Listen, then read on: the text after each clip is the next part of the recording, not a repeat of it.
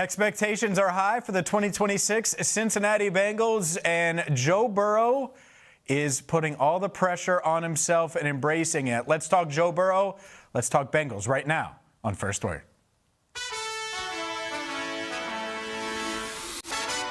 Welcome to First Word, Cincinnati's only morning sports show, breaking down the biggest moments and the stories shaping Cincinnati sports with analysis that cuts through. First Word, setting the agenda in Cincinnati sports. Happy Thursday and welcome into First Word. I'm James Rapien alongside Marisa Contipelli and Jacob Tissot. We are your morning sports show, Cincinnati, every single weekday, 7 to 11, right here on The Crown.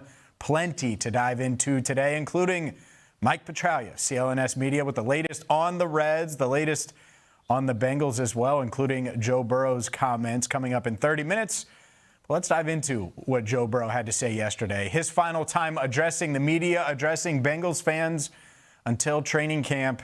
And he made one thing clear, that the Bengals focused on winning a Super Bowl for the first time. He's embracing the pressure that comes with trading the 10th overall pick for Dexter Lawrence, that comes with committing all of the money that the Bengals committed this offseason to improve a defense that has been downright bad. And I think that it's the noteworthy point. It's the reminder of who Joe Burrow is. Joe Burrow views himself as the best player on the planet, and he expects to be the best player in football this season. And it thinks that this Bengals team is built and is going to be able to contend and be as good as any team on the planet. And it's in large part due to the offseason moves that the Bengals made. The pressure is there because of the Dexter Lawrence trade, because they went and got Brian Cook and Boye Mafe and Jonathan Allen and all of these guys that they added to their defense. They kept Dalton Risner. They restructured Joe's deal to give themselves more cap space and more flexibility. All of these things, which we talked about last week, they went all in on winning. Well, Joe knows now that the pressure is on him, is on the players and coaches to go out there and deliver. All of this offseason fodder, all of this offseason discussion, what they should do, everything the front office ultimately did do, it doesn't matter if you don't go out there and win. And the fact that Joe Burrow is willing to embrace those expectations, embrace the pressure that comes with that, and compare the 2026 Bengals to the greatest college football team of all time, for my money, in the 2019 LSU Tigers, where obviously Joe Burrow, Jamar Chase, Justin Jefferson were three of the many players that helped LSU get to 15-0. Burrow won the Heisman. I don't need to take you down that rabbit hole too far, but the expectations are there, and they should be. And I think given the Bengals' history, given, honestly, quite frankly, the Cincinnati sports history over the past 35 years, I get why you would be shy about it. Joe Burrow isn't shy about it. He's not shying away from the championship expectations that he has for himself, that the Bengals clearly have for themselves this season. Here's Joe Burrow on his mindset entering this year and why he's embracing the pressure. We're going in expecting to win every game that we step foot on the field. There's certainly, obviously, you want to win a Super Bowl, and that's certainly the plan. But you got to take it one day at a time, 1 week at a time, and I'm excited for the journey. Is there any added level of pressure that comes with understanding what you have here in the building? I hope so. I think that's great. Put pressure on guys. I love it. I thrive in it. We'll find out who else does. I know that we have the kind of people that want to be in that spot. I want everybody talking about the Bengals. I want everybody talking about what I'm saying in my press conferences. And you go back and watch what I said before 2019 season at LSU. I feel very similarly about this team. I'm so excited to get started and get moving. And I wish we would ramp this right into training camp so we can continue to improve. Because I feel like there's so much greatness that we're going to be able to achieve this year. I'm just excited to get going. You said the way that you talked then is similar to the way that you talk now. Is the way that you felt then similar to the way that you feel now? I certainly feel that way about this team. I think we have guys that have been there and done that, and also guys that have had a lot of individual success and not necessarily the team success that are looking for it.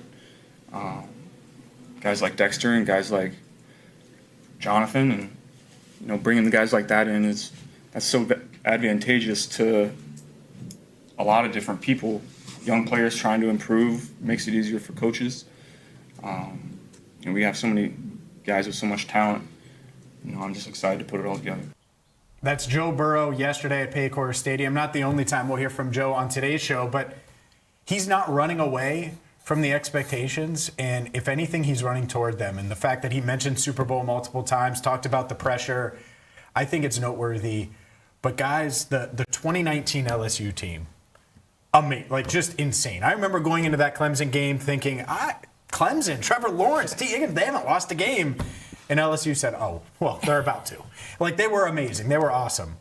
And so for him to do that on June 17th and say, hey, these are the vibes, setting the expectation, setting the bar pretty darn high for this Bengals team. It really is, and I love that Joe has come out here and done this. I can't quite remember a press conference that had this kind of feel to it when it comes to Joe setting expectations, him saying, yeah, we want the pressure. I want the pressure on us. I want everyone talking about the Bengals. And again, Joe is so careful with what he says. So he's not going to compare this 2026 Bengals team to that 2019 LSU team if he truly didn't believe that those two teams had a lot of parallels to them. Yeah, the thing that set that 2019 team apart, especially offensively, is something we were looking at earlier this morning. A 4,000-yard passer in Joe Burrow, 2,000-yard receivers, and a 1,000-yard rusher. Mm-hmm. It's not hard to think that if this Bengals offense is healthy, that's maybe the floor for the production of this team. So absolutely, they could have that much success. But obviously, the paramount thing with that 19 team is they won the championship at the end. And if Joe Burrow feels the same way about this team this year, certainly a good sign. And this isn't the first outlier Joe Burrow press conference of the offseason. And it's only the second Joe Burrow press conference of the offseason, saying the Super Bowl expectations the first time and then turning it around and comparing it to a past champion that he was a part of this time. Just removes any kind of questions. That's what they're shooting for this year. He's making that abundantly clear. No goals below that. It's win the Super Bowl and compete for a championship. This is going to be very Ted Lasso of me, but the belief factor is huge. Yeah. And he clearly believes, hey, we're going to go win the Super Bowl, and we're good enough to, and we have the talent. And whether or not he thought they could make a run and all of those things in past years, he didn't believe like this. That's why it's shining through. I think when the 2019 LSU comp, he looked around and he was like, oh, first round pick.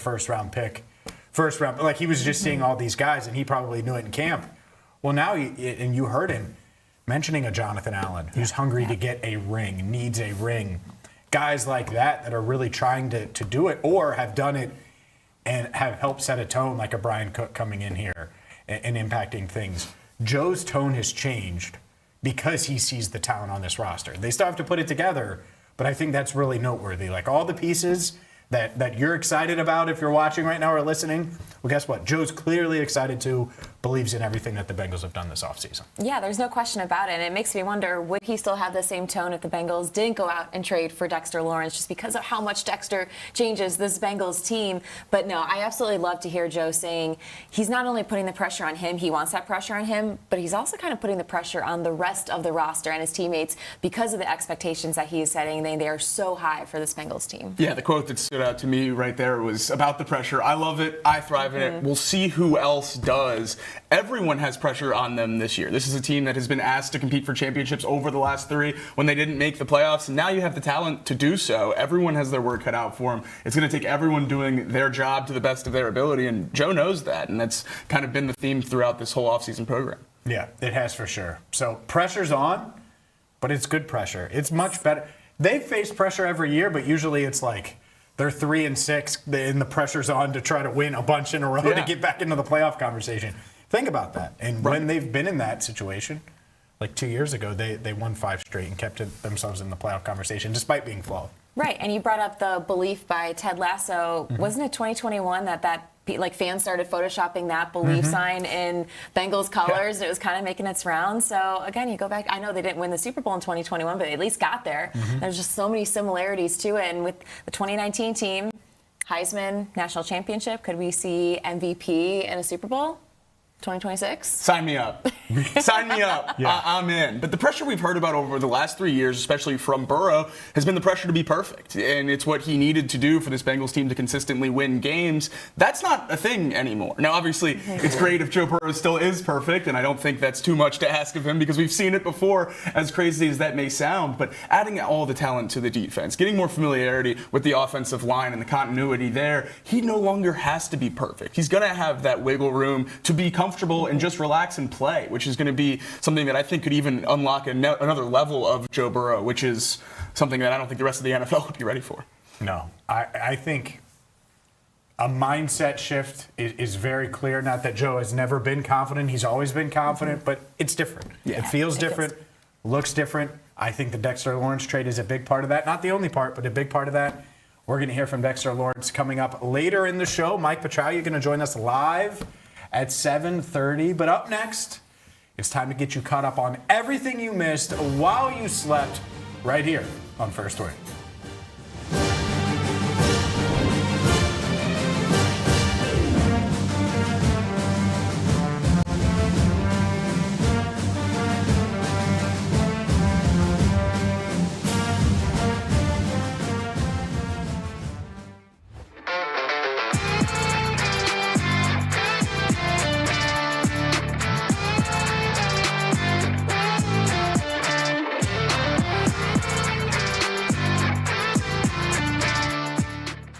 What part of it do you think you struggled with the most? And I don't want to know about, the intricacies of relationships or whatnot, but what about the structure of your life at the time did you really have a hard time with? Well, I guess it would be sharing so much information about my personal life. And just in the back end of things, I just never felt like they always just wanted more. And I'm like, well, I can't be more funny. Like, this is it. And I can't be, yeah, and like I've shared like very vulnerable moments. Like, I don't know what else you want me to do. And then at a point where I'm just like, I don't know if they value me. I was just going to ask, did you ever feel valued or appreciated? At some points, and by most of my coworkers, yes. By some people in the building, like we just wouldn't see eye to eye. And I think that's going to happen anywhere. It happens. Yeah. But at the time, I was mad, and I'm like, I can't give you any more than what I'm giving. Okay? And for a long time, I was just like, wow, I worked at this radio station, I gave them my life, and I wasn't good enough, and then I get let go. What do I do now? And for a moment, I was frustrated and upset, and like rejection sucks. But now I'm just like, they did me a favor. And honestly, like I grew so much in that time, I wouldn't have had social media. And now I'm like making a small business out of You're a that. social media queen. Thank As you. somebody who went from 0 to 100, and you like really lean into it. I look at people like you, and I'm like, you like really lean into it and love it and do it well. And it's so great. You're really sweet to say that, because Yeah. then, just like the voice in your head, it's like, I'm not doing enough, I'm not creating enough, I need to post a picture today. I'm not gonna post a picture because it doesn't feel authentic. And then I overthink for 45 minutes. And so then it's like, Dude, the pressure to post every day. I haven't thought about that. I think I should get bangs. What do you guys think? And I'm like, that's the post? It's a great post. I'm not getting bangs. But thank God. Okay. Can you? This is the Rebound Rundown. I'm your host, Paul Fritchner.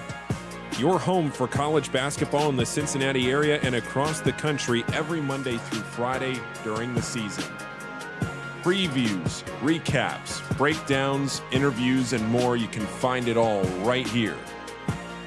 Your one-stop shop for a quick dose of college hoops on your morning commute. Make sure to subscribe on YouTube and wherever you get your podcasts. Every morning, Cincinnati wakes up and gets to work. Companies are built, deals are made, restaurants open, ideas become careers, and every day the people behind it all sit down at the working lunch. Founders, CEOs, entrepreneurs, community leaders, the people building Cincinnati. The Working Lunch with Jack Crumley, weekdays, noon to 1, only on The Crown.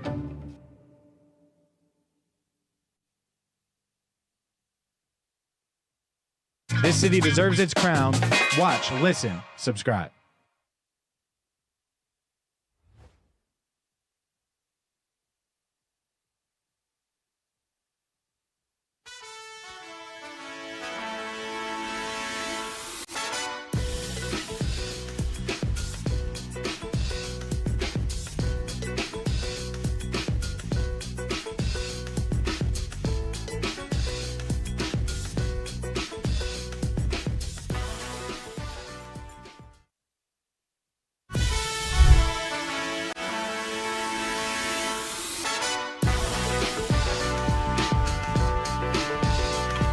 The broom is collecting dust here on First Word. Welcome in. I'm James Rapien alongside Marisa Contipelli and Jacob Tissot in the Reds. Coulda, shoulda, woulda.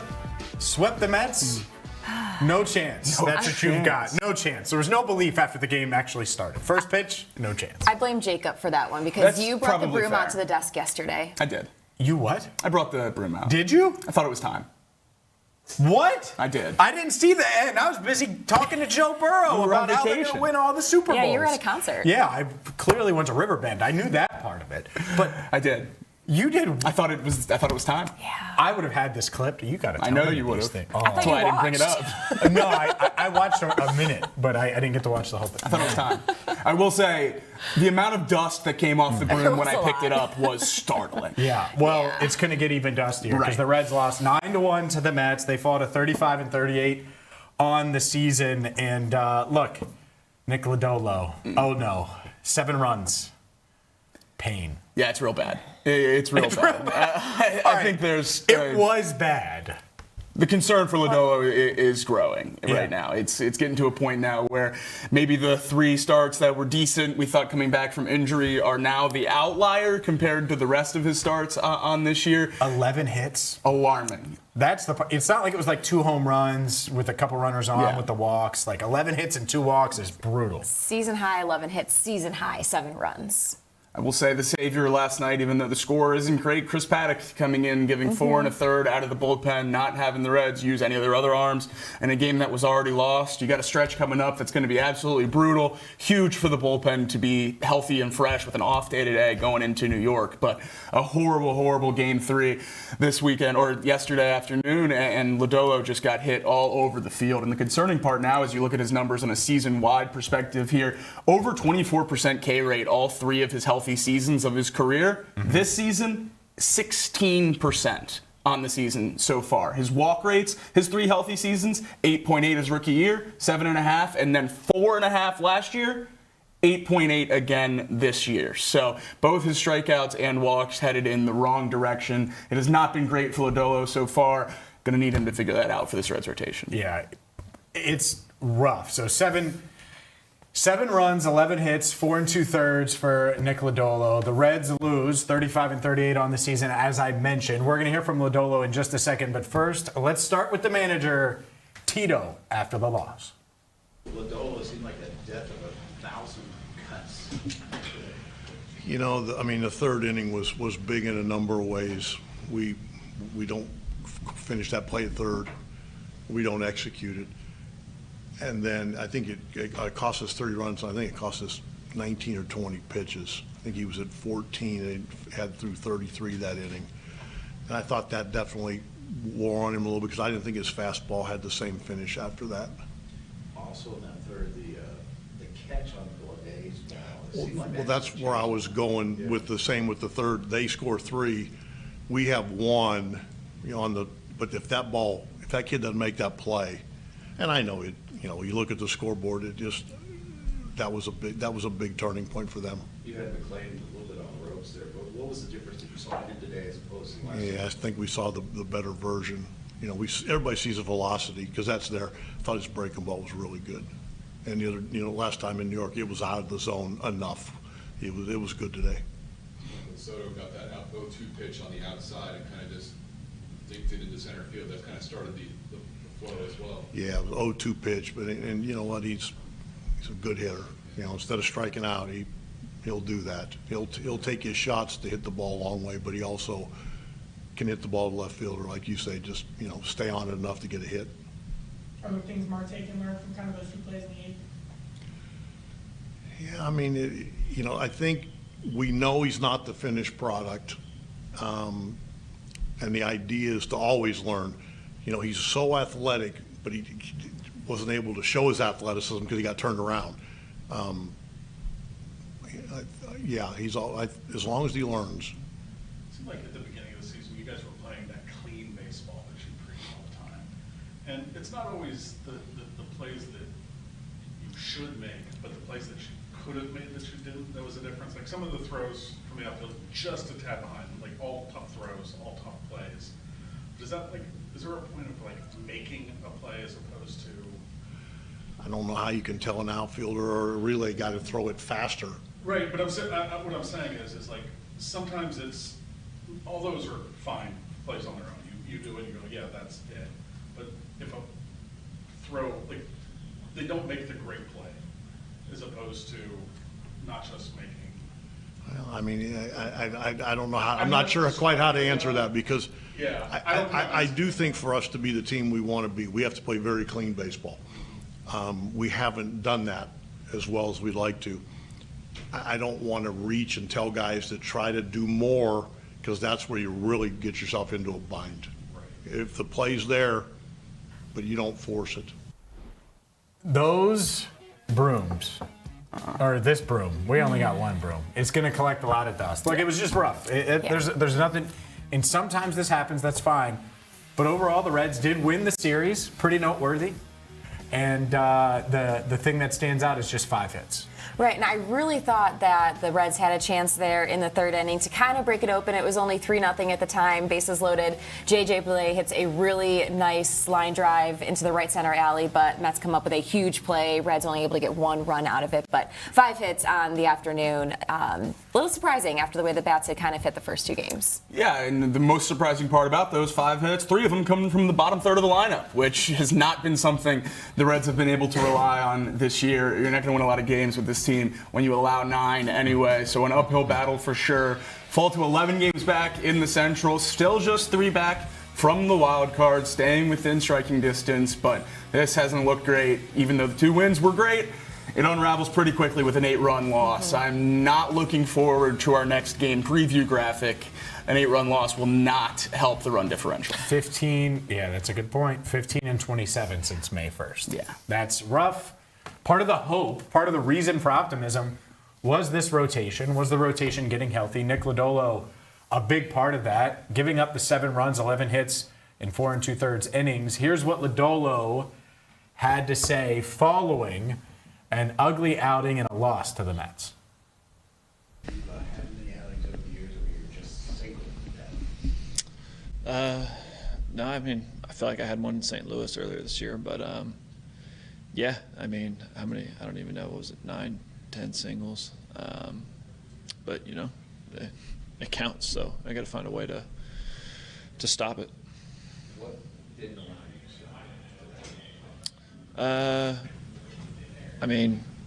to Obviously I'd like swing and miss. I wasn't getting any swing and miss there. But yeah, I haven't really looked at execution of pitches on that. There was definitely some hit hard, some weren't. That's the game, though. I feel like your changeup and your fastball aren't maybe working as well together this year as they did last year. It seems like there's more contact on the fastball, a little less miss on the changeup. Is that kind of something you're looking at? Yeah, that's definitely something. We talked about this last week. That I'm trying to get better. I think it starts with location. So it's something I got to just get better at. And I need to this week for sure. So overall, there's plenty of other things too that I feel like I obviously today didn't do a good job of. So, yeah. You guys in the rotation obviously don't want to go deeper in the games. How tricky is the balance between pitching with contact and still getting this swing and miss when you need to and kind of making it all, getting it all? I think a lot of that just comes with making good pitches throughout it. I think when you're going through an outing like that, you're always hunting swing and miss. That's king. So, I think, like I said, pitching deep into games and stuff like that, if you do things that, like, for example, get ahead and you're on the attack the whole time, you're going to do that. That's something I haven't done a great job of, and it's something why I feel like I'm in the position I'm in. Do you feel because of that, it's been hard less frequent for you to use that back foot slider that was one of your trademark pitches? Yeah, for sure. I'm just not really getting myself to a spot to do that, and then when I am, I got to execute. You have to execute, Nick. There's no doubt about it. We'll dive into concern level for Nick Lodolo, long-term, big picture, all of those things. But if the Reds are going to win, I was going to say Reds are going to red, but maybe if the Reds are going to red, they're going to continue to have Lodolo go 4 2/3 and give up 7. But they need this rotation to be a big anchor of it. And Hunter Green, the good news is Hunter Green continues to make some progress in his recovery. Absolutely. Slated to have a rehab assignment today in Arizona. So hopefully on his trek back. Hasn't been throwing much. Started getting on the mound a few weeks ago. Obviously with the surgery on your elbow, you're not going to be able to throw much when you're out. So expect a couple rehab starts. This isn't going to be a quick turnaround for when he starts throwing to when he gets with the Reds. So a few starts here. Still probably a couple weeks to come, but certainly great news to hear he's still on this track. And that's the exciting thing about Green is every single step of the way throughout this since the injury and the surgery on his elbow, he has stayed on the same track. There hasn't been any setbacks. There hasn't been any movement to the timeline. And that is the most encouraging thing you could have, especially with an elbow injury for a really exciting pitcher. Yeah, for sure. They need him back. You need all the help you can get. Like I said, 15 and 27 since May 1st. So that's it. The 35 and 38 is what it is, but 15 and 27 puts it in perspective of what the Reds are, what they've been. Ellie De La Cruz slowly getting back. Hopefully we'll see him next week. But, rehab start coming. That's right. It's going to be Friday in the Bats. They're going to be in Gwinnett. Supposed to play about 5 innings. Plan is to DH on Saturday and maybe play a whole game on Sunday, depending on how things go. I don't know if I need to see a whole game. I think it depends on how the first one goes. Yeah. And then... Not sure I need to see it. Just saying, that, get him out there, do whatever you need to do, and then say, hey, we'll see you. Check some boxes and get him back up We'll here. see you in a Reds uniform. Yeah, because you certainly need it. More on the Reds coming up in just a bit. But, man, the Brendan Sorsby conversation just continues. There's so many things going on about Brendan Sorsby. Where will he get picked in the supplemental draft? What are teams interested? How interested are they? How high will he go? All of those things. But did you see what his agent said on 105.3 The Fan? His agent mentioning the University of Cincinnati and all this Texas Tech stuff and ties Cincinnati. Blames Cincinnati a bit. I thought that this was interesting. This is about a minute clip. Brendan Sorsby's agent discussing this situation and mentioning the University of Cincinnati on 105.3 The Fan in Dallas. You have to be careful of some things just because of all the people involved. And the people I feel worst for, besides Brendan, is Texas Tech. And I know they might have, I think where they messed up was they talked too much. But nobody knew any of this about Brendan. Nobody knew when he was in the portal this was happening. I mean, Brendan probably should have gone in the draft in January, right, if we would have known, but nobody knew. So the people at Tech have been great, very supportive. Joey McGuire, I think, is one of the best human beings on the planet. He's a lot of head coaches are transactional. He is not. And they didn't do anything wrong here. If anybody should be questioned or be catching heat, it should be Cincinnati, because they knew for 2 years and never said anything and didn't do anything about it. So that's the part of the story that gets lost. That's the voice of Ron Slavin, the agent of Brendan Sorsby. Look,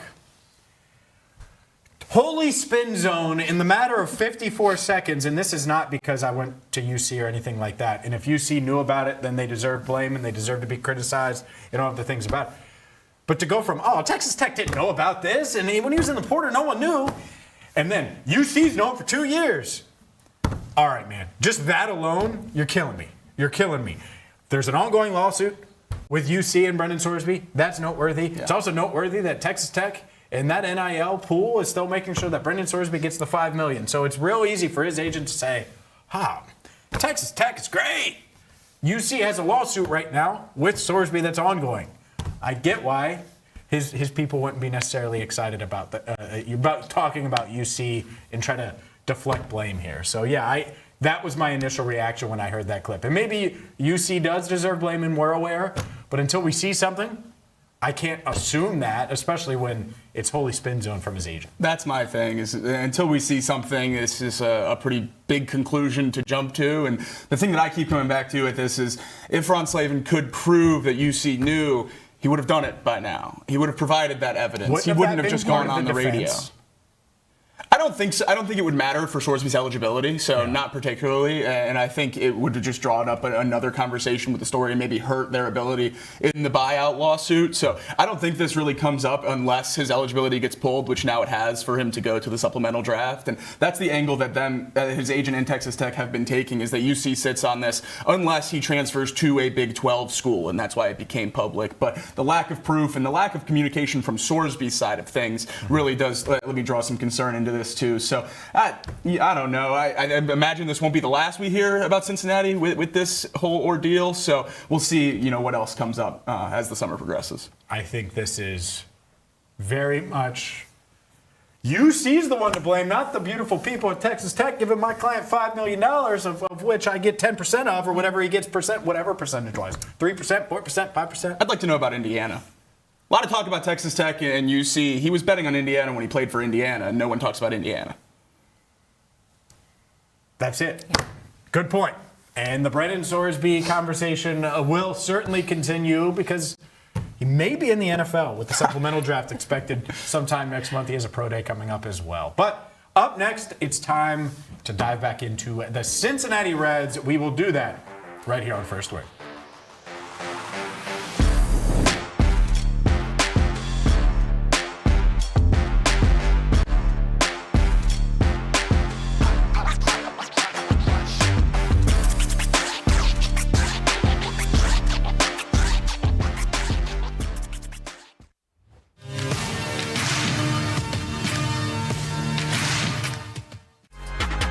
So you've worked out so far for Charlotte, Sacramento, and Toronto, right? Those are the 3 you've done. So Charlotte, Sacramento, Toronto, take us through what a workout looks like, right? You post your jersey, post the practice jersey, you say another one, and you have the opportunity to go work out in front of those teams. But, what does that workout look like? What do these teams want to see out of you? So basically like a day, just, a day going to a workout, leaving the hotel probably between 7 and 7:45 in the morning, get into the arena, eating breakfast, and then, you get measurements, you get testing, you go through the whole combine testing. And I feel like I was very disrespected not getting any combine invite. I felt like I was the only first team Big East guy to not get a combine invite, which I thought was crazy. Just add more fuel to the fire. Okay. Like, I didn't need a reason, but you just gave me another reason to prove who I am. So I was like, all right, bet. So I have to go through combine testing every workout that I go to, because, I didn't have the numbers at the combine. So I had to do it every single time.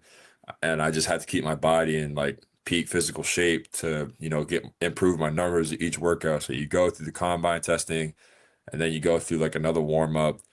And then each team is a little bit different in how they do their workouts. With Charlotte, you did a lot more drills at the start, and then playing at Toronto, it was mostly just playing. Like, you shot, like, you're shooting and then you're playing.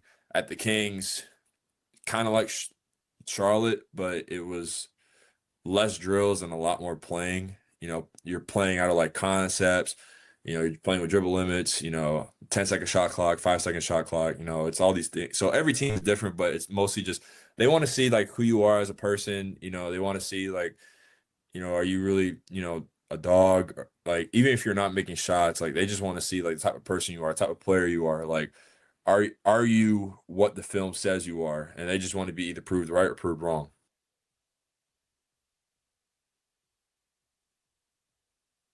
Buy or sell that the Bengals should consider trading for the former Pro Bowl running back? I'm going to sell that. I don't think they need him in this offense, and I don't want to give up a lot of assets and future assets for an aging running back. They've already shown they don't really go after players when they're in their 30s. He's going to be 31 in July. Now, I will buy if they can sign him as a free agent. I just don't think they need to trade away assets to sign an aging running back when you have Chase Brown. They like Samaje Perine. You just don't need him. Asset, go. It's so great to have Marisa back and some sensibility around adding offense to the Bengals at the desk. What? Absolutely sell trading for Alvin Kamara. Not interested at all. And it's maybe less an Alvin Kamara topic than a Chase Brown topic. I love Chase Brown and what he did through the back half of last year. He needs to get a ton of carries and be the bell cow. And I think Samaje Perine is a good, component to that in the backfield. So I'm out on trading for Alvin Kamara at over $10 million this year to be a backup running back. I'm really not interested in. On the radio here in Cincinnati. Cincinnati has always felt like home. Right here on the Crown Network. Out and about in Cincinnati, bringing you these stories that you need to hear in the Queen City.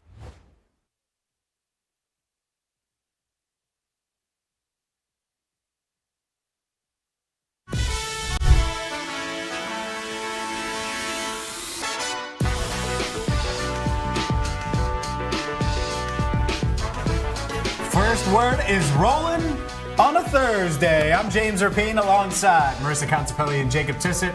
We are your morning sports show, Cincinnati, every single weekday, 7 to 11, right here on The Crown. And we are joined by Mike Petralia, my man Tregs, here of CLNSCincy.com. What's up? James, it's good to be here. I've been looking forward to this. Marisa, Jacob, how you doing? Good. Is it early enough for you? Okay, I'm not going to lie. Do you see this? See this, everybody? There's a reason. Vodka? No, it's non-alcoholic. It is not. It's coffee. It's not soda. It is definitely a strong caffeinated beverage. Yes, it's coffee. We need to get you a First Word mug. We do. We'll work on that. Yeah. Would you? Let's do it. Next time you're in here, we'll make sure we have one. And you can break it in the media room like you break everything else of mine with the Bengals? Do I break everything of yours Yes, in the Are media? we pushing Reds for just James talk right now? I get him so riled up. I get him so riled up that he breaks things in the media room. Both do, but yeah. Including the Cincinnati Reds that have been broken since May 1st, 15-27. They lose 9-1 yesterday. You were there. So I think what's missing with the Reds. Talent? No, I think attitude. I think they do have enough talent. I really do. I think that this team could really put it all together. You've mentioned the pitching in the last segment. I think the pitching is there, especially when Hunter Green comes back. I just, for instance, yesterday against the Mets, Nick Lodolo needs to be tougher and stronger than giving up 11 hits. Even he, in the post-game news conference, James, admitted that he's got to find a way to stop the bleeding. He's got to find a way to stop getting singled to death. Yeah. Well, 11 hits is a lot. 11 hits is a lot. And you know what that tells me? A lot of batters in the batter's box are too comfortable. And the reason I asked him that pitch about the back foot slider, which is one of Lodolo's trademark pitches, is when he was going well the last couple of years, loves to make guys uncomfortable in the batter's box. Cincinnati pitchers, James, do not make the opponents uncomfortable in the batter's box. Yes, they only had 5 singles yesterday. I heard you guys, or 5 hits yesterday, and mostly from the bottom of the order.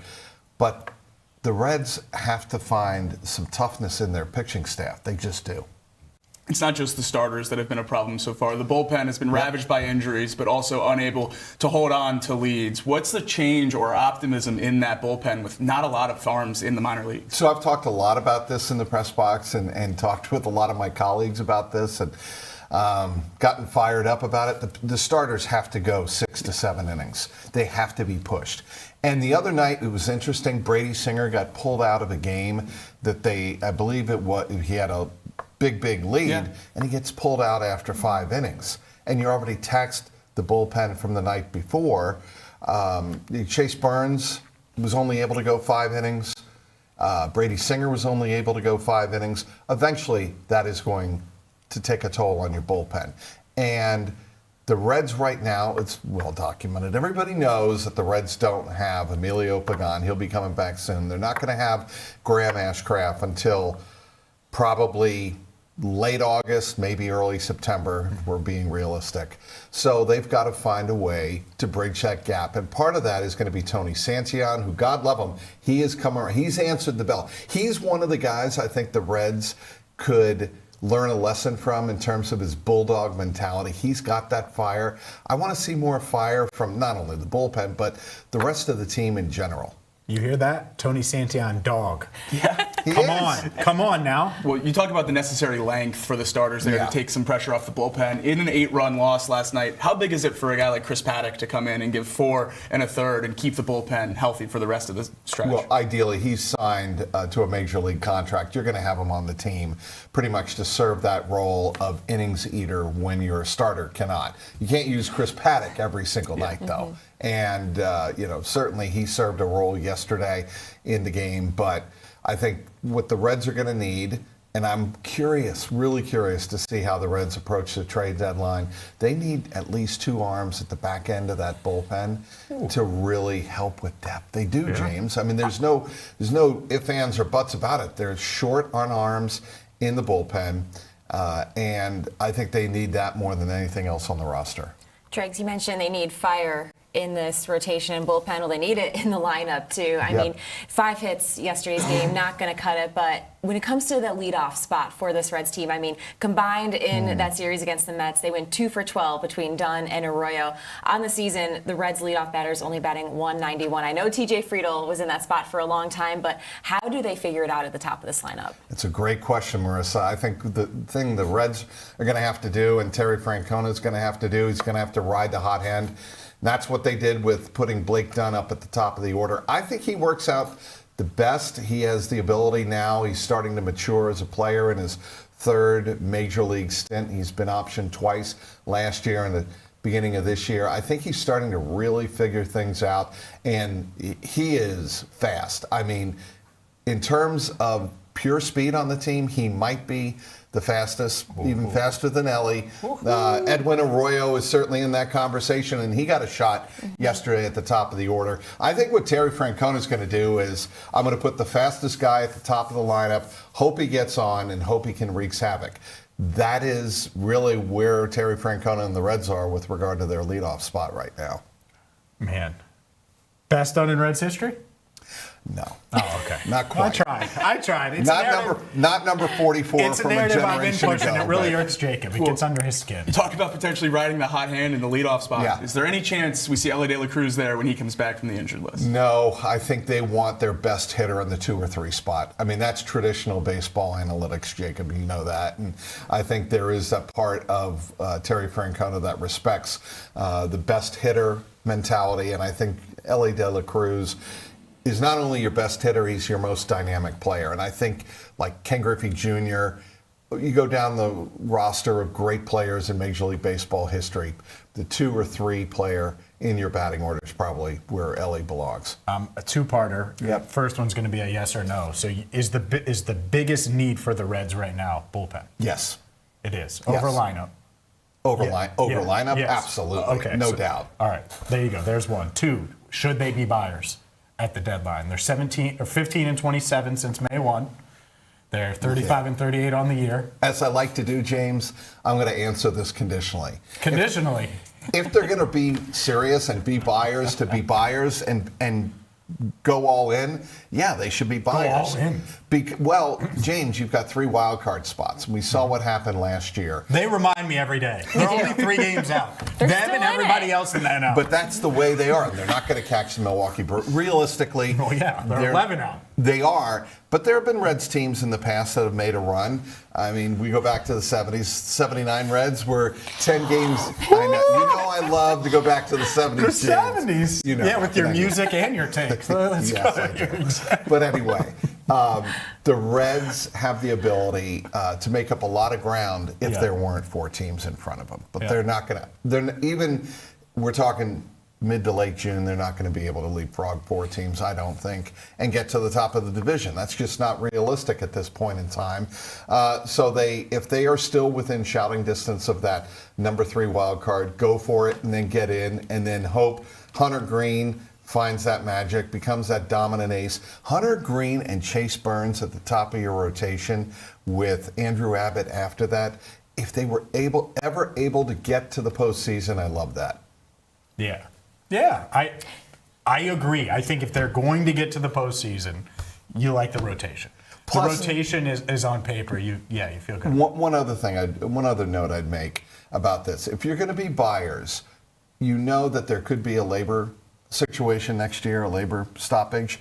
If you are recognizing that uncertainty next year, then go all in now and see how far you can go if you're within shouting distance. If you're 5-7 games back of that final wild card, then no, you protect your top prospects. The only thing with that is it should have started in February or January or December.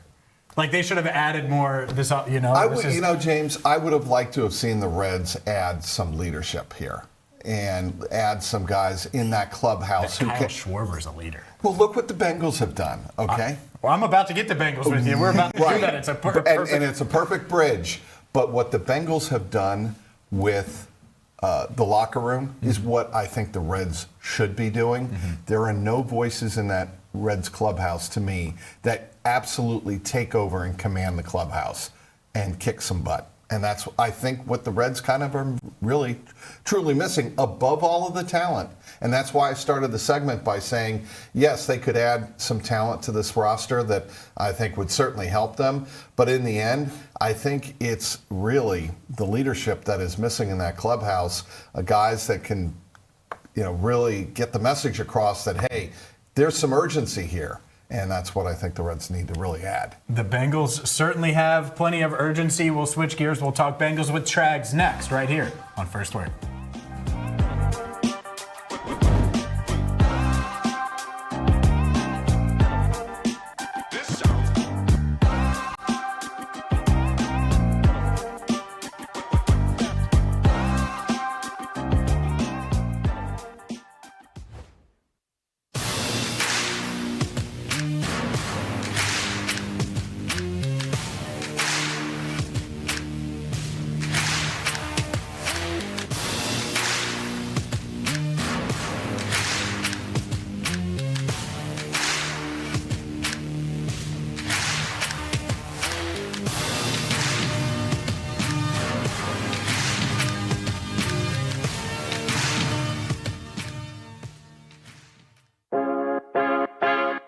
My name is Natalie Jones, just your typical 40-year-old Cincinnati girl.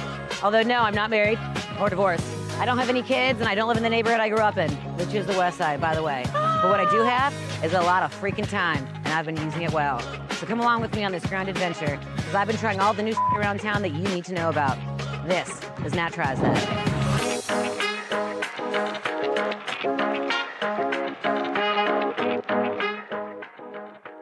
Okay, so the man you're with now, you guys met when you were 40, right? Yeah. I think close to 40. 39 or something. Yeah. I think I remember that being you telling me that was a big year deal for you. Yeah. But I knew right away with him, so I get it. I get it. Okay. But yeah, I had like a million, oh yeah, no. And then even when I thought they would like me, I'm like, why don't you like me? It was so fun.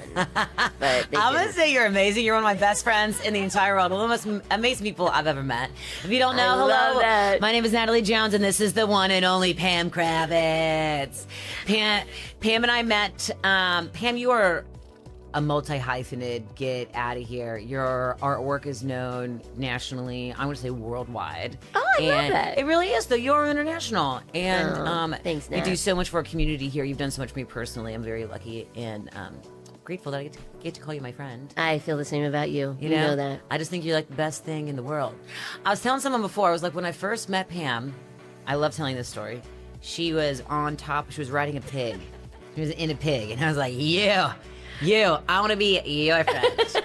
Okay, wait, but it wasn't a real pig. No, it wasn't a real pig. It was a papier-mâché pig. Yes, it's a papier-mâché pig in a parade. And not that I wouldn't ride a real pig if anybody asked me. But no, she was not there. All animals were safe while in the making of this friendship. Yeah. Yes. And I remember, we just, caught eyes, and I knew who you were. Really? And you had just come to Cincinnati. I mean, you were just new, to the scene. But I knew who you were. Or there was something about us, this I'm like, oh my God, that beautiful young woman wants to get to know me. Yeah. And I know who you are. Yeah. And we have been fast friends ever since. We really Well, have. it took a minute for us to re-find each other. It's true. Because I kind of Oh my God, hold on. But this lost- story is even great too. This is like something's just meant to be. So I saw you Pig Pam, whatever. And I remember I posted it with it was my first work.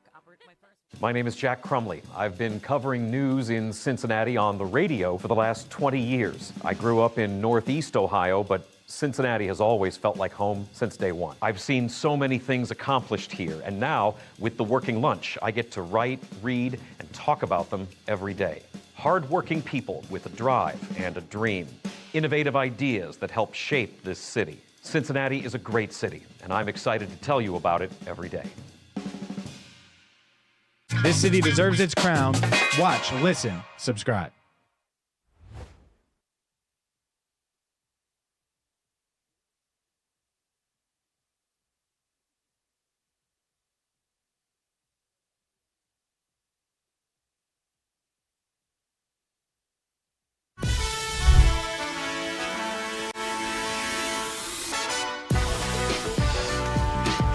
Will Joe Burrow be right? Will the Bengals make it back to the Super Bowl? Welcome back to First Word. I'm James Rapien alongside Marisa Contipelli and Jacob Tissot. We are joined by Mike Petraglia of CLNScincy.com. My main man, Mike, you were there. We were sitting next to each other like we are now yesterday. Joe Burrow was talking for 25 minutes. Your biggest takeaway was? Urgency. I think Joe Burrow realizes that he's got to be a meaner Joe. 1970s? Meaner Joe. Mean Joe Burrow. I love the way that lines up for everybody who appreciates the 1970s and Mean Joe Green. But anyway, all seriousness, I think Joe Burrow has communicated to everybody inside the locker room and now outside that what happened the last couple of years is not going to be acceptable. And I think he is ready to take on the responsibility that comes with holding everybody accountable every single day. I think he has been certainly the leader in that locker room. I'm not here to insinuate that he hasn't done a good job being a leader up until this point, but I think he's going to try to be a different type of leader. Dan Pitcher talked about this as we were heading out the door and met with him, a couple of the beat writers, and Dan Pitcher was saying maybe he wasn't comfortable being that kind of leader the last couple of years, and maybe this is his growth in leadership, the next step he thinks he needs to take to deliver that message of urgency, and I think it's been really well received. Part of that leadership throughout the offseason so far has been setting clear expectations for a team that's missed the playoffs 3 years in a row. Right. Earlier, he said the goal is to win a Super Bowl. Yesterday, he said he expects them to win every game. How does that kind of permeate through the locker room when the quarterback's making those kind of claims? Jacob, after he said that, immediately after he said that is not to say I'm thinking about winning a Super Bowl right now. It's we've got to do a better job week to week, thinking about what do we have to do this week to put out our best product. And I think that is, pretty savvy of Joe Burrow to think in those terms, to let everybody know we can't think down the road. We can't think about what our expectations for the season need to be. We need to think about what we have to do to win this week's game. And I think that's a bit of a subtle change in terms of his mindset, and that's what I think he meant by that. So, Triggs, you ask these guys, they know I'm a defensive girl. I love my defensive side. So I'm going to ask you a defensive question. We finally got to see some of the new acquisitions on the field Tuesday for minicamp. Give me just kind of what was your first impression and initial takeaways after seeing, Dexter Lawrence, Brian Cook, Jonathan Allen out there. I know Dexter Lawrence is going to be a huge impact on that team. Obviously, leadership on the field, off the field, all of that. But I cannot wait to see how Brian Cook impacts that secondary, because obviously there were a lot of missed plays in the secondary last year, and maybe even the year before that. We'll go back that last couple of years. Brian Cook is a different kind of guy, and I love his attitude. I love his demeanor. He's friendly with us, but when he's on the field, he is, to use a term, a dog. I love using that term, James. You know I do. Yeah, I love it. Yeah, you need more dogs. You do need more dogs. Less cats. But you need dogs on this defense, and Brian Cook is that. I think this unit is going to be much more cohesive, And I think it's going to take some of the pressure off 3 players, the 2 linebackers and Jordan Battle. Yes. You hear that? Listen real close. You'll hear Geno Stone the wind of another missed tackle. If you listen real close right now. You know, the wind's really strong up in Buffalo, too. Oh. So he's going to get some help. It's going to blow in the away. new stadium. That man is just gone. Good thing he's not on the roster anymore. I can still make the Geno Stone missed tackle jokes. You mentioned the linebackers. Yeah. Barrett Carter sat in this chair yesterday. Yep. He joined us in studio. I thought he presented himself well. I think you probably see his leadership. Where is your confidence level / expectation in these young linebackers? So with Barrett Carter, and I remember him saying this early in OTAs, James, he's going to know where to be much sooner in the season, and he's going to have a much better idea going into games of what his specific responsibility is. He's going to be reading and reacting more. It's cliche, I get it. In football, you have to read and react the moment you think you're done. But he's going to be in a much more comfortable position of reading and reacting to the play. And I get the sense, I expect pretty big things from Barrett Carter in terms of quarterbacking the middle of that defense. Would be huge. Would be huge if he can be that. That's the only potential weakness on this team, because the defensive front, you said this, he said this for years in the press box. They're just too soft. They need to be tough. They're tougher in the trenches this year. That's why Dexter Lawrence meant so much. Yes, he's one of the 3 best defensive tackles in football, arguably the best in terms of what he can do and how he can disrupt at the point of attack. But it's the leadership that he shows and the toughness that he brings to that defensive line. I love the addition of Jonathan Allen, too. He's up there in the years, a little long in the tooth. But if Jonathan Allen can rediscover some of that form that he had a couple of years ago, I believe with Washington, I think he can certainly be an impact on that Bengals defensive line, and both of them are going to help B.J. Hill. There's no doubt about that. He's Mike Petraglia. Check him out, clnscincy.com, the Jungle Roar podcast, Code Reds as well. We'll continue the conversation with Bengals coming up next right here on First Word.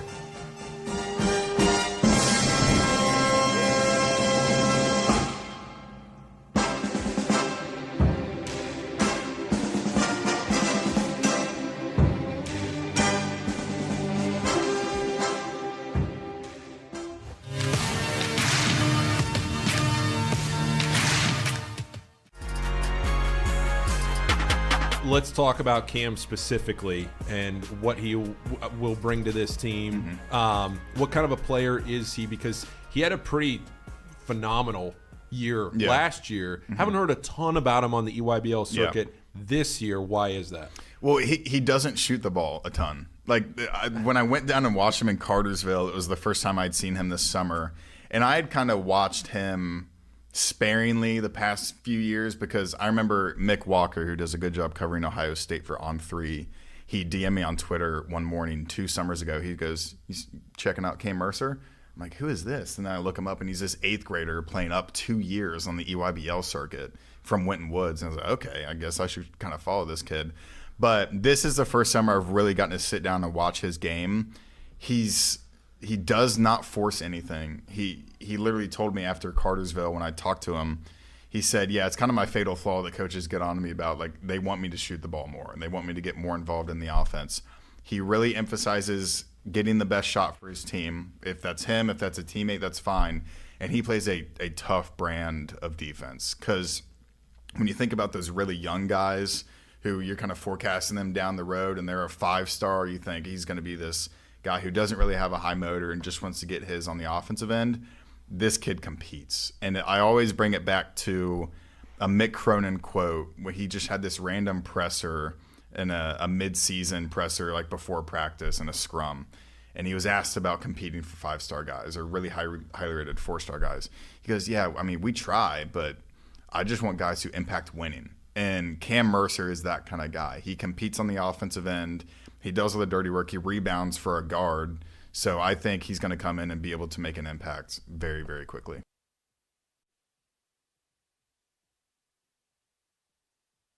Cincinnati fans that are watching this, Jared Calhoun takes over the program for the Bearcats. A dynamic hire, somebody that has ties to the program.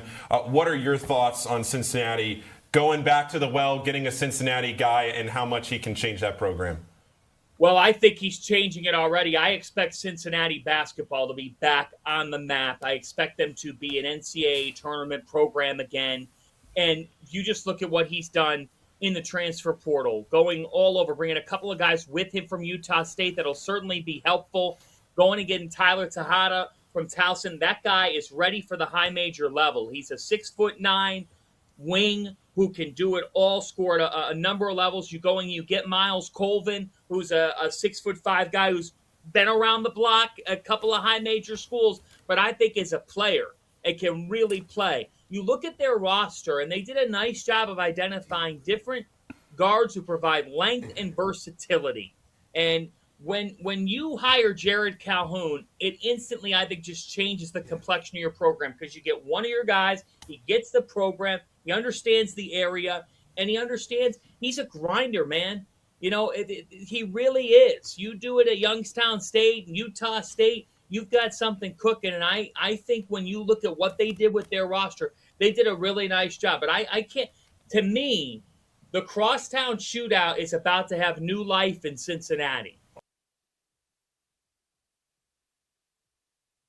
On the radio here in Cincinnati. Cincinnati has always felt like home. Right here on the Crown Network. Out and about.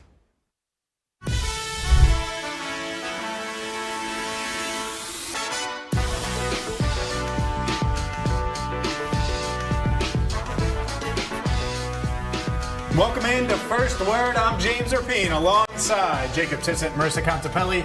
We are your morning sports show, Cincinnati, every single weekday, 7 to 11. Always open. No. You're going to slide into that role now. Yeah. 7 to What 11. was that? 7 to 11. Always open. They were already better, and she was laughing right here on The Crown. And this is where you can watch us on our YouTube channel live on Mixlr, also live on X at First Word Cincy on YouTube, like I mentioned, but also Spotify, Apple, Google. You can take the entire Crown with you on the go and make sure you learn the latest on business and you know someone that knows someone that knows someone with the Working Lunch with Jack Crumley, noon to 1 every day right here on The Crown. You know somebody that I know? Dexter Lawrence. He knows somebody. That's a big somebody. He knows somebody. Yeah, you know why? Because he gets double teamed by two somebodies every play, nonstop. Dexter Lawrence has completely changed this Bengals offseason. We're going to hear from him in 20 seconds, but just completely changed this offseason. Like, if they had not traded for him, I wonder what Joe's tenor would be. I wonder how we would be talking about the Bengals. I wonder how Trags would be talking about the Bengals versus the Reds. And if you're just joining us, Mike Pachayi was in studio, and he said, hey, you got to have dogs, you got to have leaders. Dexter Lawrence has quickly become both. Yeah, it's not just what the conversation would be here, but what would the conversation be about the Bengals as a whole? Another offseason not going all in, another offseason not giving the talent to the defense that was necessary. But the Dexter Lawrence trade changes everything about how the organization is viewed long term and also just this season of giving Joe Burrow a chance to win a Super Bowl. And I think that's the most exciting thing is they've had the pieces on offense. Now they have one of those stars to match on defense in Dexter Lawrence. And every other signing and every other acquisition is viewed in a different light now that Dexter Lawrence is the headliner of the offseason for the Bengals, and I don't think there could have been a bigger move for this team. No, and it also seems like it's kind of changed the tone inside the locker room. Like, every single guy we've talked to about Dexter Lawrence is just fired up and excited and just raved about what he is going to bring to this team, both on and off the field. So I am just so just over the moon about the Bengals going out and making a huge splash to land a guy like Dexter and really showing that they are going all in this season. Yeah, and let's start with Dexter, who got traded for the week before the draft, joined the Bengals, and has been here ever since. Been here throughout the offseason program. Here's Dexter on his first offseason in Cincinnati. It was fun. Obviously a big adjustment, moving to a new city and all that. But guys welcomed me in, introduced me to the right people, made it really good. Looking forward to the most about just getting training camp started here. Just growing with the guys. Putting in hard work and grinding and preparing for the season. It's a process that we're going to enjoy. What's it been like working with some of these younger guys on this Bengals team? I know we've seen you talking to a lot of them, helping them. How has that been for you? Good. I mean, it's part of my role. To allow people to understand my knowledge of the game and to grow in that sense. So I think it just happens naturally, type of thing. So I'm just excited to keep growing with them and learning. How much have you felt the energy of this city, of your teammates, since you got here a few months ago?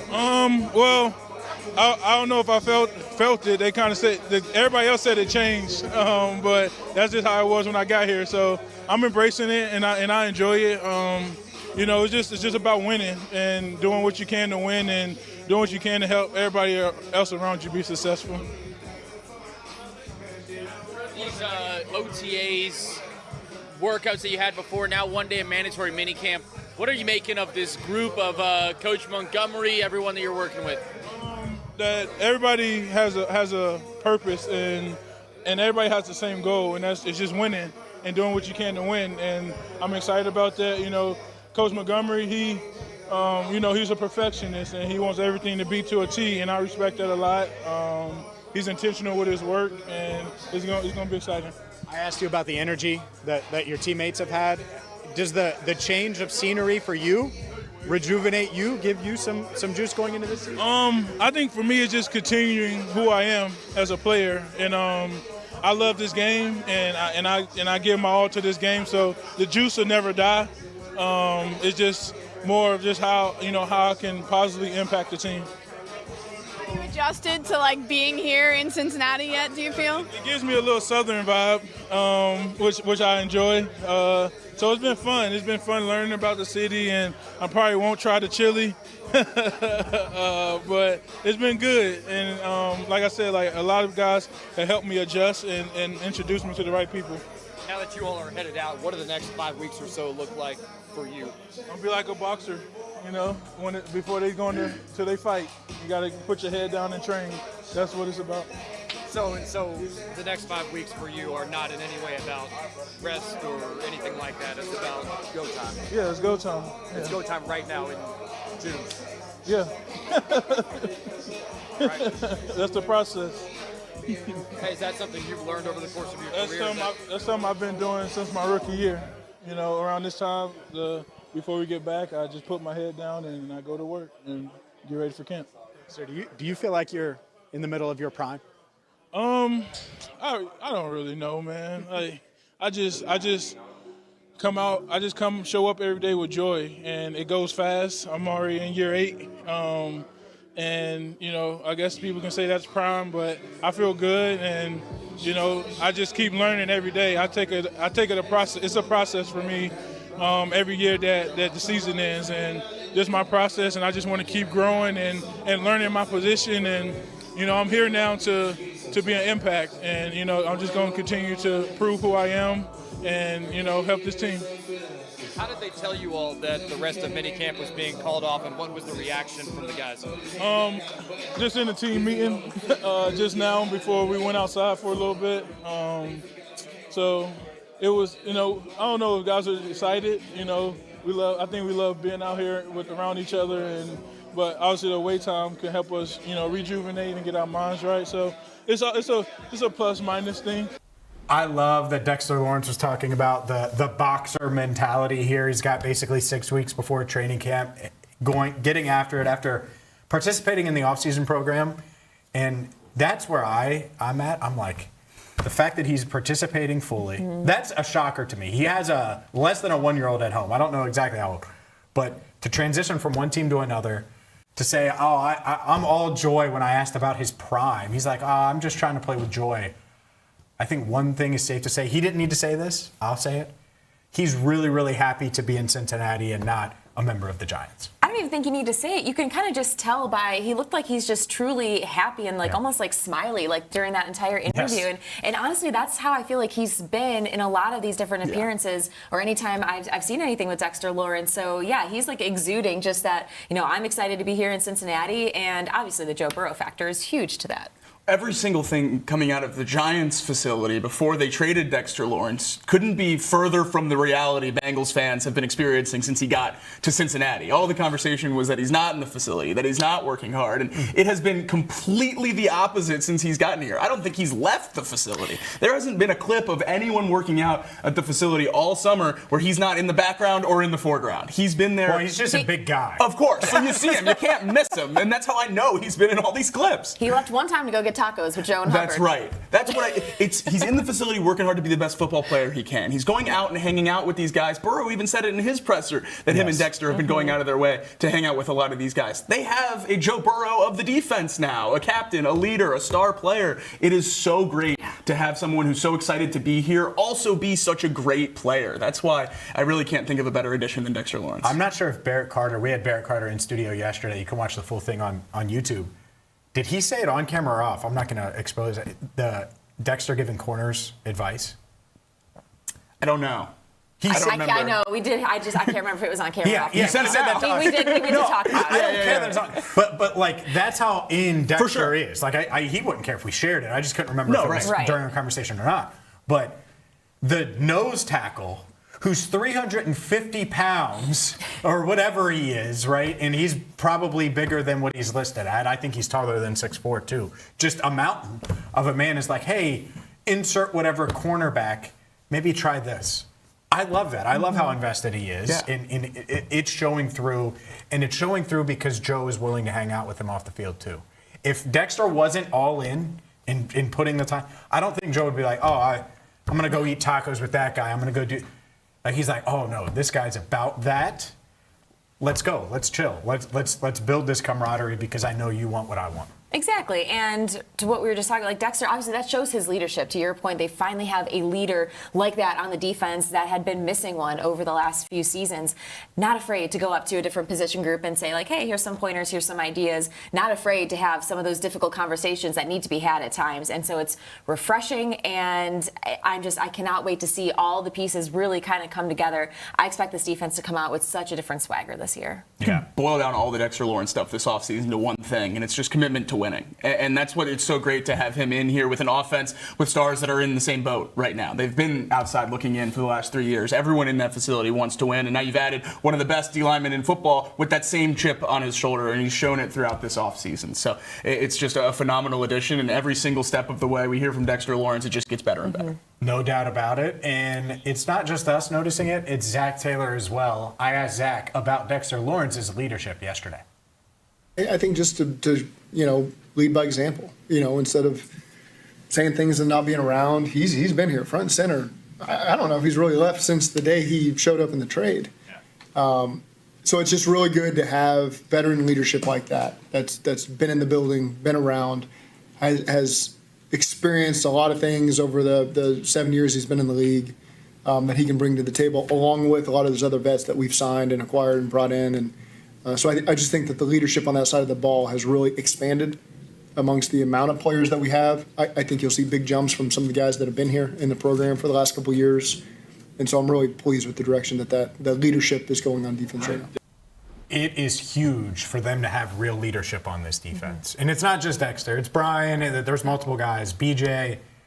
But to have that, it's going to go a long way, especially when it does get tough. If they start slow, if they have a couple of injuries, if things don't go well at any point during the season, and they will face some adversity, you have to have some leaders on both sides of the ball that are going to step up. They have that on defense. They do, and it was great to hear during our conversation yesterday with Barrett Carter, him talk about his leadership and how he's, moving into more of a role and especially trying to be more of a vocal leader, because in the past he was more of a, lead by example type of guy, but that's something that's always come natural to him is being a leader. And so to have him step up into that role too, and in year two is going to be big for that linebackers group as well. Absolutely, and we've talked about leadership a lot, especially on the defensive side of the ball throughout this offseason, but the most important thing when we get to the season and the football games start being played is you got to have guys that are out there making plays as well. And that's a huge thing with Dexter Lawrence, Brian Cook, Boy Mafe, Jonathan Allen, all of these guys. They're playmakers. They're great players who have proven it in the NFL already, and adding that talent to the defense and also getting guys that you believe in and love having in your locker room and being a part of the team.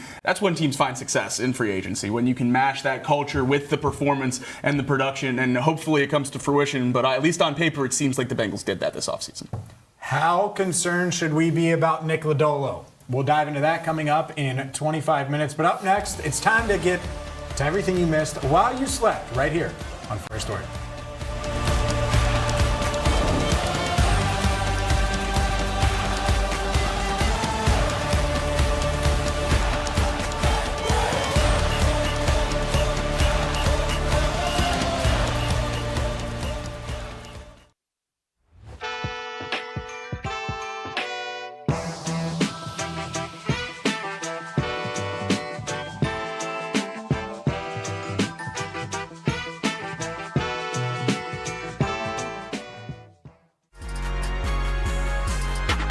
Let me ask you this, Trey. What kind of a coach, from your perspective, is Richard Pitino for this program going forward? What did you enjoy about playing for him the most?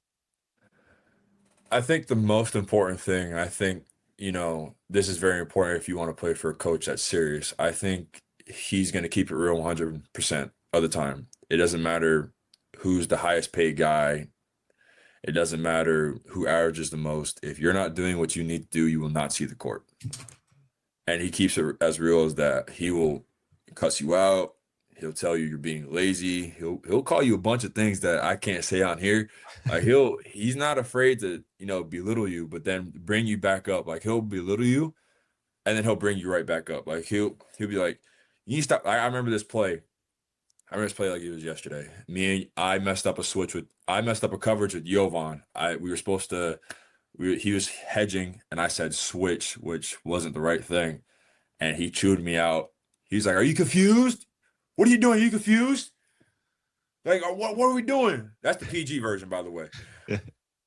Like, because he called a timeout right after he hit a three. And then so this was in a game, not in practice. Oh, this was in a game. This is in a game. And then he's looking at me on the bench. He's looking at me. He's like, all right, where do you want on the block so you can go score and show him who's boss? I was like, oh, well, just put it right here, coach. I'll go score on him. And very next play, I scored on him. So, but he's a coach that, he wants what's best for you. He also wants what's best for the team. He's going to put you in situations where you're going to shine the best, but it's his team. You need to know it's his team. And like, he has a family and he has a job that he needs to, he needs to win. And obviously this first year, you're not going to be like, it's the first year. Like, I promise you, he's the type of coach, like, he's never going to have a losing season ever again at Xavier. Like, I know I sound bold for saying that, but he's never going to lose again at Xavier.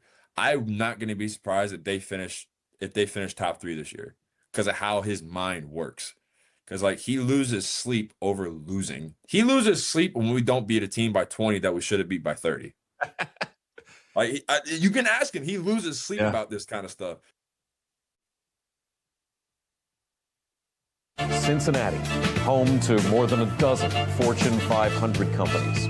A city where you know someone who knows someone, and you're in business. Every weekday at noon, The Working Lunch brings you headlines from local businesses, along with exclusive interviews with owners and local leaders. East Side, West Side, northern suburbs, downtown over the Rhine, and northern Kentucky. Real conversations, real Cincinnati. The Working Lunch with Jack Crumley. Weekdays at noon, only on The Crown. This city deserves its crown. Watch, listen, subscribe.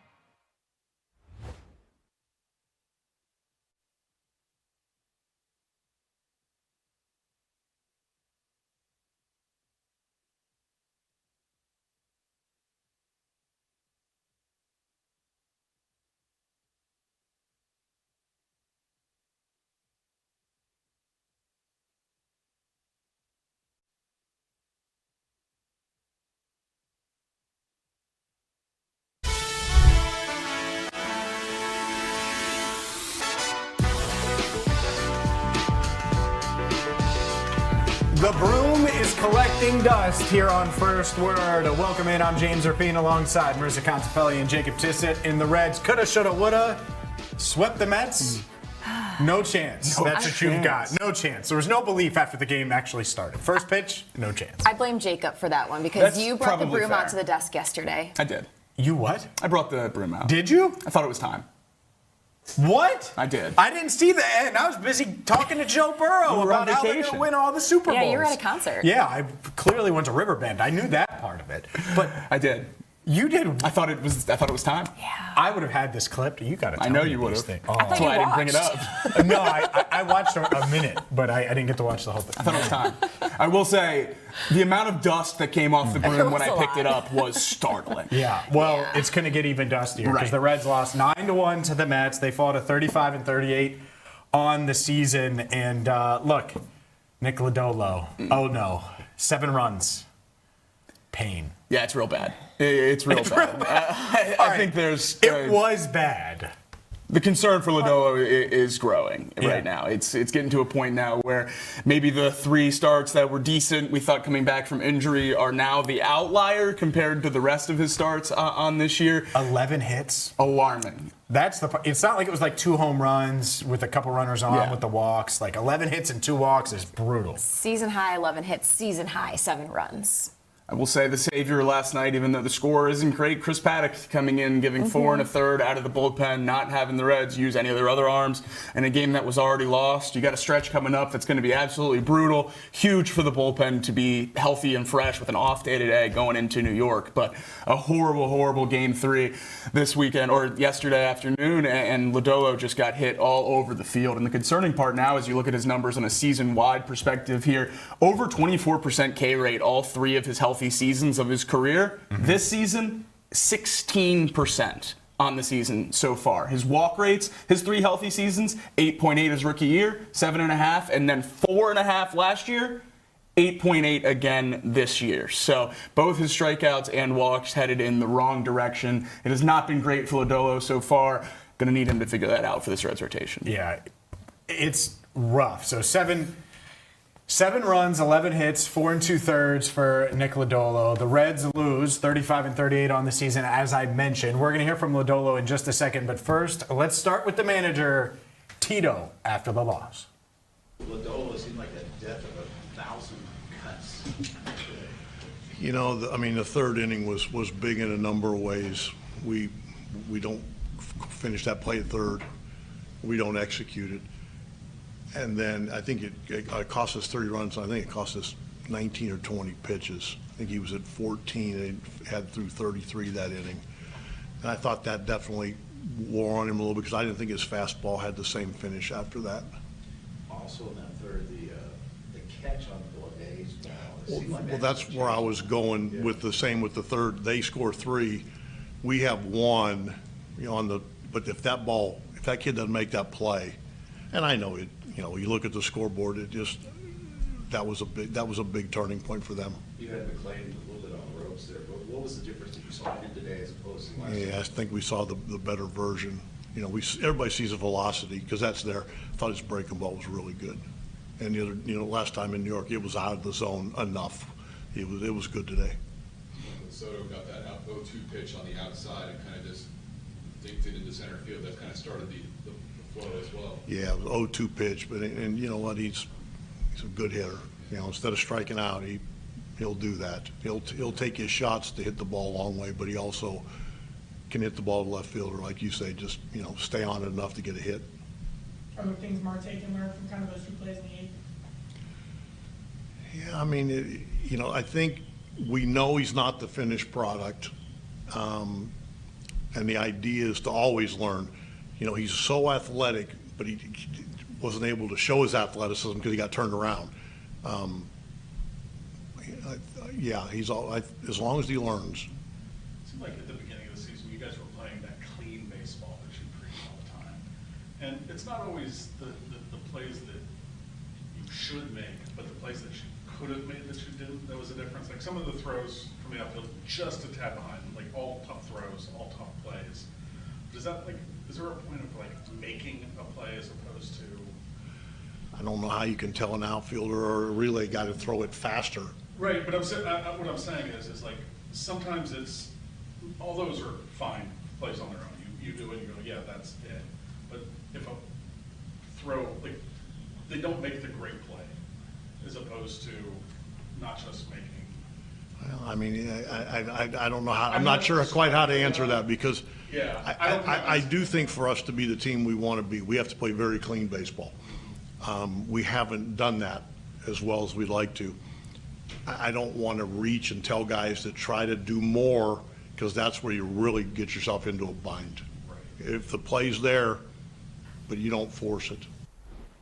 Those brooms, or this broom, we only got one broom. It's going to collect a lot of dust. Like, it was just rough. There's nothing, and sometimes this happens, that's fine. But overall, the Reds did win the series, pretty noteworthy. And the thing that stands out is just 5 hits. Right, and I really thought that the Reds had a chance there in the third inning to kind of break it open. It was only 3-0 at the time, bases loaded. J.J. Bleday hits a really nice line drive into the right center alley, but Mets come up with a huge play. Reds only able to get 1 run out of it, but 5 hits on the afternoon. A little surprising after the way the bats had kind of hit the first 2 games. Yeah, and the most surprising part about those 5 hits, 3 of them coming from the bottom third of the lineup, which has not been something the Reds have been able to rely on this year. You're not going to win a lot of games with this team when you allow 9 anyway, so an uphill battle for sure. Fall to 11 games back in the Central, still just 3 back from the wild card, staying within striking distance, but this hasn't looked great. Even though the 2 wins were great, it unravels pretty quickly with an 8-run loss. I'm not looking forward to our next game preview graphic.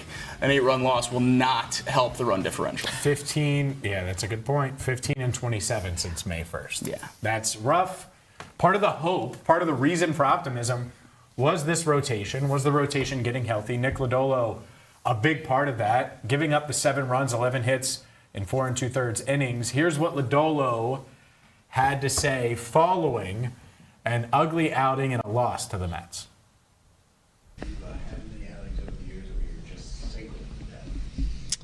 No, I mean, I feel like I had one in St. Louis earlier this year, but yeah, I mean, how many? I don't even know. What was it? 9, 10 singles.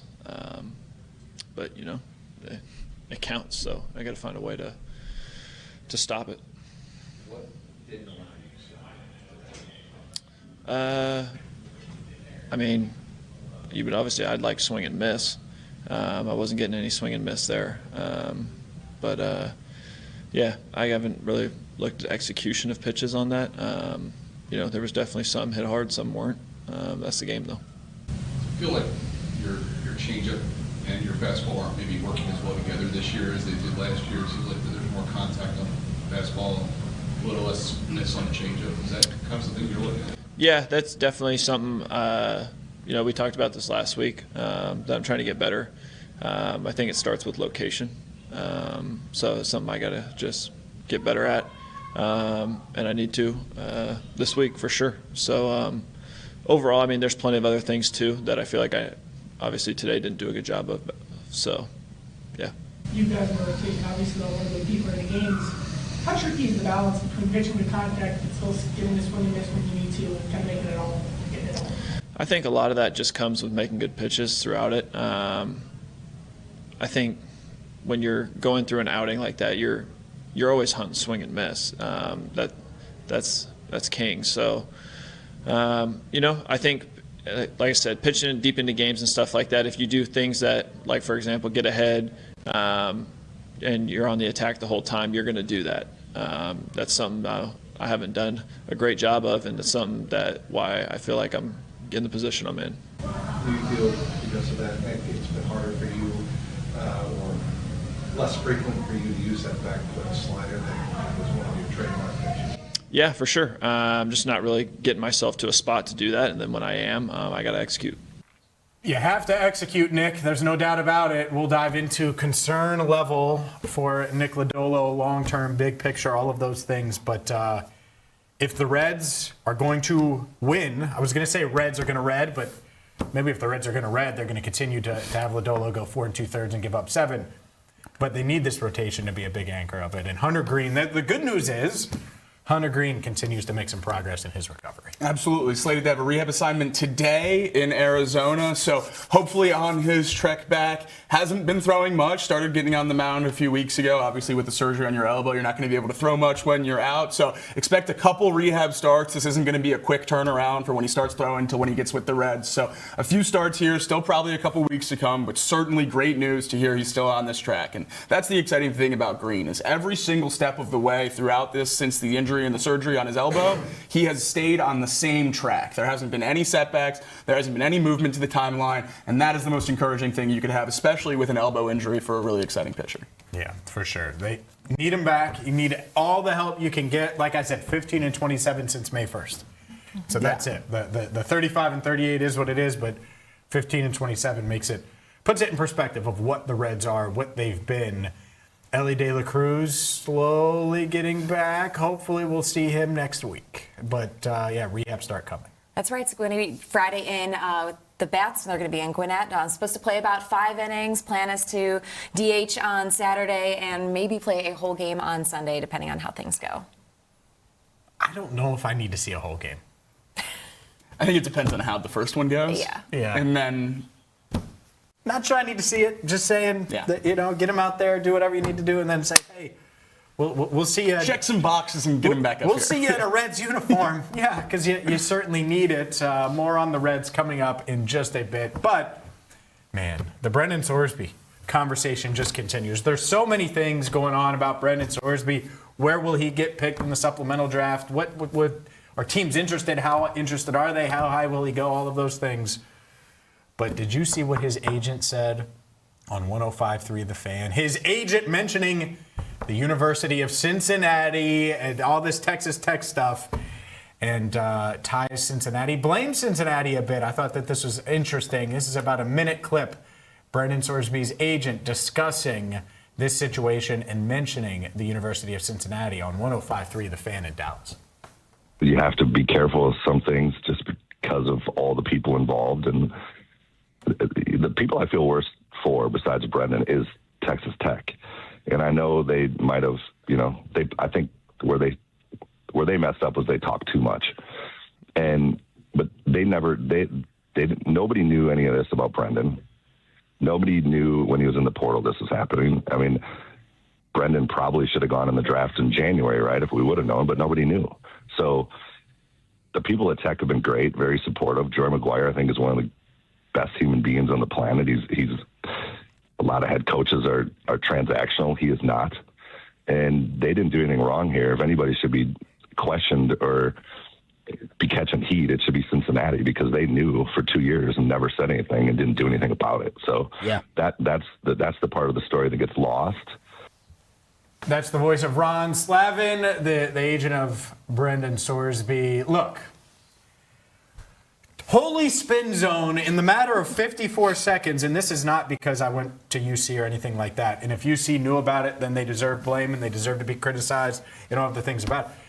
But to go from, Texas Tech didn't know about this, and when he was in the portal, no one knew. And then UC's known for 2 years. All right, man. Just that alone, you're killing me. You're killing me. There's an ongoing lawsuit with UC and Brendan Sorsby. That's noteworthy. Yeah. It's also noteworthy that Texas Tech and that NIL pool is still making sure that Brendan Sorsby gets the $5 million. So it's real easy for his agent to say, Texas Tech is great. UC has a lawsuit right now with Sorsby that's ongoing.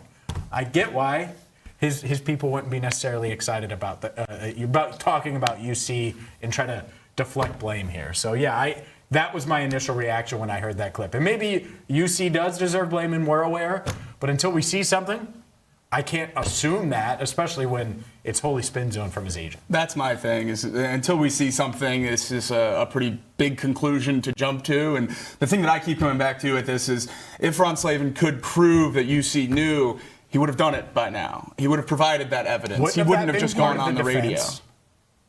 don't think so. I don't think it would matter for Sorsby's eligibility, so not particularly. And I think it would just draw up another conversation with the story and maybe hurt their ability in the buyout lawsuit. So I don't think this really comes up unless his eligibility gets pulled, which now it has for him to go to the supplemental draft. And that's the angle that his agent in Texas Tech have been taking, is that UC sits on this unless he transfers to a Big 12 school, and that's why it became public. But the lack of proof and the lack of communication from Sorsby's side of things really does let me draw some concern into this too. So I don't know. I imagine this won't be the last we hear about Cincinnati with this whole ordeal. So we'll see, what else comes up as the summer progresses. I think this is very much UC's the one to blame, not the beautiful people at Texas Tech giving my client $5 million, of which I get 10% of, or whatever he gets whatever percentage-wise. 3%, 4%, 5%. I'd like to know about Indiana. A lot of talk about Texas Tech and UC. He was betting on Indiana when he played for Indiana, and no one talks about Indiana. That's it. Good point. And the Brendan Sorsby conversation will certainly continue because he may be in the NFL with the supplemental draft expected sometime next month. He has a pro day coming up as well. But up next, it's time to dive back into the Cincinnati Reds. We will do that right here on First Word.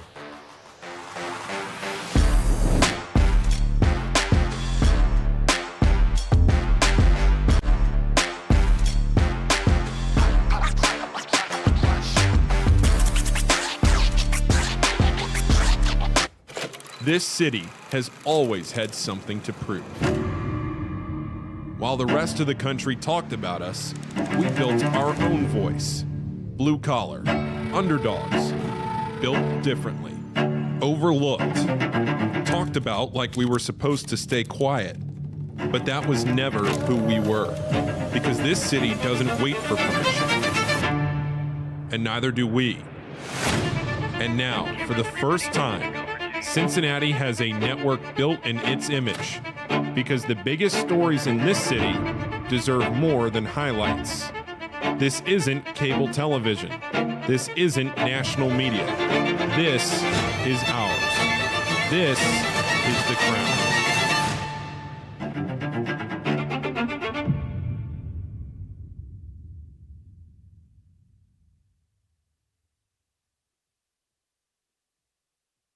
Hi, my name is Natalie Jones, a Cincinnati native, and I have been in media for about 10 years now. Formerly on the radio here in Cincinnati, I grew my love and obsession with finding all things fun in Cincinnati and have now made it my life. I'm originally from the West Side here, and then I've pretty much been a downtown girl ever since college. But I did leave for 7 years, and during that time, I really grew and harnessed and cut my teeth doing stand-up comedy in Los Angeles, learning how to ski in Colorado, and now I'm back here in Cincinnati, driven by curiosity and grounded by family. Confident James thinks he can out-eat Dexter Lawrence and out-eat him in tacos. I said, who would win in a taco eating contest? Us three. I was trying to prop up the whole First Word team. There's no context here. It shifted. Or Dexter, Joe, and Sam. And they rolled their eyes. There's no chance. We would have no chance. And I was like, well, if I take Dexter and you guys take Joe and Sam. So him against Dexter Lawrence and tacos. I need your take. Does James even have a chance? Listen, it's going to pay me to say this. I'm pretty hungry right now. As much as I want to slander James at every possible opportunity, he can hang.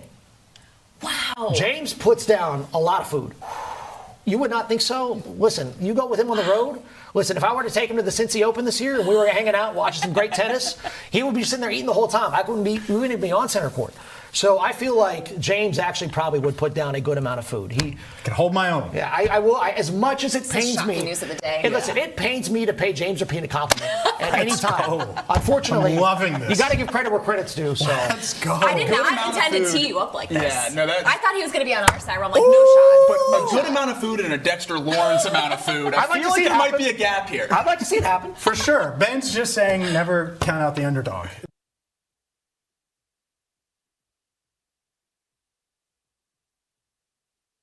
I'm Paul Fritchner. I'm a 2019 graduate of Xavier University, and I've been covering college basketball for 10 years here in the Cincinnati area. I'm the host of the Rebound Rundown, a daily college basketball podcast during the season and a weekly show in the off-season covering everything you need to know about your favorite team. And if you're not a fan of a team here in Cincinnati, I have you covered from the national perspective as well. Follow it on YouTube and wherever you get your podcasts. This city deserves its crown. Watch, listen, subscribe.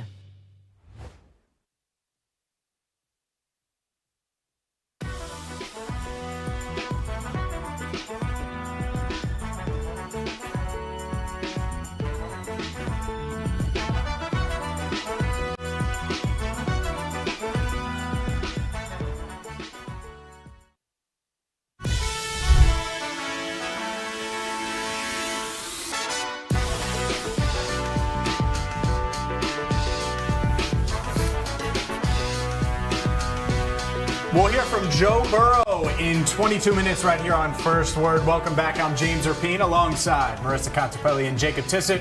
We are your morning sports show, Cincinnati, every single weekday, 7 to 11. Always open. Bam. Right here on the crown. You've been replaced. It's over. Great. It's over. Less for Jacob to do over there. That's Jacob Triscuit. He likes crackers with cheese on them. Put some cheese on it. Put some cheese on it. And Nick Lodolo put way too much. So much cheese. Because everybody on the Mets lineup ate yesterday in the 9-1 loss to New York. Lodolo pitching 4 2/3 innings, gave up 11 hits, 7 runs, and the Reds, well, they were close to a sweep. They were in position for a sweep. It was their first series win at home since May 7th, but they could not complete the sweep. Our broom over there is collecting a lot of dust because the Reds haven't swept since we got that broom. So maybe we need to get rid of that broom, Rodney. I don't know. Maybe it's that. Or maybe Nick Lodolo just needs to pitch better. I'm going to blame Jacob on this one. That's fair, and that's fair. That's the only thing that makes sense. He brought the broom out yesterday. I think we got a little too greedy expecting a sweep. Look, you score 1 billion runs across 2 games. The Mets are the worst team of all time. You think you can maybe win a third, but not the case. You know, I left early yesterday thinking that you would be able to hold down the fort and not jinx the Reds. Whoa, whoa, whoa. I will say vibes were high for the First Word audience going into the game yesterday. I left trusting the Yeah, best. you left. I left. You left. Put my feet up, relaxed, had a cocktail at 10:37. Getting ready for a concert. It was great. Yeah, huge concert yesterday. It wasn't working at all, and you go and do that. Yeah, I was optimistic, man. I had some faith. I can't believe you got the broom. I had some faith in the squad, and they let me down like they have for about the last month and a half. And that's the concerning part with this Reds team is it feels like it's just been a snowball now for over a month, and it's not getting much better except for some blips in the radar that are in between there. 15 and 27 since May 1st. We're going to dive into our concern level for Nick Lodolo. But here's Nick on his performance, including the 11 hits he gave up yesterday. Have you had any outings over the years where you're just single that? No, I mean, I feel like I had one in St. Louis earlier this year, but yeah, I mean, how many? I don't even know. What was it? 9, 10 singles. But you know, it counts. So I got to find a way to stop it. What didn't allow you? I mean, obviously I'd like swing and miss. I wasn't getting any swing and miss there.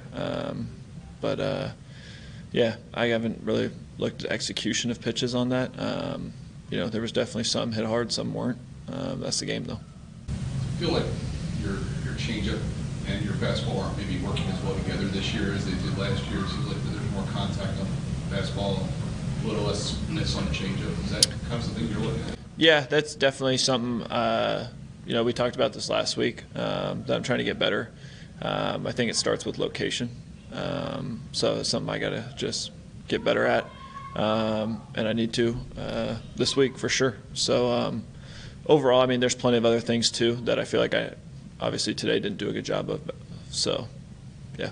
You guys in the rotation obviously don't want to go deeper in the games.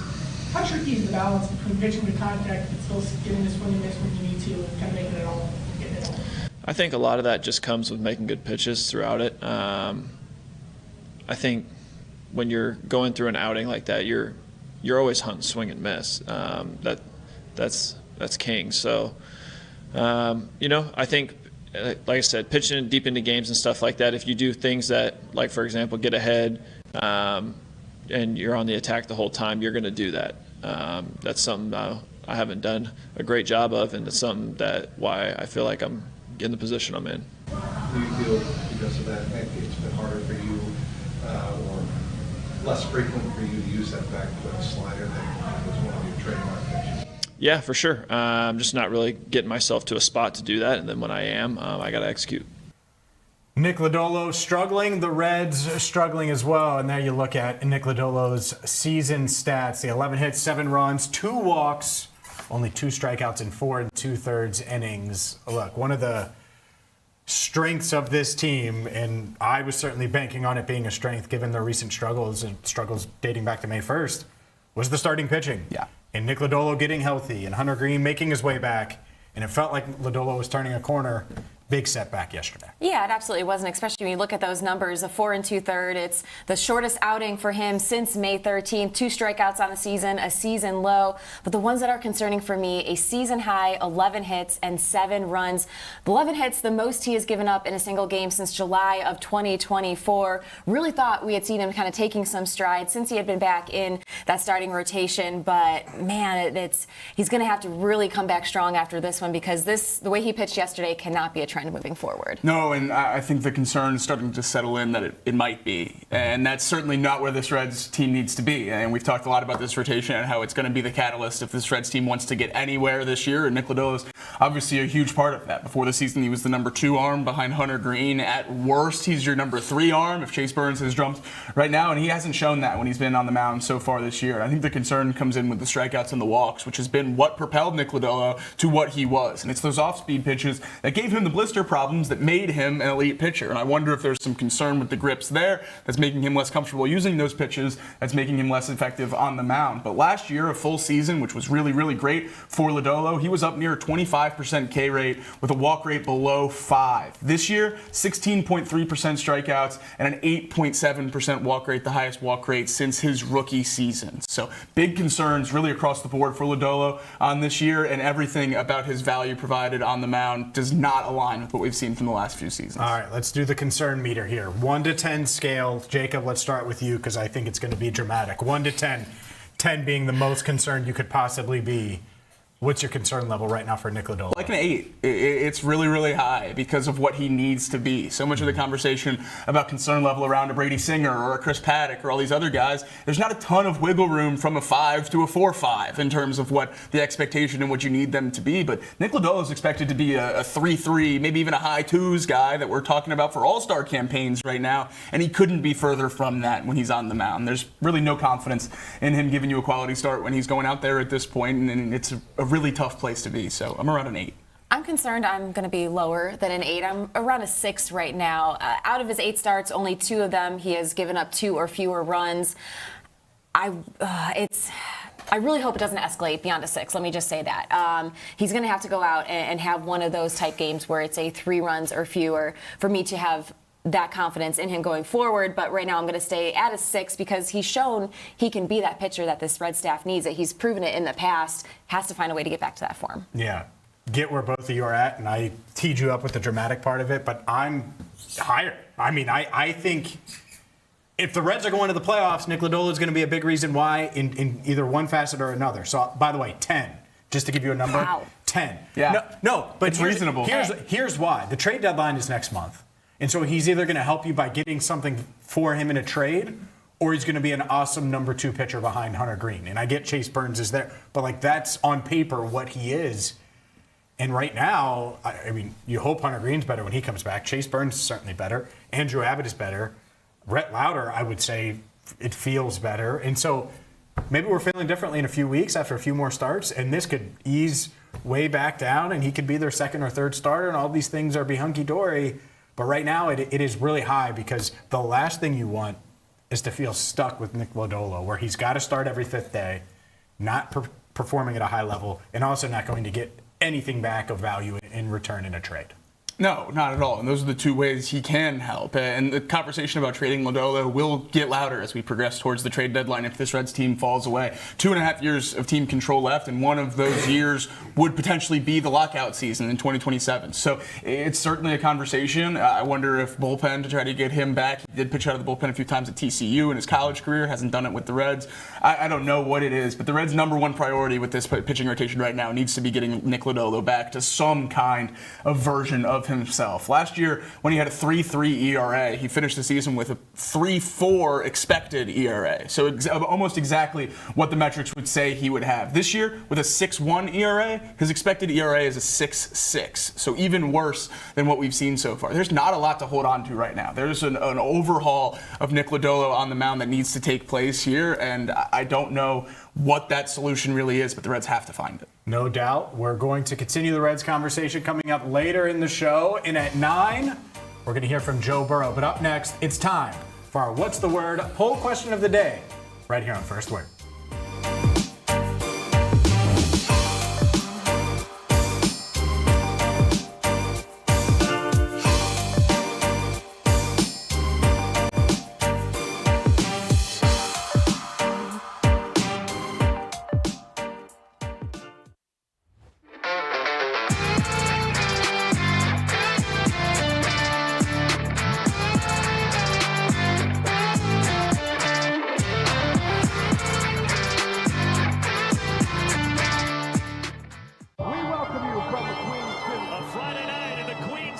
Cincinnati, Ohio. We welcome you from Cincinnati, Ohio.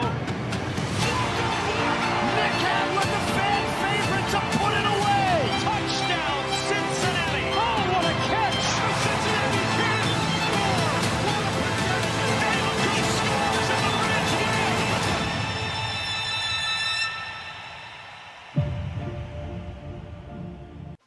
Okay, so I just left breakout session number 1 about mentorship, which I absolutely love. The founder we met earlier was my first mentor in my career 8 years ago. And what I learned most in these rooms, well, there's a couple of things.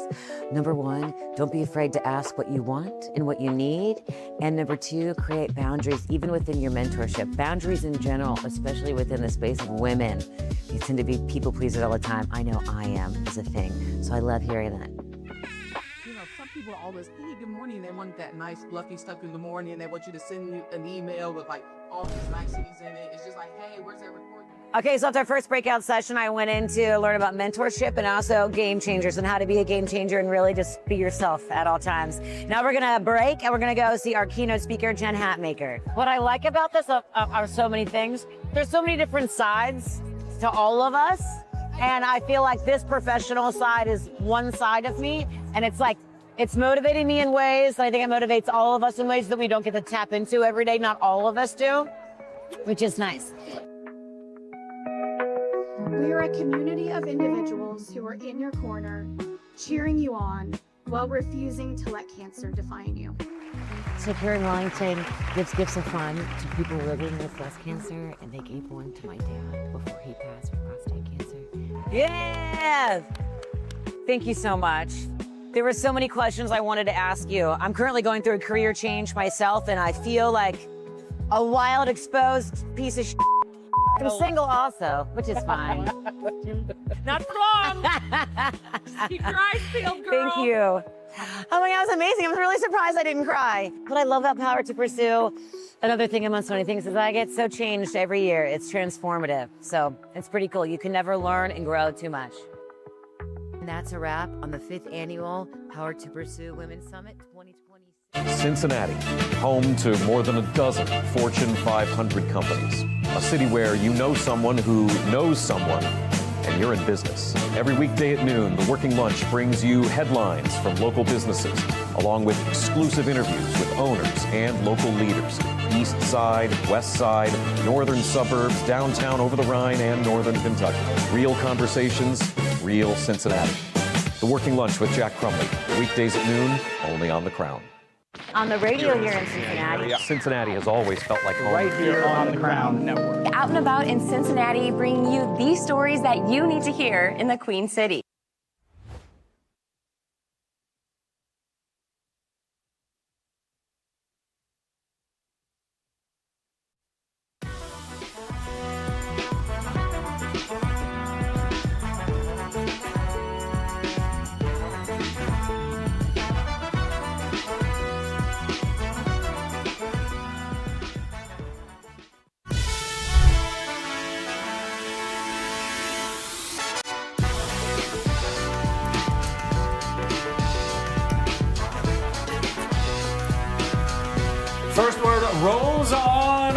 Thursday. I'm James Rapien. The Hezzy worked that time.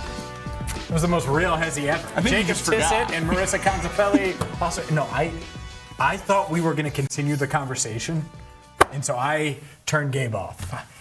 Oh. Yeah. Oh, yeah. Oh, you didn't see him turn his head back on? Yeah, at the start of that break. So, yeah. I wasn't going to call him out. He called himself. Wow. Yeah. I'm not gonna- First ever second go desk. Really? Yes. Oh. The Hezzy got to Gabe. I think so. All right. I don't know. Interesting. Yeah. Yeah. We turn that off. All right. We're going to dive into our What's the Word poll question that involves Bengals mini camp, but let's first hear from Zach Taylor on why he canceled mini camp 2 days early. That was a decision I made last week, really. We gotten everything we wanted to get done. We got all the installs in. I thought the guys did a great job getting the work in the field over since really late April when we started meeting and lifting, and then all the field work we've done in May and June. We accomplished everything we set out to accomplish. I thought the coaches have utilized every minute we're on the field. I thought they did a great job with the practice plans and the reps. So I just felt like we were at a good space and ended on a high note. Let these guys come back in late July. So because y'all went longer, you used the full time, the allocation of 3 days. What did you? I know you just mentioned a little bit. Was there anything extra that you saw this year that said, okay, we really felt like this is why the work was so good? Well, we probably utilized more phase 2 time than we have in the past. So we've been on the field for a good amount of time and got a lot of good work in. We're not overly physical with the 11-on-11 stuff. And so at some point you just reach a point of diminishing returns where you're out there and we've accomplished a lot of work and now it's time to take a break and then come back and train camp ready to roll. Kind of a trend. We've seen that. I know San Francisco, LA canceled it completely. Is there a reason behind you think why we're seeing that more across the league, stuff like that? I would guess those 2 specific teams are maybe reporting earlier because they get to report sooner because they play that Wednesday game. So that might have factored into theirs. I can't really speak to that. But I just know it was the right fit for us right now. And I think our guys are excited. And here's our What's the Word poll question of the day. Bengals head coach Zach Taylor canceled the final 2 days of minicamp. Do you like the move? Control room loves it. Yeah. Control room, explain yourself. Yeah, 30.3% like say love it, including the control room. That's why you see that check there. 51.5% if Joe approves, so do I. And 18.2% no, hate it. I'm in the no hate it category. Wow. You have this time together as a team. You got 6 weeks until you're back for training camp. I don't know. It's 2 days. Get some work together on the field. There's a lot of new faces on this team. Continue building that camaraderie and rapport. Yeah, I didn't really think about it too much. Obviously, I missed the clips from practice because those are always fun, but I don't really think it matters too much in the grand scheme of things. So I fell with the Joe. If Joe's cool with it, I'm cool with it. If he wants to practice, let him practice. I get it. I get both sides. I think it's interesting. I think it's, could they have used more time? Joe's trying to throw more. He was throwing yesterday, late to his press conference because he wanted to throw. Joe wanted to throw, so I don't even know if Joe approves. But regardless, Zach Taylor made that decision. We will hear from Joe Burrow coming up next right here on First Word.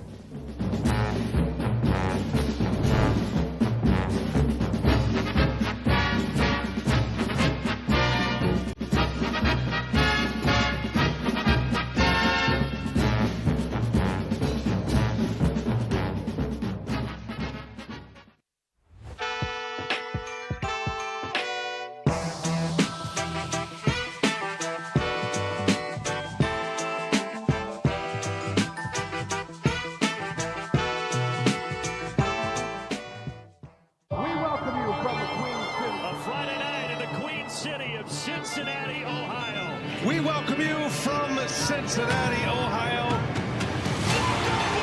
Nick had with the fan favorite to put it away. Touchdown, Cincinnati. Oh, what a catch. Cincinnati can't score. What a possession. Scores in the bridge game.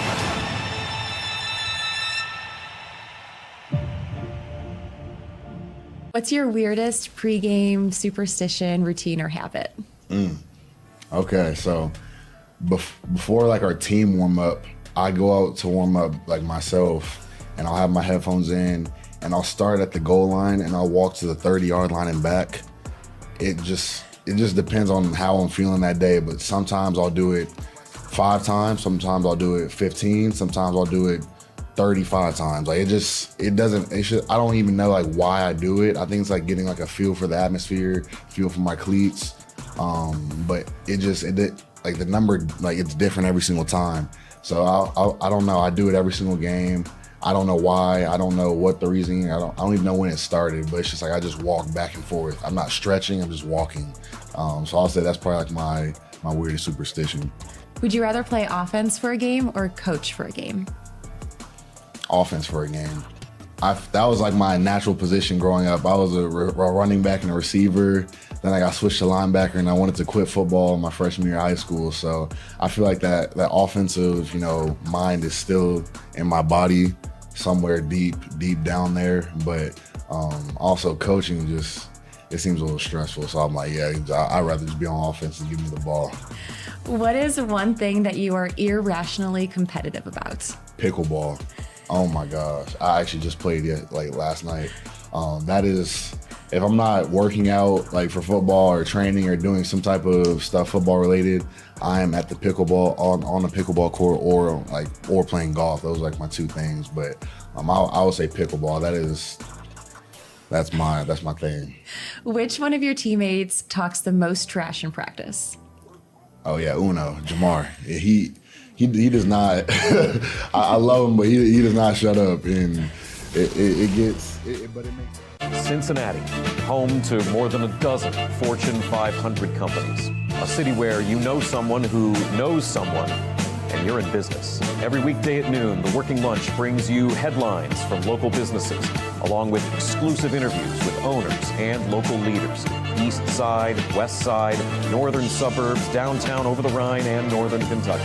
Real conversations, real Cincinnati. The Working Lunch with Jack Crumley, weekdays at noon, only on The Crown.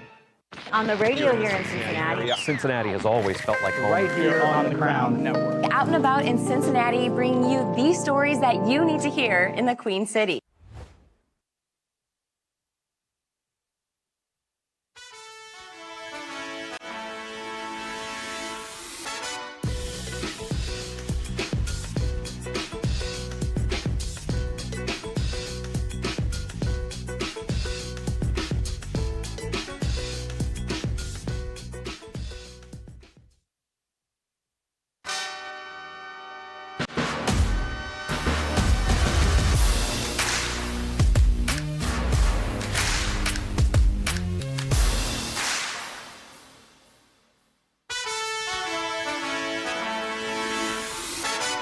Welcome to First Word, Cincinnati's only morning sports show, breaking down the biggest moments and the stories shaping Cincinnati sports with analysis that cuts through. First Word, setting the agenda in Cincinnati sports. We are your morning sports show, Cincinnati. Welcome into First Word. I'm James Rapien alongside Jacob Triscutt and Marisa Contipelli. Catch us every single weekday, 7 to 11. Always open. Right here on The Crown. See how that goes, Triscutt? Come on, baby. You're hating it. I just rolled through it. It's like, anyone new out there? Last name Triscutt, first name Jacob. All right, come on. Stop being so upset. Let's go. Let's dive into a silent treatment hits Zach hard. Taylor's shower thoughts coming up in 3 minutes. And no, I'm not kidding. But before that, Joe Burrow embracing the pressure that comes with a move for sexy Dexy Lawrence, that comes with adding Brian Cook and adding to this defense. And I think that's the main takeaway. We've heard from Joe Burrow twice this season at the podium. He's clearly ready to contend again, excited about what they've done this offseason, and excited to have some pressure of championship expectations going into this season. Yeah, absolutely. And it was nice to hear Joe speak yesterday because the tone and just the energy felt so different from some of his other press conferences and especially off-season pressers that we've had with Joe. It's just, he's like kind of embracing this pressure a little bit more and, also kind of like putting it on like I love the pressure. I thrive in it. And we're going to put pressure on some of my teammates too because the expectations are so high for this team. Yeah, I love it. Everything about this offseason has checked the right boxes for me, from the front office to what the leaders are saying, what all the conversation is about the acquisitions. I think everyone's working towards the common goal, and there finally is enough roster talent here to actually believe that it can happen, which I think everyone feels great about. No doubt about it. By the way, hopefully you're watching on YouTube or you're subscribed on YouTube. Someone said, is he calling Jacob a snack? Because I'm calling him It's a Tristan? phenomenal spin zone. I can't believe I hadn't thought of. It's great. Ronnie has this is why you need to make sure that you hit that subscribe button on YouTube, because you get to interact with us, and I got to check that. It's great. I love it. And now suddenly you're smiling. Oh, man, again. I'm back in on Tristan. Yeah, he's all for it now. Snack City, baby. All right, let's hear from Joe Burrow here, because he is embracing the pressure. I think your excitement, the key when you hear this, I'm sure you're excited. A lot of Bengals fans are excited. So is Joe Burrow. I think that's a main takeaway. Here's a clip from Joe yesterday. We're going in expecting to win every game that we step foot on the field. There's certainly, obviously, you want to win a Super Bowl, and that's certainly the plan. But you got to take it one day at a time, 1 week at a time, and I'm excited for the journey. Is there any added level of pressure that comes with understanding what you have here? I hope so. I think that's great. Put pressure on guys. I love it. I thrive in it. We'll find out who else does. I know that we have the kind of people that want to be in that spot. I want everybody talking about the Bengals. I want everybody talking about what I'm saying in my press conferences. You go back and watch what I said before 2019 season at LSU. I feel very similarly about this team. I'm so excited to get started and get moving, and I wish we would ramp this right into training camp so we can continue to improve.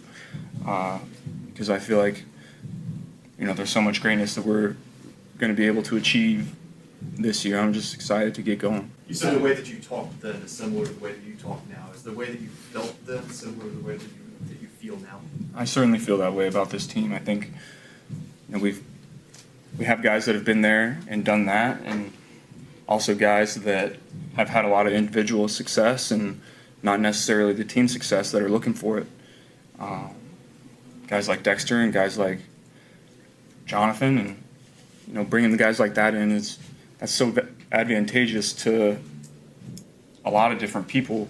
Young players trying to improve makes it easier for coaches. We have so many guys with so much talent. I'm just excited to put it all together. The thing that I loved about that, he's talking about pressure, and he's like, I thrive in it. And that's like 17 minutes into his news conference. He didn't come in with post-lift with like a chip on his shoulder where he's like fired up and all those things. It was because he got asked the right questions and gave a heck of an answer. I love that response, and it does set a standard. Hey, we want the pressure. I want the pressure. We'll see who else is going to thrive in it. It's a good challenge. He's doing these Super Bowl conversations and all these things. Well, now the rest of the locker room knows, hey, QB1 wants to know if I'm going to thrive under pressure.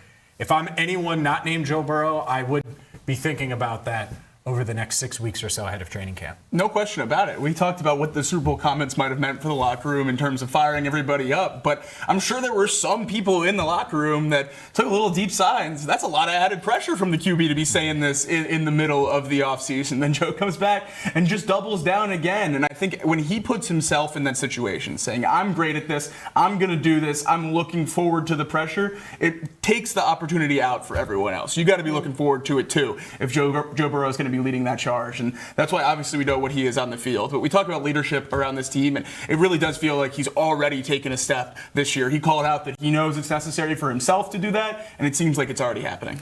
Pressure makes diamonds, and there's a lot of diamonds in those Super Bowl rings. And with Joe talking about this team, comparing it to the 2019 LSU team, makes you start to wonder, why does Joe see those similarities and parallels? Well, because he went through it in 2019 with LSU, one of the best college teams in my recent years of watching the sport. Could we see that same similar kind of output out of this Bengals team in 2026? I think we could. Best college team ever coming up in like a month here on First Word. Not shocked at all. Yeah, you're going to say a crappy Bama team. She got it right there. One of the best teams ever. I agree. Yeah. It's nonsense that you're going to say Mac Whack Jones, but that's for another day. It's for another day. Today, we're going to talk about those championship expectations for the Bengals. How often does Zach Taylor think about getting back to that stage, about getting back to the Super Bowl, and this time winning it, this is a heck of an answer from Zach. Zach, you have to be so focused, I know, on the daily grind and focused on everything you have to do, but how much do you just feel yourself thinking, I want to get this team back to greatness again? Like, how often does that go through your mind? Constantly. I mean, you really have no idea. It's constant. It's the second you wake up in the morning, I turn the shower on. All I think about when I'm in the shower is what we want for this team next year. And I have to keep notes on my phone of things I want to tweak about the schedule. And so it's a constant. I mean, I spend time with my family. I think I do a good job separating that, when I'm with them. But I think if you were in my brain, it's just a constant thought that's going on things that we got to do, things we got to tweak, where we need to be. So yeah, that's our expectation is to be great and play for games that are really meaningful at the end of the year. We haven't done that recently, and we know what it looks like and feels like. That's the good news. And I think we got a lot of guys that understand that as well, and this coaching staff that understands it, and we're going to do everything we can to get there. Jacob Tissot didn't know this going into yesterday, but you were excited to hear about Zach Taylor's shower thoughts. Thrilled. Yeah, thrilled. I love that this is on his mind, and it should be. There shouldn't be much else that he's thinking about with this team than getting back to the Super Bowl and trying to get to the mountaintop, because that's the expectation when you have number 9 playing quarterback, and it needs to be. And it would be very easy for not just Joe Burrow, but the front office and the coaching staff to change those expectations after missing the playoffs for 3 years in a row. It doesn't seem like anyone in that building has. They're right back now. The roster's where it needs to be, and the goal this year is to now win the Super Bowl. I love that that's on Taylor's mind. I love that he's thinking about it all the time, and he should be, because that's his job, is to get this team back. Yeah. The expectations part of it with Joe and like feeling like he has a chance, Zach would never admit this. The roster hasn't been good enough. No. And so does he have his flaws? Sure. But I guarantee you Zach's like, great, now we have a real shot. And now we can operate on offense the way we need to, where we don't think we need to score 40 a week. And if we do score 40, we know that our defense is going to be able to get a stop or 2 or 7. It's going to work out that way. This has been a 2-year process where they moved on from Lou. They didn't add enough talent last offseason. They bring in Al. Zach believes in Al a ton, for sure. There's no doubt about it. Now they get to go out and prove it. And so, of course, it's on his mind, because now it is his time. As much as it's Joe's time to get back there, and he's talking about 2019 LSU, this is Zach and Al and this entire coaching staff's time to show, hey, we are the right staff that is going to help guide this team and get this team back to where they were a few years ago and beyond. Right, and Joe doubled down on that again in his press conference yesterday, talking about the talent on the roster. We had heard him say earlier this offseason, this is the most talented Bengals team he has been a part of. And yesterday, basically echoing that same sentiment, saying how deep they are at every position, and there's going to be competition across the board, and not just in the back end of like, oh, who's going to make the team, who's going to be those rotational pieces.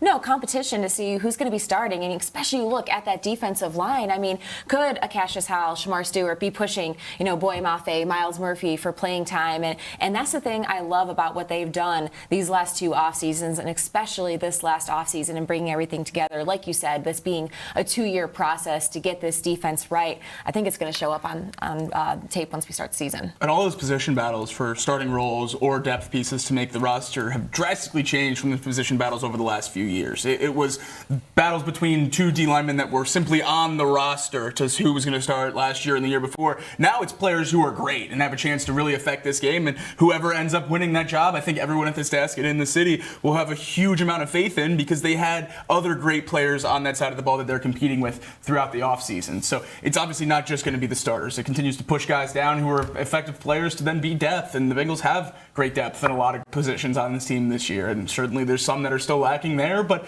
health is always going to be a huge thing in order to compete for a Super Bowl, and the Bengals are going to need that on their side this season. But the additions couldn't have been much better, and I think you see that through how much conversation has been going on about who's going to start week 1, because there are legitimate questions at a lot of different positions, and it's not because there's a lack of talent, it's because at some of those places there's an excess, which is a great place to be. Yeah, if I'm Joe Burrow, if I'm Zach Taylor, if I'm really anyone in the building, but those are the 2 that are going to take the most criticism when things go. Like, there's going to be some national person, thanks for joining us here on First Word, some national person today that's critical that Joe Burrow's talking about Super Bowls and all these things when they're 24 and 27 over the past 3 seasons.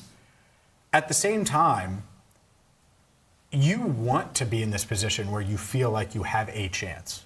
Whether or not it works out, whatever. But the whole point, if he's going to coach, if you're Zach Taylor, if you're going to coach day in and day out and do this job, or if you're Joe Burrow and you're going to work as hard as you are all off-season, every off-season, in-season, all of those things, you have to find a way to give yourself a chance. And the Bengals have put them in position to have the pressure and have the criticism. And if they start slow, guess what? We're going to rip Zach on the show because it's probably going to be his fault, at least partially. It's just part of it. But to your point, if they stay healthy, they should be one of the best teams in football because they have one of the best quarterbacks, maybe the best quarterback. They have one of the best wide receiver corps, maybe the best, and a bunch of new pieces on defense that are proven, that should help. You mentioned Mafe, proven. He's a good player. Is he Trey Hendrickson? Who knows? But he's going to be good. He's going to be a solid player. And Dexter Lawrence, Brian Cook, Jonathan Allen, they have dudes on defense now combined with what they already had. Yeah, and I think the hope around those dudes that they added is that there's more dudes on their way. I mean, we saw ascension from DJ Turner last year. We saw Dax Hill take a major step when he was on the outside through the back half of last season. Murphy had the best few games of his career towards the end of last season, and now in a contract year, it's going to be a lot of pressure on him to perform as well. Shamar Stewart, haven't even seen him scratch the surface of what he can do yet. So not only did you add a Dexter Lawrence and a Brian Cook, who might be two of the best players to play on a Bengals defense in this era, not might be, they are two of the best players to play on a Bengals defense in this era, but you also time that up with a point in time where all your young guys that you've been waiting on over these last few years are hitting their stride, are going to ascend, and then you surround them with the talent they need to truly succeed, and that's something that gets me really excited because it's not just what can Dexter Lawrence do for the defense from a production standpoint himself, but what can Brian Cook do for Jordan Battle? What can those safeties do for the corners? What can the linebackers get from Jonathan Allen and Dexter Lawrence in front of them? I think the additions not only help the Bengals in and of themselves, but they were the right additions to ripple throughout the rest of the defense and really help all 11 that are out there at any given time. And that's one of the things I'm looking forward to most once training camp starts is which one of these young players is going to step up their game, because we talked about it yesterday. It can happen in an instance. We saw it with Dax Hill and DJ Turner just a season ago. All right, who's it going to be this year? Who's going to be that next young player stepping up, taking a step forward and really demanding playing time? Yeah, it's... Hope there's a lot of them. And now it's realistic for that to happen because it's not like, hey, go be the dominant piece of this defense and the reason why they're winning. It's much different expectations, which make it easier for the young guys to make an impact. Up next, we're going to switch gears. It's time to talk Reds. They're entering a really, really rough stretch. We will dive into that as they try to lick their wounds and rebound next, right here on First Word.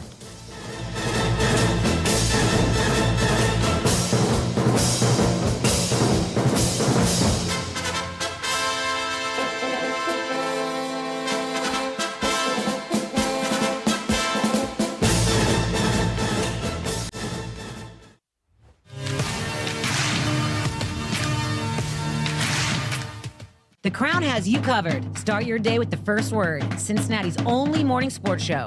Power through midday with the working lunch. Cincinnati business talk that keeps you in the know. Nat tries that for lifestyle around the city, and the Rebound Rundown covers every corner of the college basketball scene in the tri-state and beyond. This is The Crown. Built for Cincinnati. First Word for your morning sports, the working lunch for business that hits home. Nat tries that for lifestyle around the city, and Rebound Rundown for college hoops. This city deserves its crown. Watch, listen, subscribe.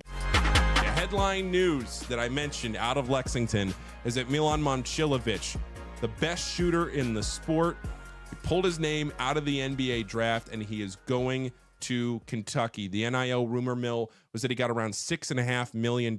He chose Kentucky over Louisville and Arizona. St. John's had been in the mix for a little bit, but when they got Tunde Yesufu, he was not going to, Momcilovic was not going to go to St. John. So a huge recruiting win for Mark Pope. For all the flack that Mark Pope has caught this offseason, he has ended up putting together what I believe will be a top 20 team this upcoming season. He posted a picture after Momcilovic committed to Kentucky. Mark Pope posted a picture. He's sitting on the beach on vacation, and he's got 2 playing cards in his hand, and Many Men is playing as the song in the background on Instagram.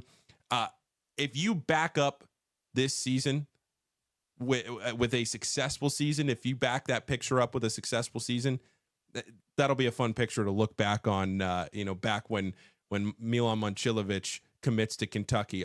The highest sought after recruit in the portal, pretty much widely regarded as the best shooter in the sport.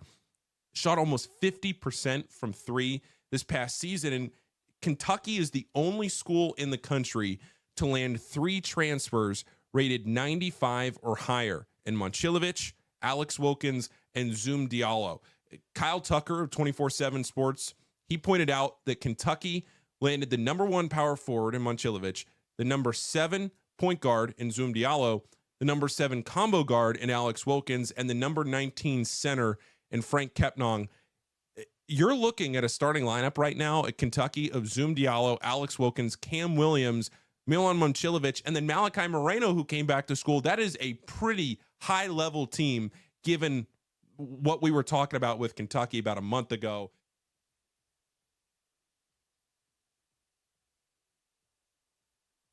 Hey, I'm Marisa Contipelli, one of the co-hosts on First Word and a features producer here on The Crown, where I will be out and about in Cincinnati bringing you the stories that you need to hear in the Queen City. Now, I know I'm from Cleveland, but I love my Cincy sports. I've been in Cincinnati for almost a decade now, spending the last 8 seasons with the Bengals as a team reporter and senior producer. I am so excited to be a part of the team here at The Crown, and I can't wait to bring you the latest from around the city.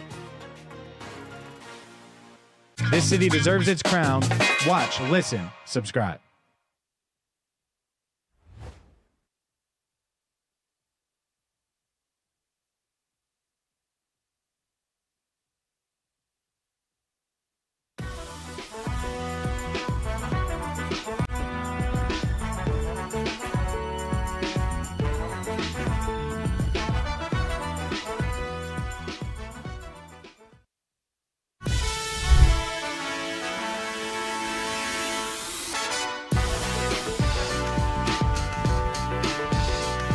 Coming up in 10 minutes, Contipelli's Countdown. Right here on First Word, I'm James Rapien alongside Jacob Triscutt and Marisa Contipelli. You did it to yourself, Mr. Snack. Let's keep it rolling here on Why First didn't you Word. just go all in on the Dracula? You split the line. Yeah, I know, because I completely lost the voice. It's a shame. I can't do it. Some of your best. You believe this? Mr. Snack talking right now. Watching week 3. It's crazy. Looking over there. Yeah. All right. Let's dive into the Reds, because the Reds, they need more than a snack. They need a bunch of wins. And they've won 2 of 3 against the Mets. The Mets stink. The Reds are 15-27 since May 1st, and they're entering a tough stretch here. And I think that's kind of where this conversation needs to go is, and we had Mike Petraglia on. We'll put this up on our YouTube channel coming up in a bit, but we had Mike Petraglia on last hour, or 2 hours ago, and we asked him about whether or not they could be buyers or sellers at the deadline. This 13-game stretch against the Yankees, Brewers, Pirates, and Brewers, that could determine what the Reds are doing at the deadline. I don't think can is even necessarily the word for me. It will determine what the Reds are doing at the deadline. And this stretch will absolutely decide or end their divisional hopes. I know you're still holding on to the Central a little bit over there, but no, it's 11 games.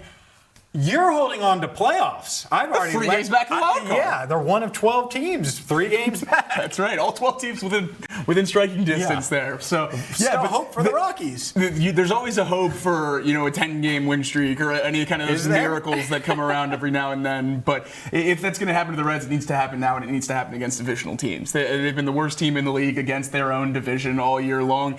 They're only a slightly better than the Rockies in terms of team WAR right now over the entire season. It's been a horrible stretch, and this will be the hardest stretch of the Red season, but not the hardest that's coming. It stays hard as we roll through this summer, so they're going to have to get some wins here with some really, really difficult pitching matchups. Yeah, I think the stretch to close out the season is just an absolutely brutal one, but hopefully those series matter because they have to take care of business with what they have coming up here. I know last week on the show we talked about, looking ahead at the Reds, and I thought 2 out of the next 4 series wins was attainable. I thought they would have already had that kind of, secured and locked up going into the Yankee series, but alas, here we are. So taking a look at what is in store for this Reds team. 3 at the Yankees, then like we said, home against the Brewers, at the Pirates, and then at the Brewers again. But this Yankee series, I mean, the Yankees are on an absolute tear right now. They've won 7 of their last 8, back-to-back 10-plus run games going into their game tonight against the White Sox. The stat that concerns me, though, with this Yankees team, because they can score, they have a plus 122 run differential, first in the AL East. Yeah, not great. Offense, baby. Certainly not a good lineup for the Reds, and if you thought it could get worse than that, it can. 2 of the 3 pitchers they face, Schlittler in Game 1, Garrett Cole in Game 3. 2 of the best pitchers in baseball. Schlittler's had an unbelievable year this year, 7-3 at only 25 years old. 3rd in the league in ERA, 96 Ks, which is top 10 in the league. And then Garrett Cole just got back from the injured list, but he's 2-1 over his 3 starts since he's returned with an ERA right around 2.5. So he's been dominant since his return from the injured list as well. It's a uphill battle for the Reds against the Yankees there. And then you get into the division, which they haven't found a way to beat all year long. Yeah, and you look at those final 2 games against the Yankees, and we kind of talked about this yesterday with day games and this Reds team. Yeah. Both of those starts are 135 starts. And Reds 15-17 on the season in day games, batting around 229. But I worry about some of the guys in this lineup and just why the bats just happen to kind of go a little dormant there when it's a day game. So hopefully that's not the case, because you're going to have to score on this Yankees team, and you're probably going to have to put up more than just 2 or 3 runs. Offense. Offense. You know I love talking offense. That's what was so fun about the Mets. In the first 2 games, it was like, oh, we're scoring early. You have the 12-piece on Monday. Then on Tuesday, you come back, you jump on them early, you get 5 runs, and that's enough. Yeah, they need that, because otherwise, we were talking about pressure with Joe Burrow and the Bengals and the pressure. It puts too much pressure on this rotation and bullpen. And the rotation isn't what we were hoping it would be, in large part due to injury as of now. And so you look at this stretch of games, you have to be able to hit. You're going to have to be able to give the bullpen specifically, especially the bullpen, but the entire rotation as well, some margin for error, some leeway, some hope that, hey, if I give up a run here, the game isn't over. If I get hit around a little bit, it isn't over. And right now, feels over. Feels over pretty quickly anytime a team jumps on the Reds. Yeah, they've given up a bunch of leads. A lot of those leads are 3-2 or 4-3. And that's it. This offense needs to get going. They need to be more consistent. And it's my main concern still. The bullpen is what it is. I understand it. I don't think one guy's going to come in and fix the bullpen. I think getting Elly De La Cruz back at some point during this stretch could be huge. I also don't want to just hope that, 44 is going to be back coming off of a hamstring. He's going to be Elly again. I don't know what he's going to be. And that's what's so tough about this is you need the lineup to help in all these other areas. I don't know if they have the horses to do it right now, and I think it may be unrealistic, depending on how the weekend goes, I guess, but unrealistic for Elly to be Elly right away out of the gate on Monday. And that's why the Reds need to maximize every bat they can in their lineup. I know there's been some concerns about Noel Marte in center field, and those came to fruition yesterday in a ball that he read horribly. Took a few steps in, never reached top speed, tracking it down to the warning track. But my argument for Noel Marte being in center field has not really ever been about the defense. It's been about exactly what James is saying there. This team can't score runs, and he is one of your best bats. However it's going to work, he needs to be in the lineup. So you have to maximize those bats, because you don't have a lot of guys that you can rely on to pick them up if those guys that do hit well aren't in the lineup. So there's going to be growing pains with a lot of these younger guys. Edwin Arroyo, one that we hope can figure it out a little bit soon. He's struggled at the plate since he's gotten to the big leagues, which is expected. Certainly not sounding any alarms yet, but there's not a lot of time for this Reds team to wait. And that's a position that they've put themselves in that is incredibly frustrating for a team that's so young. You can't go through growing pains. You can't have down months. You can't have down weeks, because there's no veteran presence. There's no reliable bats on this team to pick you up when that happens. It's really, really difficult for all these prospects to perform at a high level as soon as they get here and do it consistently for the first 3-4 years. And that's what's being asked of Elly and McClain and Steer and all these guys, to be the core of this team. And quite frankly, it's not fair to them, but that's where we're at right now with this lineup. Hey, Shamar Stewart, go get a bunch of sacks like Trey Hendrickson did now that Trey's out. That's what it's doing.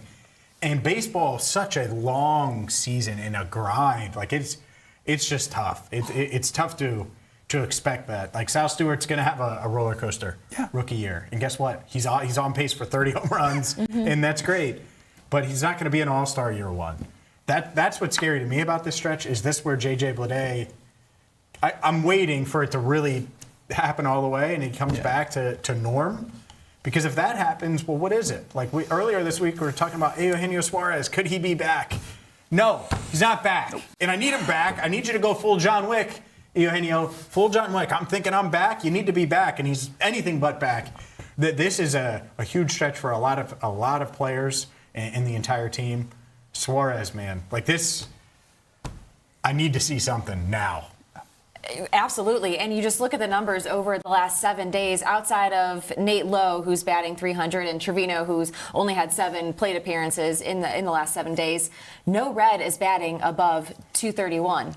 Tyler Stevenson has the highest average in the last week at 231. That's just, you have to get some kind of, you have to get more production than that. You're not going to win very many baseball games when you're batting sub 250, let alone majority of that lineup batting under 200. Yeah, it's certainly not good. And then that's the thing is I don't know how much of a surprise it is, which is so frustrating about this Reds lineup. And they go out there every single day. It's the same 11 players or so that are mixed up to see which 9 are going to start. And every single one of them is going to hit around 230. And then there's going to be a few that are fighting to hit above 200. And that's the thing that really comes back to everything James keeps saying about Kyle Schwarber and how the Reds should have added to this lineup in the offseason, because where we're sitting right now with this lineup, it's not surprising that the offense struggles. It's not surprising after the injuries that the bullpen struggles. It's not surprising that the rotation has had bumps in the road when you're having to start Chris Paddock for multiple games when he was on the injured list and DFA'd from Miami with an ERA over 7. This team has been put in a horrible spot this year, partially their own fault, partially not because of the injuries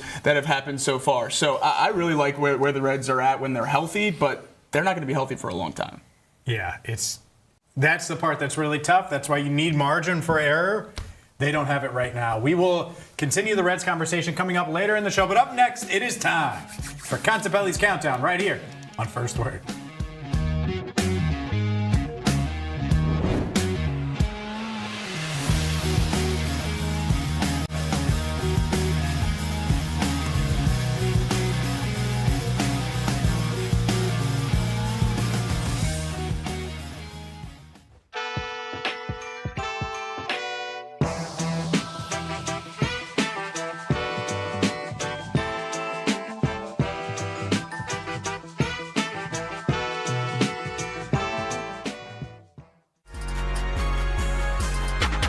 They started getting all the additions, and it's okay. Tyler Tejada, great, 17 points at Towson.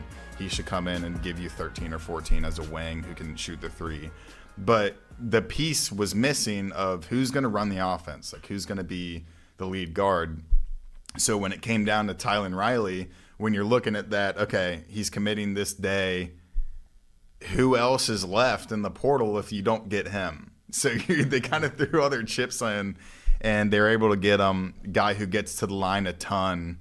But, I mean, hey, look, another team that we cover on this show, Kentucky, they put their chips in the middle of the table for a high school guy, Tyron Stokes, and that didn't work out. So it is nice when you push your chips into the middle of the table and you get the guy, because Tylen Riley is a dynamic, game-changing, playmaking type guy who will completely alter what this team would have been without him and now what they will be with him. Yeah, but, I mean, do you want your 1 and 2 to be Talon Kinney and Tyron Stokes at Kansas? I don't know if I do. Yeah, that seems like it can go awry pretty quickly. Yeah. But, yeah, I mean, Riley's a great player, and I love the amount of guards they brought in that shot 80% from the free throw line. Yeah. Now, that's something UC fans are going to have to get used to. a good free throw making their shooter free team. throws?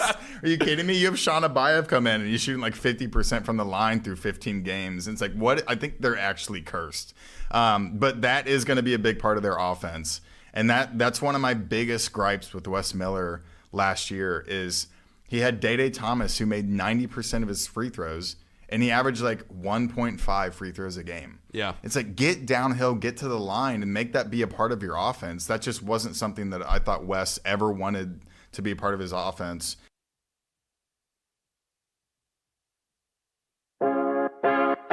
Hi, my name is Natalie Jones. Just your typical 40-year-old Cincinnati girl. Although, no, I'm not married. or divorced. I don't have any kids, and I don't live in the neighborhood I grew up in, which is the West Side, by the way. But what I do have is a lot of freaking time, and I've been using it well. So come along with me on this ground adventure, because I've been trying all the new around town that you need to know about. This is Nat Tries That.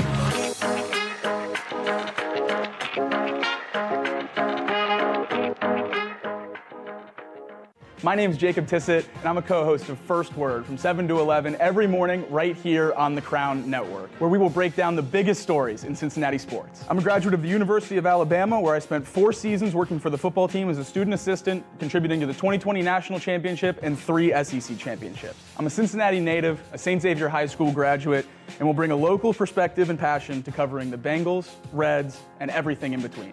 I'm excited to have you join us on First Word. This city deserves its crown. Watch, listen, subscribe.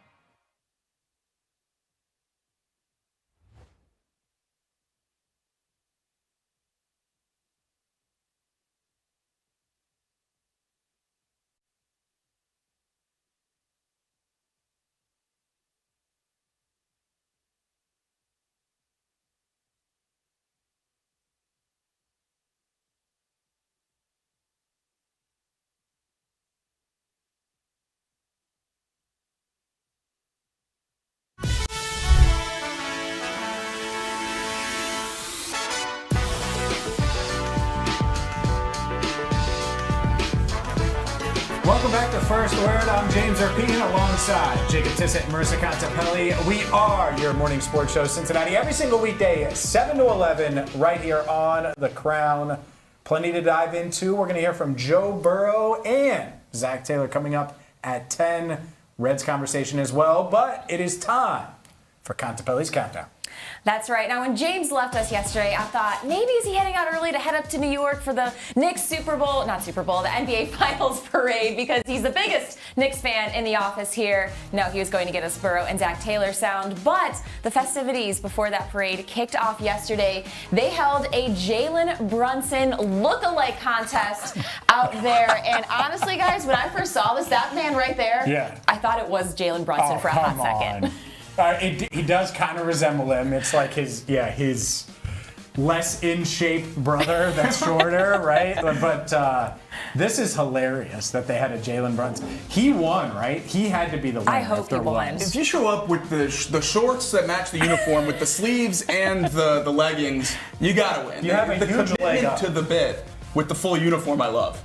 How are you going to show up in a black T-shirt, though, and think it's Jalen Brunson? I think some were just walking by and like, hey, I'm going to try to be Jalen Brunson. And by the way, who wouldn't want to be Jalen Brunson right now?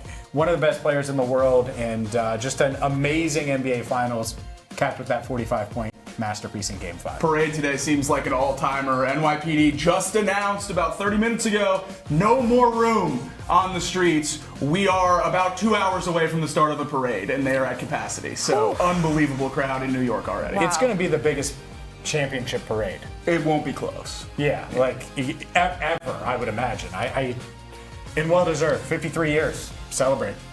A lot of people out in the streets in New York. A lot of people probably will be in attendance for the All-Star Game coming up in Philadelphia later this summer. And earlier this week on Countdown, we showed you what the America 250 uniforms, hats, and patches looked like that players will be donning around July 4th. Well, these hats, guys, I think these might need to get added to the collection too. They're pretty clean. I'm a huge fan. One of those people I hope is in Philly for the All-Star Game. JJ Bleday, maybe Chase Burns, Sal Stewart would look great with that hat on. Yeah. All in on getting the Reds to Philly, but I might have to get a hat too. I really like these. Yeah, I do too. I like how the blue is going to complement the Reds logo very well. Oh, yeah. And that's the key here. They're going to look good. And so, yeah, I think Chase Burns is safe. I don't know about anyone else, but I think Chase Burns and Ellie should be safe. I think Ellie too. The injury makes it a little more murky. But he's a star, and it's the All-Star Game. So, yeah, hopefully those two are in. Hopefully they will be there at the All-Star Game. We have another All-Star in town, though, in Joe Burrow, who is many people's favorite quarterbacks. But Will Anderson and Myles Garrett were asked who their favorite quarterback is, and let's take a listen in.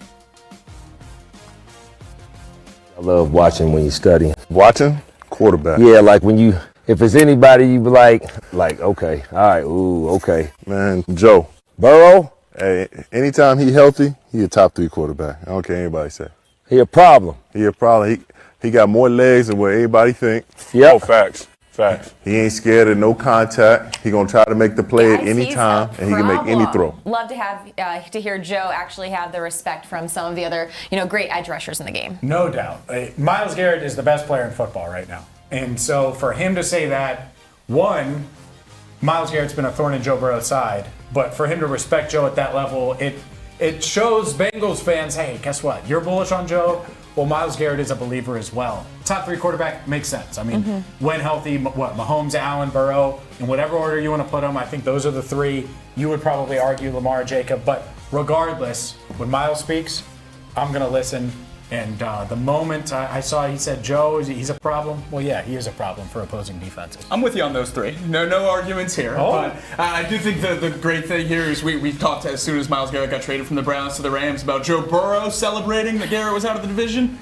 Garrett sounds like he might have been celebrating as well, not having to face Joe Burrow twice a year. So great to see the other side of that coin. Absolutely. When Myles speaks, we listen, but we also listen when Joe Burrow speaks. And Burrow sat down with GQ. They talked about a lot of things, a lot of personal things when it comes to Joe Burrow and his routine. But one in particular they asked him about was his bracelets. And let's take a listen in as to why Joe wears as many bracelets as he does. I always have my bracelets on. Would you consider yourself a sentimental person? No, I don't think I am a sentimental person. This is kind of all the only thing that's sentimental to me in reality. A lot of people that are special to me have given me these along the way. I have one from every stage of life. They're with me. I play in them. I'm wearing them all the time. Shower, going to bed. Haven't taken some of them off in over 10 years. They mean a lot to me because they come with memories of places and people. This band here was from the Bengals. It is a band I associate with my first year in the NFL, which means a lot to me. This one, somebody special to me gave this to me on my high school graduation party. It used to say Bowser on it, character from Mario, but that's kind of faded after 10 years. This one is from my high school football senior year. They gave this to us. I've had several of these breaks, so I've had to make those custom a couple times. This one, somebody special to me gave this one to me. And then this one, it's pretty self-explanatory. Never take them off. I always have my bracelets on. So that first band that Joe was talking about from his first year at the Bengals, I have that same one because it was given to all players and staff to help with COVID protocols and where you could go around the facility. However, I did not keep mine like Joe keeps his. I was looking for it the other day, but I was like, I think I might have kind of got lost over the years. But I just think this is such a cool sentimental thing that Joe does to kind of, commemorate kind of different parts of his life like in this way. Yeah, there's a lot of bands on that wrist. He's going to add a few more too. You got the Aloe one now. Yeah, got a body armor one coming maybe. Yeah. The good news is that's his non-throwing hand. For Yes. those wondering, but it is something unique about Joe that those that have covering him have noticed. He's always had those bands on, and they're kind of out of style. It's not like they're like something a lot of people do anymore. But the Bowser one is my favorite. The fact that he acknowledged that, even though you can't tell that Bowser's on it, because Joe Burrow is a nerd. And he doesn't hide it, and I like that because who doesn't like Bowser, who doesn't like Mario, video games, etc. I love all this. Whenever you get a little glimpse into the non-football Joe Burrow, it's always some of my favorite things. And as a fellow wristbands guy, it's great to see a little bit of support here from the QB1 in the They're city. so out of style unless you're Joe Burrow. You know what is in style? Hunter Green. The man is always in style. Going to be making some rehab appearances and throwing, and here was a really cool vantage point. They had glasses on the catcher for Hunter Green out there in Arizona as he was getting some work in, and just how unique to just be sitting behind there as Hunter Green is just hurling a fast pitch right at you. My first thought of this was, how do we get it in the broadcast? We need these meta glasses on some catchers. Yeah. Give me a view here of the strike zone, maybe for an ABS challenge. We see it from here. I don't know. This is one of the coolest angles I've seen in a long time of a pitcher on the mound. And obviously the biggest takeaway here, Hunter Green on a mound. Huge for the Reds that he's working his way back. One of the best pitchers in the game when he's healthy. This was awesome to see. Yeah. Great vantage point. I agree with you. Add it to the broadcast. Yes. Find a way. The first broadcast that does that is going to benefit big time. But, yeah, Hunter Green on the mound would be huge for the Reds. Hopefully it happens early next month. I think that's the realistic timetable. That was the initial timetable that's out there. It feels like he's on track for that, which would be huge, assuming they can win some games between now and then. Special jerseys, special pastures on the 4th. Seems like a good time for a Hunter Green debut. That would be huge. Can you imagine? Oh, man.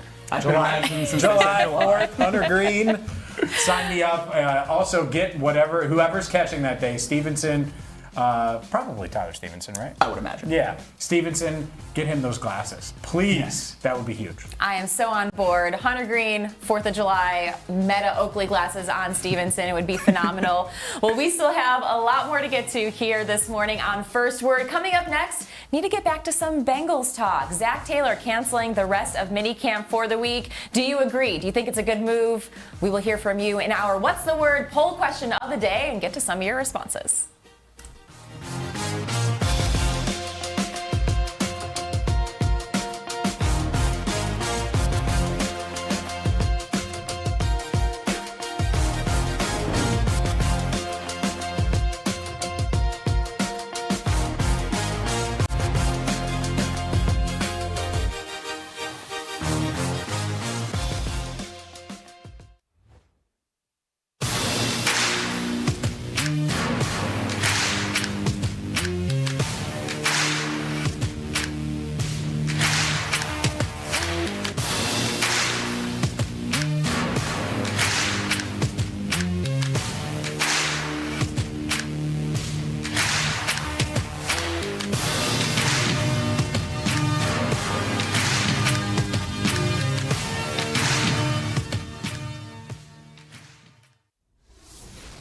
Thanks for joining us here on The Crown. I'm Marisa Contipelli, and it is time to put FC Cincinnati goalkeeper Roman Celentano in the hot seat and ask him some rapid-fire questions. And I'm not really sure how these are going to stack up to what you're used to facing over there at TQL. If it's going to be easier, if they're going to be tougher. But are you up for the challenge? Sure am. All right, we're going to kick it off. Growing up, was goalkeeper always the position you wanted to play?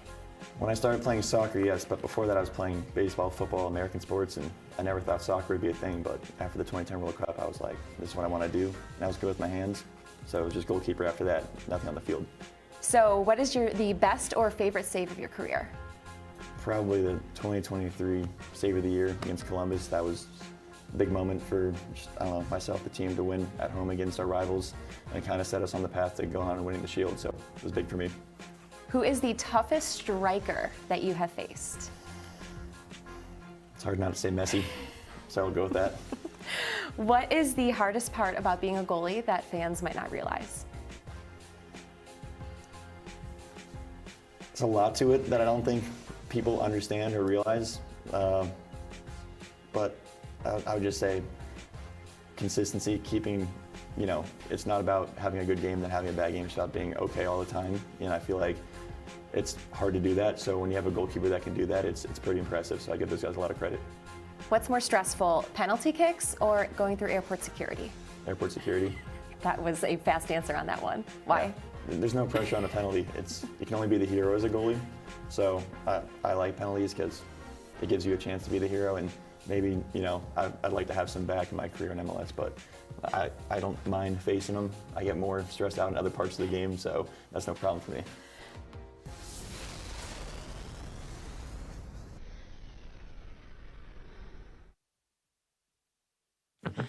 Hello, my name is Natalie Jones, and welcome to The Nat Jones Show.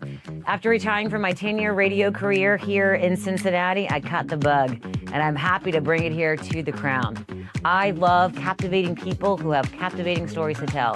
And the thing about it is, everybody has a story to tell. All you got to do is empower them to do so. That is exactly what I'm doing here. Because life is better when we all stay curious and we all stay connected.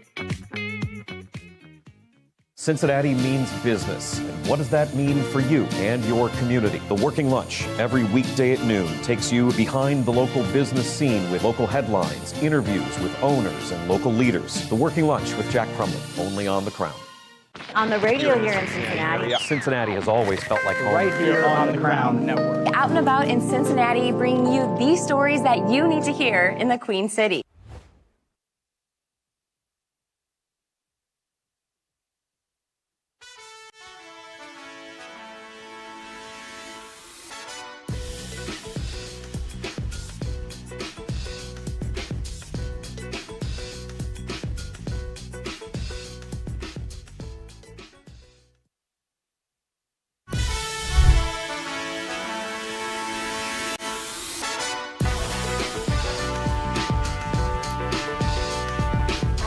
First Word rolls on a Thursday. I'm James Rapien alongside Jacob Tissot.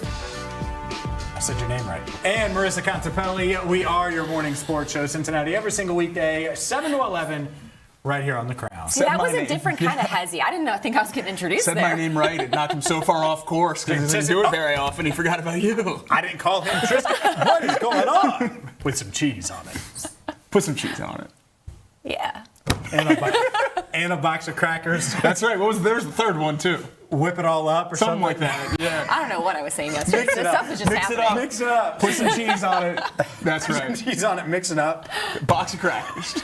Yeah, exactly. One of my favorite moments from yesterday's show, but plenty of great moments coming your way. With you till 11, like I said, you're going to hear from Joe Burrow and Zach Taylor coming up on the state of the offense, but the Bengals are part of our What's the Word poll question of the day. Zach Taylor called off minicamp after just one practice. He said no more. Here's why Zach decided to make that decision. That was a decision I made last week, really. We gotten everything we wanted to get done. We got all the installs in. I thought the guys did a great job getting the work in the field over the, since really late April when we started meeting and lifting, and then all the field work we've done in May and June. We accomplished everything we set out to accomplish. I thought the coaches have utilized every minute we're on the field. I thought they did a great job with the practice plans and the reps. So I just felt like we were in a good space and ended on a high note. Let these guys come back in late July. So because y'all went longer, used the full time, the allocation of 3 days. What did you? I know you just mentioned a little bit. Was there anything extra that you saw this year that said, okay, we really felt like this is why the work was so good? Well, we probably utilized more phase 2 time than we have in the past. So we've been on the field for a good amount of time and got a lot of good work in. We're not overly physical with the 11-on-11 stuff. And so at some point you just reach a point of diminishing returns where you're out there and we've accomplished a lot of work and now it's time to take a break and then come back and train camp ready to roll. Kind of a trend. We've seen that. I know San Francisco, LA canceled it completely. Is there a reason behind you think why we're seeing that more across the league, stuff like that?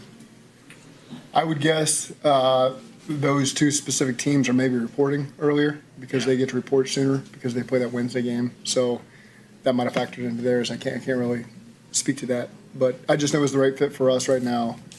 And I think our guys are excited. And since Zach Taylor made the decision to cancel the final 2 days of mandatory minicamp, it was our What's the Word poll question of the day. Do you like the move? 51.5% of you say if Joe Burrow approves, so do I. 30.3%, including the control room, say yes, love it. 18.2% say no, hate it. Marisa, you love it? You love it if Joe loves it, or do you hate it? I hate it. Hates it. We have, 5-6 weeks until the team is back now for training camp. There are so many new faces in this locker room and on the defensive side. It's only 2 extra days. Put the extra couple hours in, get that work in, leave on a high note, which I'm sure that they are doing, leaving on a high note. It seemed like it was some good camaraderie in the locker room there yesterday. But there's so much work that needs to be done on the defensive side. Why not spend the extra couple days? May it make a huge difference come November? Possibly not, but it could make a big difference come July, come August as the team is coming back together. I don't know, just continue to build that rapport and build that chemistry. I don't think it could have hurt you in any way to have minicamp the rest of this week. Yeah, I think it's certainly a noticeable trend at this point, at the very least, that this is starting to happen across the NFL. I don't know how much I really care. If there was pushback from players that they wanted more work or that they thought it would be valuable to be there together, then absolutely I would agree with that. But I would imagine this type of thing doesn't happen without a conversation with at least a leadership group on the roster. And if Joe's okay with it, I'm okay with it. And it's not just Joe. It's obviously a longer list than just one man there. But if everyone, that it's in charge of this team from a player's perspective is okay with moving on with these next 2 days, then I am as well. I think the thing that I come back to is really what you said there was it's just 2 days. I don't know that it can really swing the season in just 2 days. So maybe you can help, get things expedited before training camp, but you still have training camp to come. I just don't think it's too big of a deal. I'm going to raise my hand. All right. Permission to speak. Did he or did he not? Did he or did he not get excited when Joe was putting that extra work in on Monday? Oh, it was great. The happiest I think I've seen him all week. For 45 minutes of extra. It was awesome. Right now, you can just tell. He could have put the normal amount of work in the next 2 days. Just if I'm looking at it for If argument's Joe sake, wanted to throw the next 2 days, he would throw the next 2 days. But he clearly wanted to throw more because he stayed after and threw. And he did. And he threw yesterday. Joe wants to work. He can throw. I'm just saying. I'm sure he will throw over the next 6 Do you think weeks. Joe really wanted to cancel minicamp early? No, probably not. But I would imagine that he's fine with it, or it wouldn't have been canceled. Oh, you think? I don't know about that. I don't think Zach's like, hey. Not just. This is a hard thing to not have a conversation with anyone on the team about, though, right? Sure, like vibes-wise, we got everything we need to get done, that stuff. That's what I mean. Oh, sure, not asking for permission. Correct. Yeah, well, yeah, I was going to say, that didn't happen. Please. Yeah, no, I'm not saying that. But it's a collaborative conversation between the players that have been deemed the leaders of the team, I would hope. I would hope that for any organization across any professional league, honestly, at this point. If you're giving these guys captain's patches on their jerseys, they should have meetings and conversations about this kind of stuff. So I would imagine that there was at least some kind of collaboration there to come to this conclusion, and everyone was okay with it. Yeah. I think the answer is somewhere in the middle. Like, I don't think it's a huge deal. Like, it's minicamp. I also get Marisa's perspective of like, hey, man, 24 and 27 over the past 3 years. Urgency is up, pressure's on. But as long as you answer the bell in camp, training camp, the actual camp, everything's all right. But you need to be ready to go. They have that joint practice with the Bears, which we haven't really hit on a lot. We will. I think that's pretty big, having that. Mm-hmm. Whether or not we should see Joe Burrow in the preseason, I think there's a lot there because that was a big thing last year. Should he play? Should he not? And he played. And then they didn't really operate that well on the road against Cleveland. So I think that there are layers to this. But like big picture, a lot of minicamp is about getting these young players and new players on the same page playbook-wise. And that's pretty much it, making sure they're semi-in shape. But that's mostly what it is at this point. Yeah, and hopefully that you were able to tackle a lot of that during rookie minicamp as well before these last few days when guys have been in the facility and they've had the playbooks now for a long time, and hopefully they've been doing work on their own too to get familiar with all that stuff. So I think it's a bigger conversation if canceling 2 days of practice does derail the season. So hopefully it doesn't. David Shaw on YouTube says, Burrow isn't the guy who didn't want to work. I just think it's a players' league and they never want to work anymore. That's why injuries are through the roof. I think that's certainly something with cancellations across the whole league, not Bengals specific, but players certainly are pushing back against minicamp and a lot of offseason programs. That's why we've seen them cut down every single CBA negotiation that's rolled around and would assume that they'll get cut down again. Maybe no minicamp at all. We've seen a lot of teams cancel them in its entirety. Bengals had 1 day, which was great, but I think we're going to see these offseason programs get cut down even further the next time the CBA comes up. I was just going to say, you have it on the schedule. It's scheduled for a reason. The majority of teams are doing it. Why not just do it? It's scheduled. I agree. I also think maybe the ramp up for the offseason period could just be slow. Like, did they need to get together in April? Could they have started in mid-May and then finish out minicamp? That would be what I would rather do. I remember a few years ago when Joe was coming back from the wrist, I covered every one of these practices. You'll get this. And it didn't feel like there was an offseason. It was like a month, and then we're back for training camp. And I was like, I'm never doing this again. I'm not showing up to all these off-season practices because it really didn't feel like there was a true break, and it does not if you maximize that. So Zach Taylor made the decision. It doesn't matter one way or another if they get it done on the field this season. We're going to hear from Zach Taylor. We're going to hear from Joe Burrow on the state of the offense because offense wins championships. That's next right here on First Word.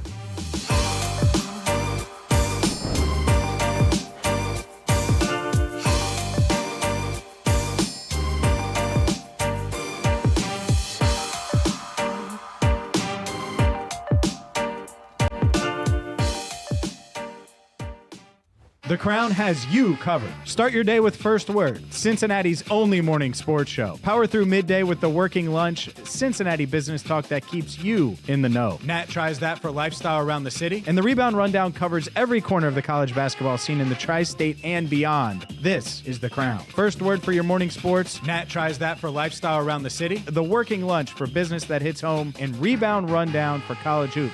This city deserves its crown. Watch, listen, subscribe.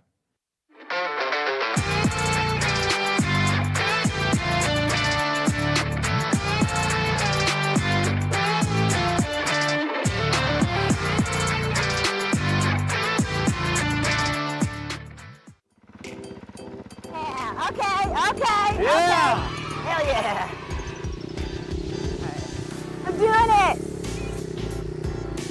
do you think I'm doing so far? You're doing really good. Really good. You already got your shifting points down and stuff. You're able to shift, start it, brakes, all that. You're standing up over the bumps, which is what we want to do, and you've already got your crashes out of the way, and you're tough, so you're doing great. I must say, I'm like on a 110, which is like what little kids ride, and I'm like in gear 1, okay? And even in gear 1, I'm like, okay, you can do this, you can do this. And now I'm on gear 2, so excited. One day I'll get to gear 3. But the main goal, I don't know, I really want to do a jump and like get some air and land it. So that's what we're gonna do now on this one. Yeah. I think I can do it. If anything, I think I'm gonna send it regardless.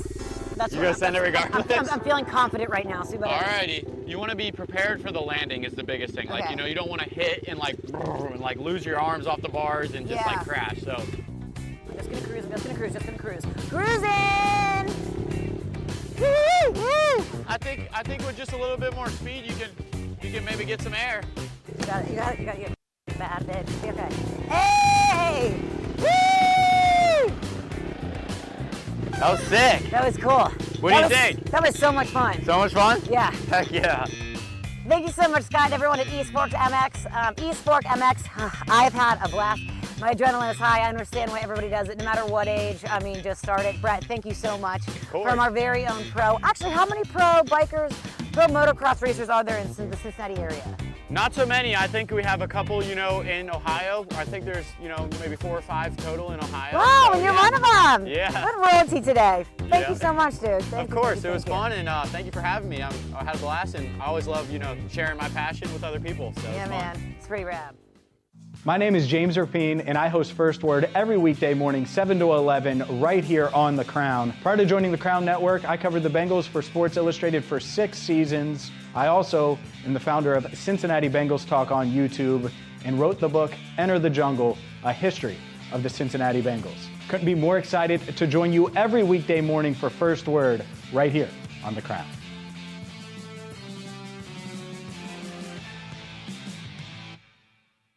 This city deserves its crown. Watch, listen, subscribe.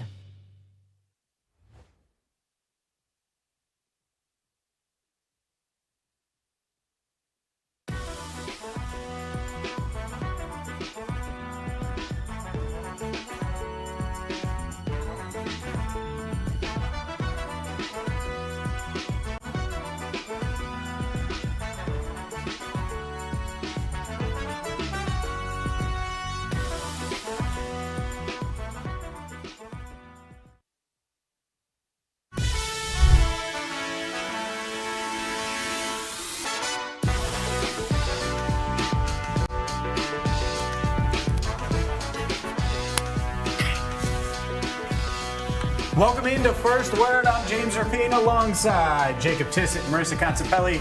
We are your morning sports show in Cincinnati every single weekday, 7 to 11, right here on The Crown. And it is not just us. No.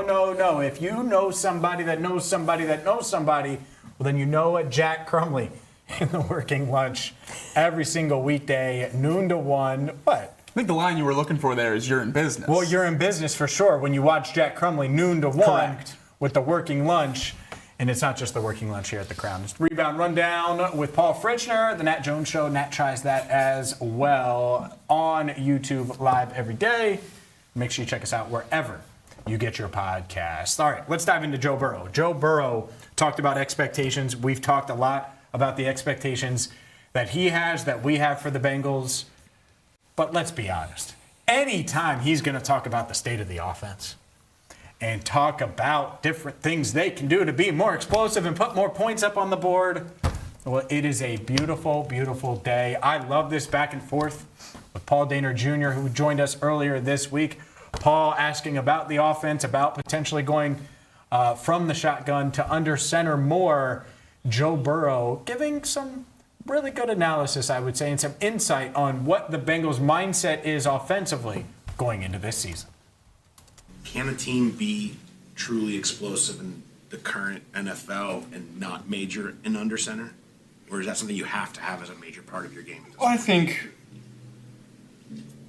if you're going to be a gun team, you're going to get certain defenses, and teams inherently are going to be more worried about the pass against us and try to take that away, because that's that's what we're great at, and teams know what we like to do and that we're really good at it. So, trying to find ways to be explosive in the run game, and then try to find some things off of that can get us a couple easy explosives. And we're committed to that. Our coaching staff has done a great job this offseason of putting a plan together to try to execute that. So I'm excited to see how it works out, but I'm always ready to drop back 65 times and make it work too. but I mean, what is it about that? Obviously, it's your specialty, and you guys have Jamar and T, obviously. But what is it about that why you guys feel like it's just always been where you guys have leaned to just doing that rather than sprinkling in more of the under center? It's what's been effective. It's been, we were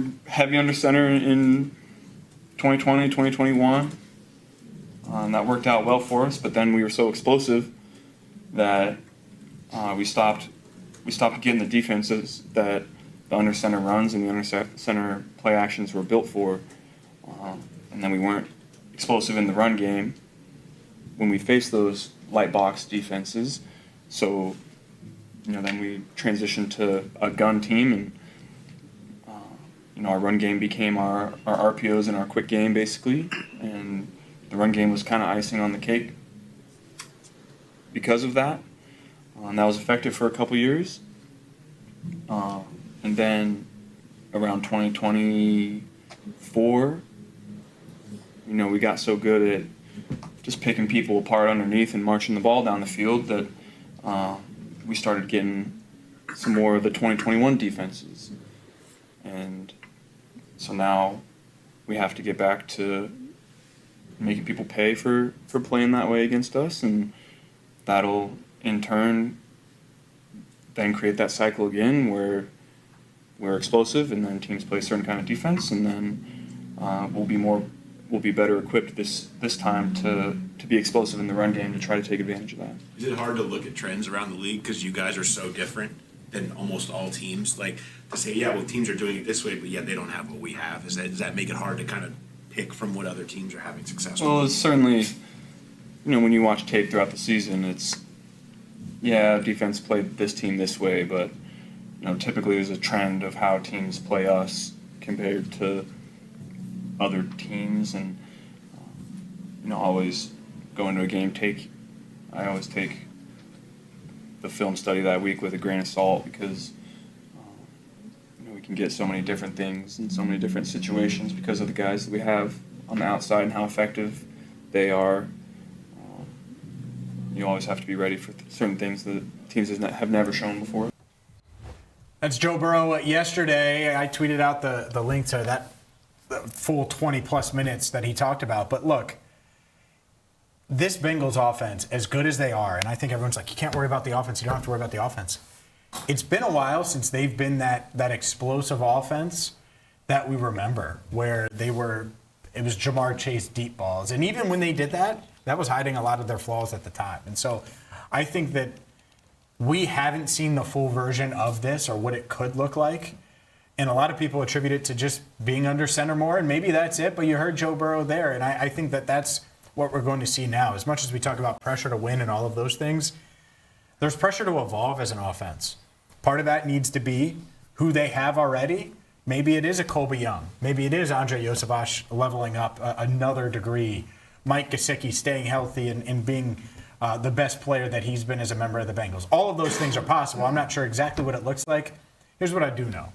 They should be one of the best offenses in the league.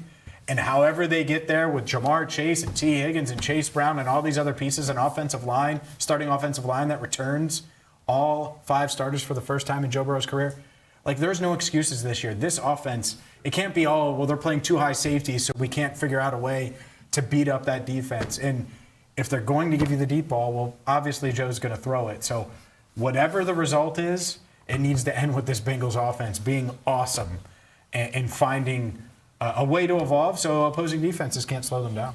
Yeah, still a little bit of time until we find out for sure whether or not the defense is fixed, but it certainly feels like it's headed in that direction. If there's any point in this season where the conversation has to flip to the offense and they're not doing their job, it's going to be very difficult for Bengals fans especially to have to swallow that after the last few seasons where it felt like all Joe Burrow needed to compete for a Super Bowl was a defense in the top 20. So certainly a lot of pressure on the offense to produce this year the way that they are expected to with the players they have over there, and I think some of that does come with growing and changing. This is the NFL. These are professionals on offense as much as they are on defense, and they're going to adjust, and that's what's happened against the Bengals, exactly as Joe said there, since they came into the league and dominated right away. That's the thing that might long-term hurt the Bengals here, is Joe and Jamar dominated right off rip. I remember the deep ball to Jamar against the Vikings in the first game. This is what they're going to be, and they were for multiple seasons right away. Now, the last three haven't quite been the same. Those two certainly still delivering, but from team success standpoint, and now the roster is caught up. The offense needs to take another step and get back to one of those top offenses in the league. And is it fair to say that they need to be a top 3 or so offense? Maybe not, but they do need to be that way because of the talent and the expectation that's been put on them over the last few years. The offense needs to be great, and there's really no way around that this year. Yeah, and like you said, this is who they are. Joe and Jamar are going to take the deep shot. They're going to be explosive. Can they be more explosive? Absolutely. But you look at since 2021, with quarterbacks with at least 750 dropbacks, Joe Burrow ranks 3rd in the number of times he's been in the shotgun formation. And you look at the Bengals' numbers, across NFL teams and just averages. Last season, they averaged out of the shotgun about 81% of the time. That was second highest among all NFL teams, just behind the Commanders. So yeah, there is something to it that maybe they could go under center a little bit more, because most teams average kind of around the mid 60s, low 70s. So it doesn't have to be a drastic change by any means, because you want to make sure that Burrow is comfortable in what he's doing and where he feels like he's going to thrive at the most, which has been shotgun since he's really entered the league. Yeah, and he mentioned it there. Hey, if you want me to drop back 65 times shotgun, we'll do that. Mm-hmm. And they did that. The time that I'll never forget is the Monday night must-win game against the Rams, and he's got the calf issue, and it was 8 days after re-injuring it against the Ravens. They're 0-2, and they have to win the game. And I think they did throw it 49 times. I think and they were all shotgun. He was not moving well. But whatever it takes to win, and Joe's going to do that. And that's always been my argument. There are some that are like, Joe doesn't want to get under center. If you told him, hey, Joe, get under center, but we're going to run it for 8 yards a carry or 6 yards a carry, and this is going to give us the best chance to win, I think he's more than willing to do that. They haven't had the offensive line to do that. They haven't had the running backs to do that, the running game in general to do it. Maybe they have that this year with their offensive line returning, year 2 of Scott Peters. You have Chase Brown, who's a budding star. Mix all of that together. Maybe this is the path where at times they can lean on that, get a lead, and then finish that lead with the run game. That would be a refreshing change. Or punish teams that are saying, hey, we're going to take away T and Jamar, fine. Then you got to deal with another Chase and Chase Brown. That would be big if they did have that gear as an offense. We started to see that a little bit towards the back half of last year. Chase Brown really emerged down the stretch, and the run game became more of an expectation day in and day out instead of a luxury when it did show up. But obviously the run game is a huge beneficiary of going under center more. But the thing that I look at, and something that I've looked at with Joe Burrow for a long time now, is a huge outlier analytically with him is his play action success, or the lack thereof. Last year, he ranked outside the top 50 at EPA per play, which might be injury related, but the year before outside the top 30 as well, when he was right there as an MVP finalist. So establishing that run game as well will open up something that I think Joe Burrow can be really, really good at. And it's the play action game of getting Jamar and T open, getting those cross action down the field, and not letting teams just sit back and be comfortable because they know what you're going to do before the snap happens. It just adds that extra layer of deception to the offense that I really think the Bengals could thrive in, especially if Chase Brown continues to take a step and that run game becomes a legitimate threat. You mentioned that play action rate. Last season, the Bengals had the lowest rate in the league at just 11.2%, which is a little surprising given the amount of talent and weapons that you have. The pressure, it's been the theme of the show, is pressure, right? And Joe Burrow embracing pressure and all of those things. I would like the Bengals to take a little bit of pressure off of him from having to run the offense like he has to. Right now, they basically say, here's the play, Joe, make the best decision. All right, here's the play, Joe, make the best decision. And do this 70 times a week, 65 times a week. And That's a lot. There's no quarterback in the league that is asked to do more for his team than Joe Burrow. And he wants that. Of course. Why wouldn't he? What star player wouldn't? If they had the opportunity to say, all right, well, we are going to get under center with a little more play action. This is going to work. These 2 or 3 different things are going to be schemed up to make it easy for Joe so he doesn't have to go diagnose the moment he gets out there and he's looking, because that's why when he's under center, he has to turn his back, especially with play action, turn his back to the defense, and it's tougher to read and react in the moment. No doubt about it. That's why shotgun is so comfortable for him. At the same time, I would like to do that with the game on the line. And in the meantime, have some different ways to press that easy button at times so he doesn't have to. It's not all on his shoulders 17 games a year and then in the playoffs and everything that comes with it. If you can do that, I think it's going to not take pressure off from a win standpoint, but take pressure off so when it's time to unleash number 9 with the game on the line, you can do that, and he can diagnose and read and do everything that he does. Yeah, absolutely. And I think the continuity on the offensive side of the ball, both with the coaching staff and the players, allow you to try to take that next step this year. When you have holdouts and people not at camp and contract disputes and all that, you're worried about bringing new guys in, teaching them the lineup. I mean, heck, their starting guard that ended last year wasn't even on the team at this point in last year's offseason. So it changes a lot when everyone's in the building, working together, and going towards that common goal that you can start improving instead of just getting back to the base level that you ended last season at. And that's why I'm so excited for the ceiling or no ceiling on the offense this year, because I can't remember the last time this was the case for the offense. Obviously, the first time of returning all 5 starters of Joe Burrow's career, but even beyond that, all 3 receivers back, Chase Brown back and knows what role he's playing, Burrow healthy throughout the offseason, at least so far. So I think all of that is exactly what you need for an offense that has shown you it can be one of the best in the league, but is looking to take that next step. You need a perfect storm of an offseason, and the Bengals have gotten it this year. Yeah, there's no doubt. Joe Burrow obviously has high expectations for this offense. Zach Taylor had goals for this offense throughout the offseason program. Here's Zach on what they're hoping to accomplish and hope to accomplish during the offseason program on offense. I think Pitch has done a great job articulating what we expect from our guys, to be more explosive, to be able to close out games, in our 4-minute drill, and that's going to take place on the ground primarily. And so I think our guys have really bought into what it needs to look like for our team next year. It's not just speaking to the offense. That's a team aspect of it where we need all 3 phases to be intertwined in order to play in each phase how we want to play. Obviously on defense, you want to get a lead and you can just tee off, and we can finish games with a lot of the playmakers we have up front. And on offense, you want the defense to play really well so we get that lead and we get able to get to grind it out and control the clock and finish the game on the run and wear down a defense, and special teams be explosive and win the battlefield position. So it all ties together. We're all counting on each other to be able to step up and do their job, so that we can finish the games, on each side of the ball the way we want to. We're so far along with the years of service from our offensive guys that it all makes sense to them. So you can put in a couple tweaks that you're not going to touch again until September, October, and the recall from these guys will be really good. And then again, there's new guys, certainly, that have a lot to learn. But we're just, you got to be able to put up, the experience in a system amongst the guys on our offense up against any unit in the league.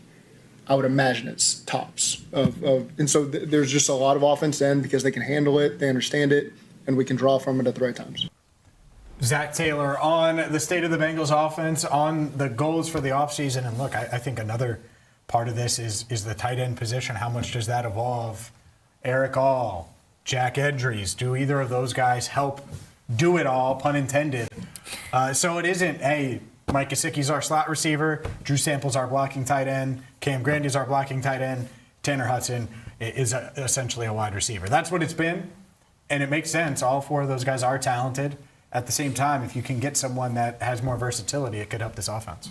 Yeah, absolutely. I think that's something the Bengals have left on the table a little bit over these last few years. Great success from tight ends that have come in here, most of them getting lucrative second contracts after a 1-year stint in Cincinnati. Obviously, Gesicki stuck around, which has been great for the Bengals. Hopefully he can stay healthy this year and be a great threat. But having that do-it-all tight end, either All or Edries can fill, really does open up another lane for this Bengals offense. And that's all it is right now, talking about the offense, is trying to figure out how it can get better, because we've seen it at its ceiling. It's one of the best that's ever been played played in the NFL. So maybe tapping into other things that they haven't tried yet is how you get there. And it's certainly the run game, it's under center, it's play action, but it's the tight end position as well, because the Bengals show their hand right now with Sample or Gesicki. You know it's a pass when Gesicki's in the game. You know it's a run when Sample is. And that's not a great way to run an offense. So having a do-it-all tight end that can take some of the pressure off both of those guys in both roles, I think will really free up this offense. Absolutely. And something else to note, James Casey, the tight ends coach, had the title run game coordinator added to his plate and to his docket. So interested to see how that's going to come all into play too when it comes to the tight ends. Yeah, it's noteworthy for sure. Hopefully he can help in that area. He's certainly one heck of a tight ends coach. We will continue the Bengals conversation coming up in a bit, but up next, what Mike Petraglia had to say earlier in the show on the Reds. Is it time to be sellers? We'll dive into that next right here on First Word.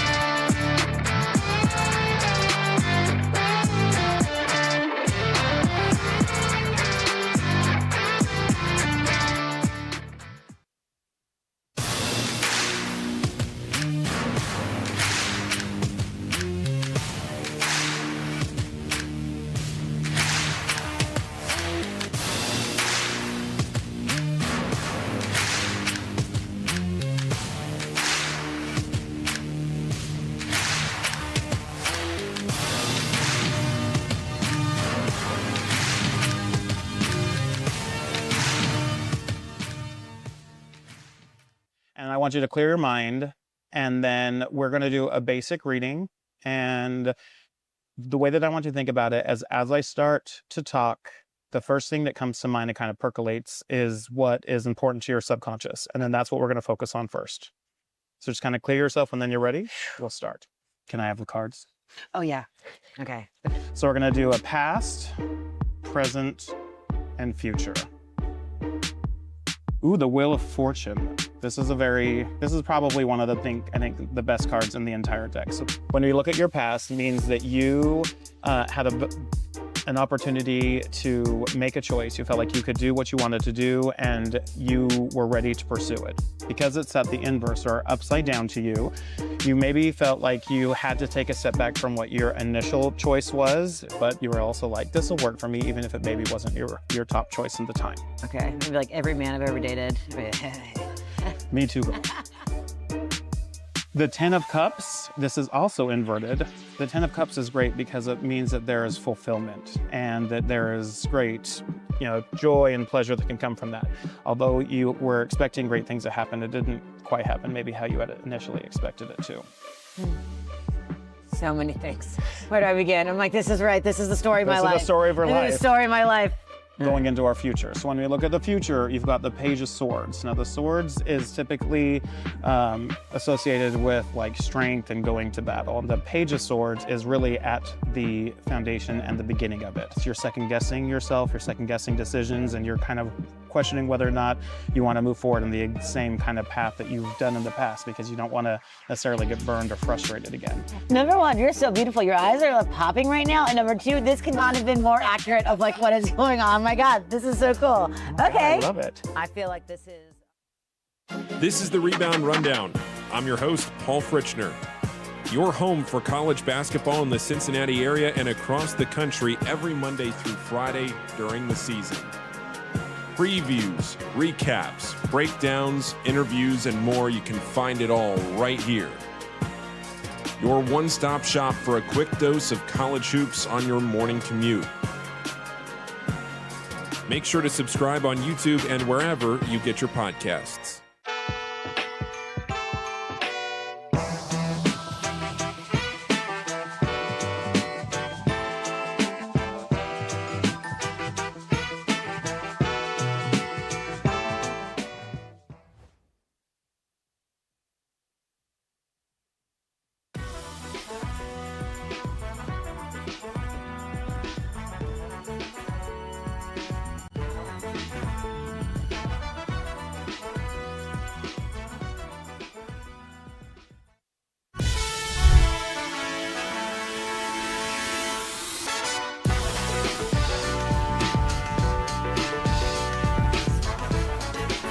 First Word rolls on a Thursday. Not just Tuesday. It's teased. On a Thursday here, we are your morning sports show, Cincinnati. Every single weekday, 7 to 11. Always open. Right here on the Crown. Look at that. It's just so smooth. It was the no look. So easy. No look with some cheese on it. Box of crackers, Triscuits, right. biscuits. By the way, if you know somebody that knows somebody that knows somebody, you're in business. The Working Lunch with Jack Crumley today at noon. And we're with you till 11 right here on the Crown. Let's dive into something that maybe you missed earlier in the show. Our guy, Mike Petraglia, a.k.a. Trags, joined us. We talked Reds, we talked Bengals. We'll put that entire interview on our YouTube channel after the show. But I asked him, are the Reds going to be buyers? Are they going to be sellers? What should they do at the deadline? I also asked them about their biggest need right now. Parter. Yep. First one's going to be a yes or no. So is the biggest need for the Reds right now bullpen? Yes. It is. Over lineup. Over lineup? Yes. Absolutely. Okay. No doubt. All right. There you go. There's one. Two, should they be buyers at the deadline? They're 15 and 27 since May 1. They're 35 and 38 on the year. As I like to do, James, I'm going to answer this conditionally. Conditionally? If they're going to be serious and be buyers to be buyers and go all in, yeah, they should be buyers. Go all in. Well, James, you've got 3 wild card spots. We saw what happened last year. They remind me every day. They're only 3 games out. Them and everybody else in the NL. But that's the way they are. They're not going to catch the Milwaukee Brewers. Realistically, they're 11 out. They are. But there have been Reds teams in the past that have made a run. I mean, we go back to the 70s. 79 Reds were 10 games. I know I love to go back to the 70s. The 70s? You know, yeah, with your music and your takes. Let's go. But anyway, the Reds have the ability to make up a lot of ground if there weren't 4 teams in front of them. But they're not going to.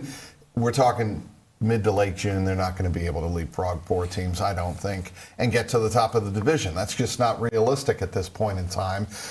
So if they are still within shouting distance of that number 3 wild card, go for it and then get in and then hope Hunter Green finds that magic, becomes that dominant ace. Hunter Green and Chase Burns at the top of your rotation with Andrew Abbott after that. If they were ever able to get to the postseason, I love that.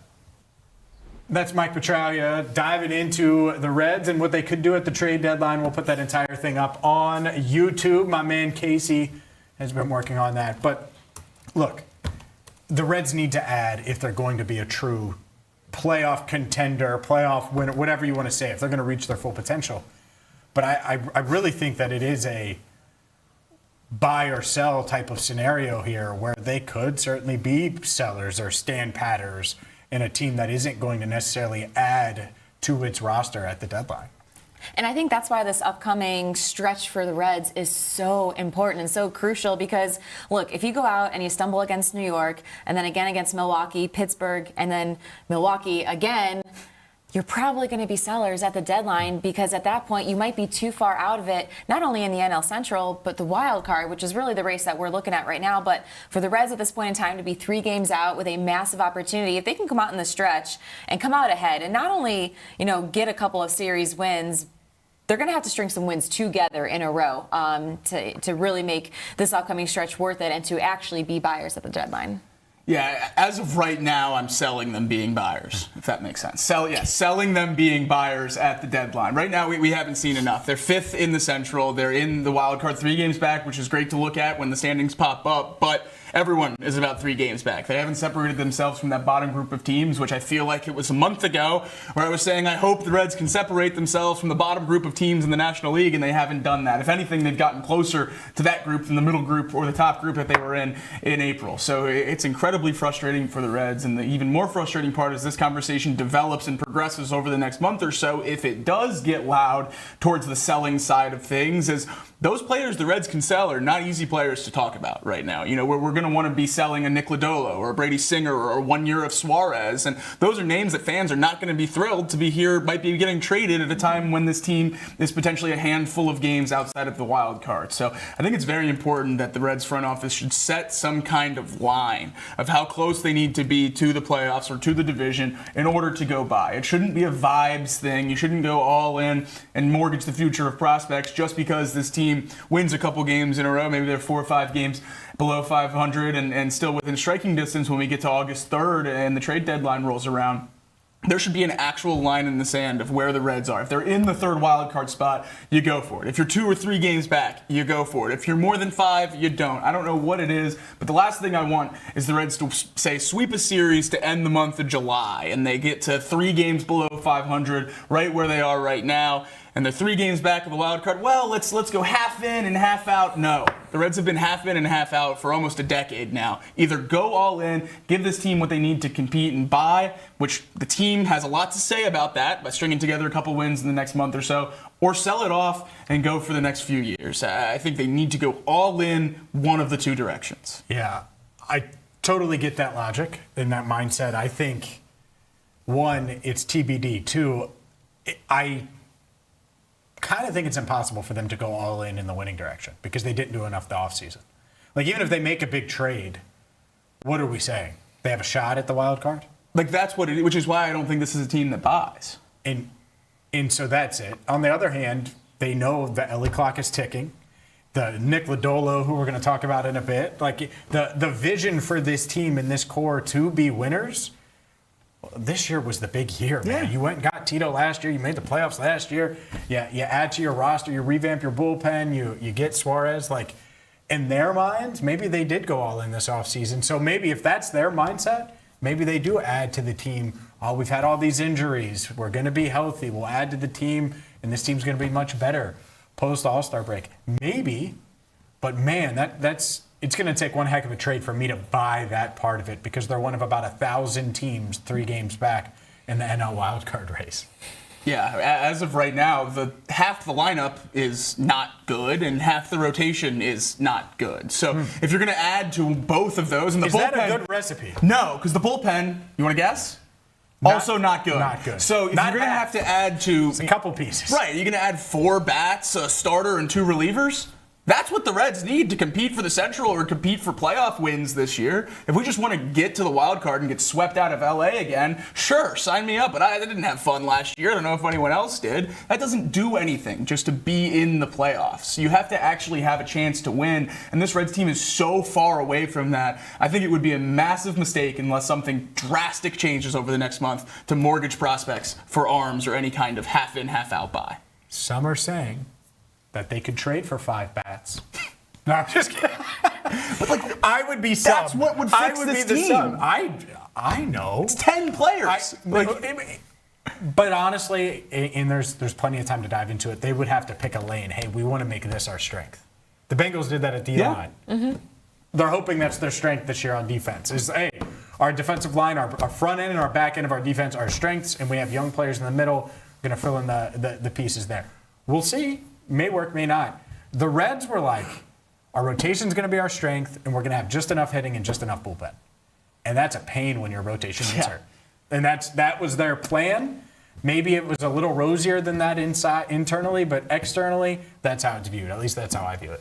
No, I completely agree with you. I mean, and the rotation, I think, has to still be that strength and the piece that they're going to build around for the remainder of the season. So, yeah, to your point, they're not going to be able to add 10 players in the middle of the season. That is insanely unrealistic. Right. But maybe 1 or 2 that could help. Either it's a batter or someone in the back end of the bullpen, or move some things around. Like we've seen Chase Petty now in the bullpen, who's done relatively well, and making a couple of moves like that, getting some guys back from injury, and hopefully the Reds can get through this next stretch. So we are talking about them being buyers at the deadline. I guess the crux, certainly adding 1 or 2 pieces would be great and would make the team more watchable over the summer. I guess the crux of what I'm trying to say is, what does that do season-wise for this team? You had 1 arm to the bullpen, 1 bat to this lineup. They're still fighting to win 85 games. Like, I think you have to be closer to a championship contender in order to do trades like that, especially a team that can't compete in free agency. I don't know, man. You thought they were 85-game winner a week ago. So. That was before Ellie was out for 2 weeks. Yeah, no, a week ago. We could clip it. A week. He was supposed to be back this weekend, and he's not. That's why, because he's not back this weekend. He's going to be back 2 days. Monday. Yeah. Ellie plays this weekend. Back 3 games. Win a couple games. You're unbelievable. That's an unbelievable spin there by Snack. Just unbelievable. Ellie changes the dynamic of this lineup, no question, but he alone, I don't think, is going to make a difference of how the Yankee series kind of plays out. I absolutely think he does. One player. Yes. I think he swings win-loss for this team every single game he's on the line. Oh, for sure. He matters a ton, but it's not.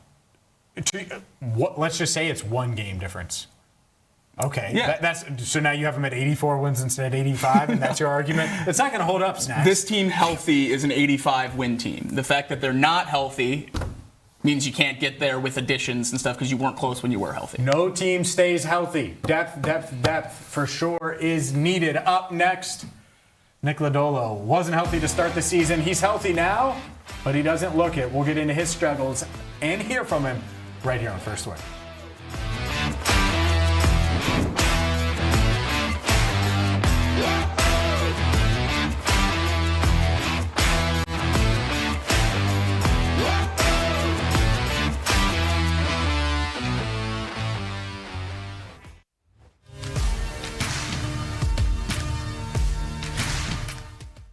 What is The Crown? It's simple, really. Authentic Cincinnati entertainment. Not hot takes from a studio 3 states away. Not national noise pretending to know this city. Rather, bringing a voice to those who call the Queen City home. Where can I watch The Crown shows? Join us live from 7 to 11 a.m. for First Word and 12 to 1 for the working lunch on RESN. No live TV? No problem. Stream and interact with all of our content on major podcast, broadcast, and streaming platforms. The Crown is Cincinnati. Loud, passionate, competitive, proud. From early morning sports debates to the business leaders shaping the riverfront, to the fans, stories, moments, and culture that make this place move. Live shows, podcasts, documentaries, digital content built from Cincinnati, for Cincinnati. This is The Crown.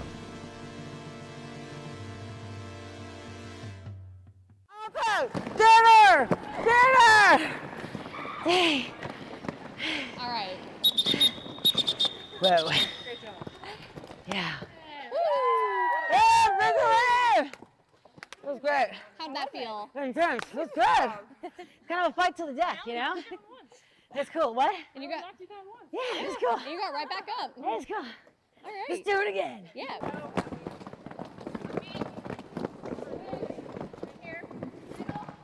Oh, try to score the punches to get through.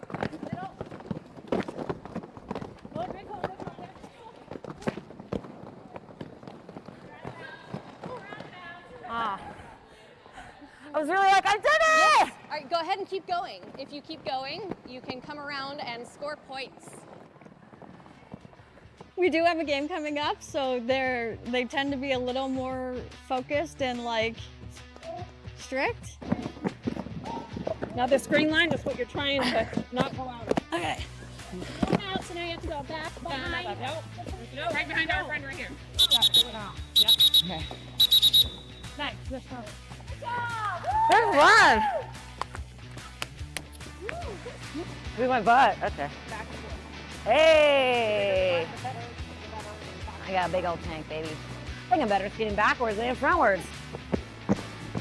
Ooh, everything's fine.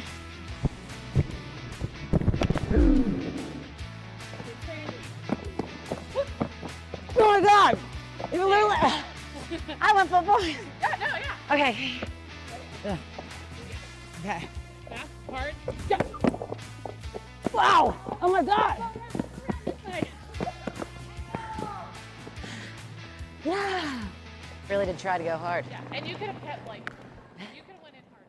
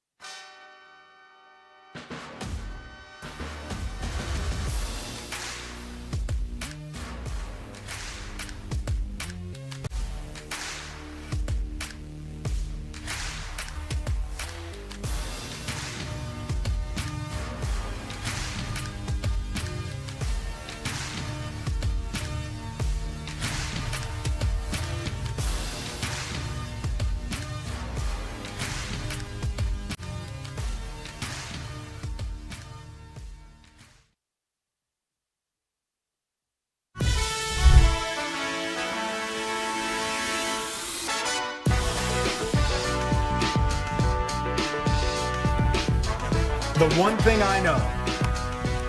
Gabe cannot guard me. Just want to put it out there. Dang. Let's keep it rolling here on First Word. I'm James Rapien alongside Marisa Contipelli and Jacob Tissot. Got your name right again, a.k.a. Snack, a.k.a. Trisket. And let's dive into Nick Lodolo here. You think he's going to cue up the Nick Lodolo sound now that I took a shot at Gabe? Maybe. Might not. What are the chances your mic's even been on this whole segment? Oh. I don't know. It's on my end. Well, he's on the controls. It's on my end, but yeah, you're right. I like proving it to the audience. Dave is actually controlling the sound, so Dave, please. Oh, we're all on the same team is what Gabe says. Oh, man. Gotta be nice to your director. We are. We are. Oh, yeah. I'm taking Gabe for a 3-on-3. Yeah. 3-on-3 what? Gabe and Gabe against James, and James? Dunk City. What do you mean? Anyways, let's at baseball? How would 3-on-3 baseball? I don't know. I thought we were talking about basketball. Is that like pitcher, center field? We're talking baseball right now. Did you not open up the segment Nick with that? I'm so confused. 3-on-3, he gave up 11. 11 hits yesterday, 7 runs, 2 walks, 2 strikeouts. The Reds lost 9-1.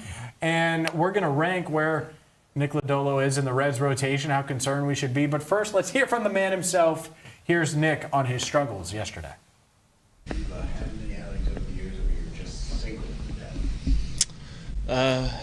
No, I mean, I feel like I had one in St. Louis earlier this year, but yeah, I mean, how many? I don't even know. What was it? 9, 10 singles. But it counts. So I got to find a way to stop it. What didn't allow you to stop it? I mean, obviously I'd like swing and miss. I wasn't getting any swing and miss there, but. Yeah, I haven't really looked at execution of pitches on that. There was definitely some hit hard, some weren't. That's the game, though. I feel like your changeup and your fastball aren't maybe working as well together this year as they did last year. It seems like there's more contact on the fastball, a little less miss on the changeup. Is that kind of something you're looking at? Yeah, that's definitely something. We talked about this last week. That I'm trying to get better. I think it starts with location. So it's something I got to just get better at. And I need to this week for sure. So overall, I mean, there's plenty of other things too that I feel like I obviously today didn't do a good job of. So, yeah. You guys in the rotation obviously don't want to go deeper in the games. How tricky is the balance between pitching with contact and still getting the swing and miss when you need to and kind of making it all, getting it all? I think a lot of that just comes with making good pitches throughout it. I think when you're going through an outing like that, you're always hunting swing and miss. That's king. So, I think, like I said, pitching deep into games and stuff like that, if you do things that, like, for example, get ahead and you're on the attack the whole time, you're going to do that. That's something I haven't done a great job of, and it's something why I feel like I'm in the position I'm in. Do you feel because of that, it's been harder for you or less frequent for you to use that back foot slider that was one of your trademark pitches? Yeah, for sure. I'm just not really getting myself to a spot to do that, and then when I am, I got to execute. Yeah, Nick Lodolo certainly does have to execute. I mentioned the 11 hits, the 7 runs. It's been rough for Lodolo, and I thought he was coming out of it. It felt like he was turning a corner, and then he has the setback that he had against the Mets yesterday.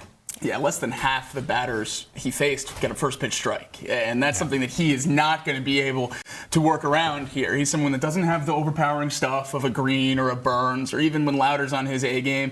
The breaking ball used to be that for Lodolo, and it's not anymore since the blisters, and it really has fallen off this year. And I think that's where a lot of the concern comes in for me, because the stuff that used to get him over that hump, he doesn't seem to have it anymore.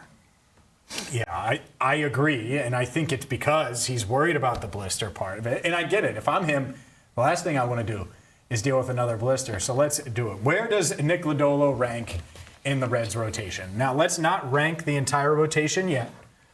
Let's just put Lodolo in here, all right? 1 through 5, Nick Lodolo. And this does not include Hunter Green. Let's flip him over here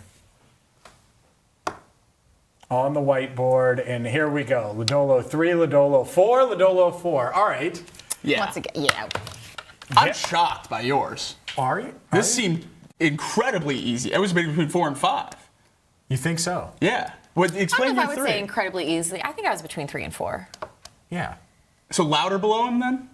Well, that's the tease. Look, Lodolo better be 3.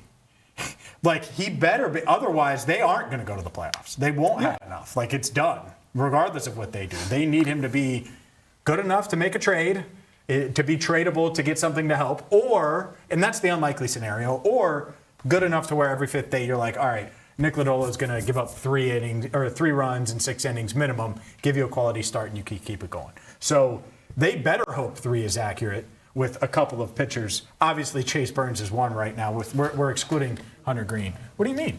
Really? He's been 1 for 2 months. Wow. On this side of the desk, I know he has. Don't think I've heard you say that. Oh, yeah. 1 in, like, saying he's officially an ace is 2 different.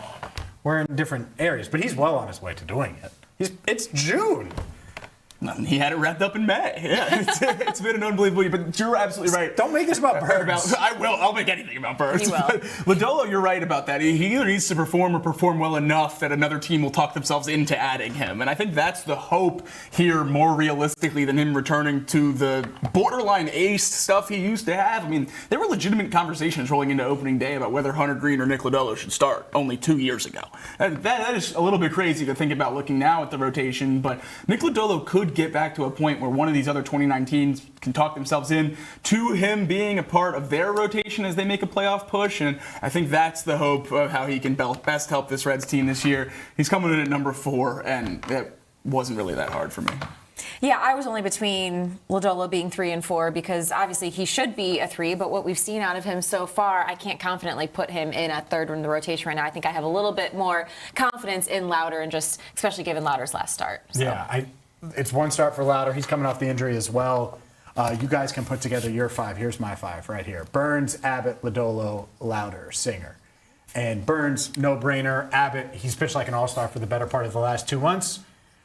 Nick Lodolo, you need him to be 3 for sure. And I believe in him more. Louder 4th, Singer 5th. Don't grade the handwriting. Grade the rank and rotation there. Look. Yeah.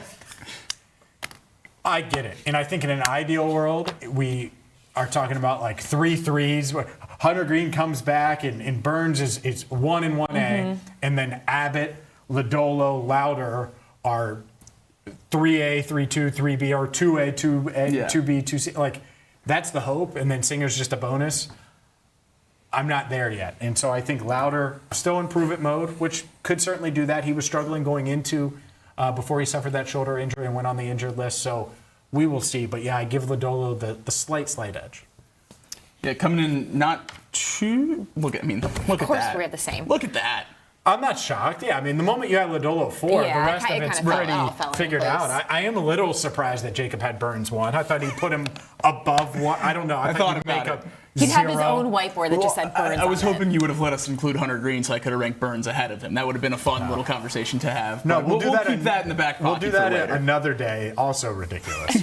This rotation, and this is the thing that I look at that makes it hard for me to quit on the Reds. This is missing their best pitcher, and it looks pretty good. Like, that looks pretty good for 5 starting pitchers. Burns is your ace spot. He's a top 5 pitcher in the league so far this year. Abbott has been pitching like the all-star he was last year for over a month now. He's just back. I don't have any concerns about him long-term anymore. Louder, I saw it in his last start, what I needed to see, and he's been great when he wasn't hurt, and now I think he's going to be great again. I have all the faith in Rhett Louder being a key part in this rotation. Lodolo and Singer, a lot of question marks, but Lodolo, as soon as he's in the 4 spot, the conversation shifts a lot from when you're talking about him in the 2 spot. So you feel a lot better about him down there. And then Singer's in the 5, but as we talk about health, you have Williamson, who had a sore shoulder, who was on the 60-day IL about a month and a half ago. Now that'll be working his way back. You have Petty, who's been successful in the bullpen, but is still a starting pitching prospect. There are options in this rotation. There is depth there at some point, hopefully soon. So the more and more I look at this rotation spelled out, the more and more faith I have in it. Yeah, and I think, this rotation, as we talked about, is going to have to be the strength of this team going forward. And honestly, if Lodolo is coming in as your 4th pitcher in that rotation, and he does pitch like the Nick Lodolo that we need to see out there, that we're expecting, I think the Reds will be in okay shape. They certainly would from a starting pitching standpoint right now. Well, Nick Lodolo needs to figure it out. We will obviously have you covered there. From the Reds to the Bengals and so much more, our Cincy Sports Forecast is next, right here on First Word.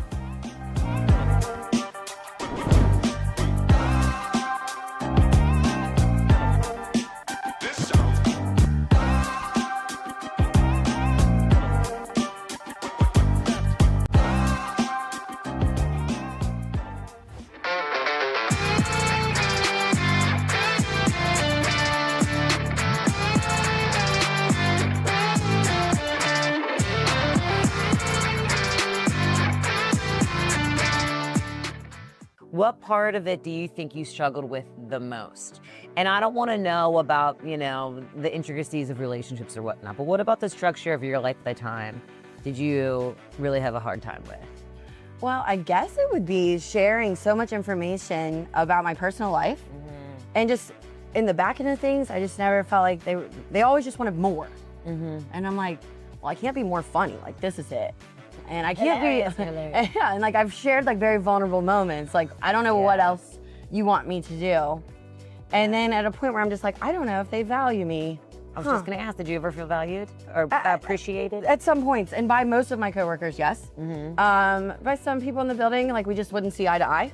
And I think that's gonna happen anywhere. It happens. Yeah. But at the time, I was mad, and I'm like, I can't give you any more than what I'm giving. Okay? And for a long time, I was just like, wow, I worked at this radio station, I gave them my life, and I wasn't good enough, and then I get let go. What do I do now? And for a moment, I was frustrated and upset, and like rejection sucks. But now I'm just like, they did me a favor. And honestly, like I grew so much in that time, I wouldn't have had social media. And now I'm like making a small business out of You're that. the social media queen. Thank As you. somebody who went from 0 to 100, and you like really lean into it. I look at people like you, and I'm like, you like really lean into it and love it and do it well. And it's so great. You're really sweet to say that, because Yeah. then, just like the voice in your head, it's like, I'm not doing enough, I'm not creating enough, I need to post a picture today. I'm not gonna post a picture because it doesn't feel authentic. And then I overthink for 45 minutes. And so then it's like, Dude, the pressure to post every day. I haven't thought about that. I think I should get bangs. What do you guys think? And I'm like, that's the post? It's a great post. I'm not getting bangs. But thank God. Okay. Can you? This is the Rebound Rundown. I'm your host, Paul Fritchner. Your home for college basketball in the Cincinnati area and across the country every Monday through Friday during the season. Previews, recaps, breakdowns, interviews, and more. You can find it all right here. Your one-stop shop for a quick dose of college hoops on your morning commute. Make sure to subscribe on YouTube and wherever you get your podcasts. Every morning, Cincinnati wakes up and gets to work. Companies are built, deals are made, restaurants open, ideas become careers, and every day the people behind it all sit down at the working lunch. Founders, CEOs, entrepreneurs, community leaders, the people building Cincinnati. The Working Lunch with Jack Crumley, weekdays, noon to 1, only on The Crown.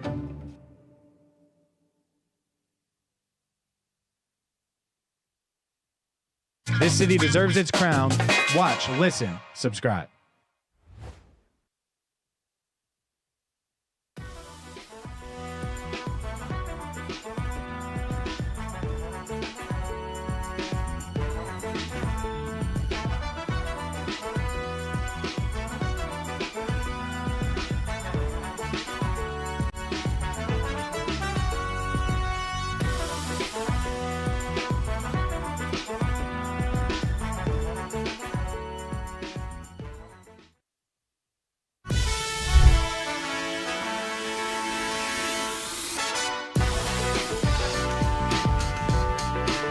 Welcome back to First Word. I'm James Rapien alongside Jacob Tissot and Marisa Contipelli. We are your morning sports show, Cincinnati, every single weekday, 7 to 11, right here on The Crown. Make sure you hit that subscribe button on YouTube. Join us live every morning, because you can not only watch us live, but you can interact with us in that YouTube live chat. Also, catch us live on X, Facebook, on the Rock Entertainment Sports Network, and listen live on Mixler. If you missed the show, we're on Spotify, Apple, and Google Podcast. And it's not just us. Make sure you check out Jack Crumley and the Working Lunch every day at noon. Nat Tries That, The Nat Jones Show, and The Rebound Rundown with Paul Fritchner streaming wherever you get your podcasts and on YouTube. Man, oh man. A big show for sure today. If you missed what we had from Mike Petraglia, really good stuff there. I was already looking. Casey's got it loaded. We're about to get that posted. What a guy. We're going to have that posted. Reds, Bengals covered there. Speaking of Bengals, Barrett Carter joined us in studio yesterday. Bengals fans need to watch that to get to know Barrett Carter. The linebackers have taken a lot of heat.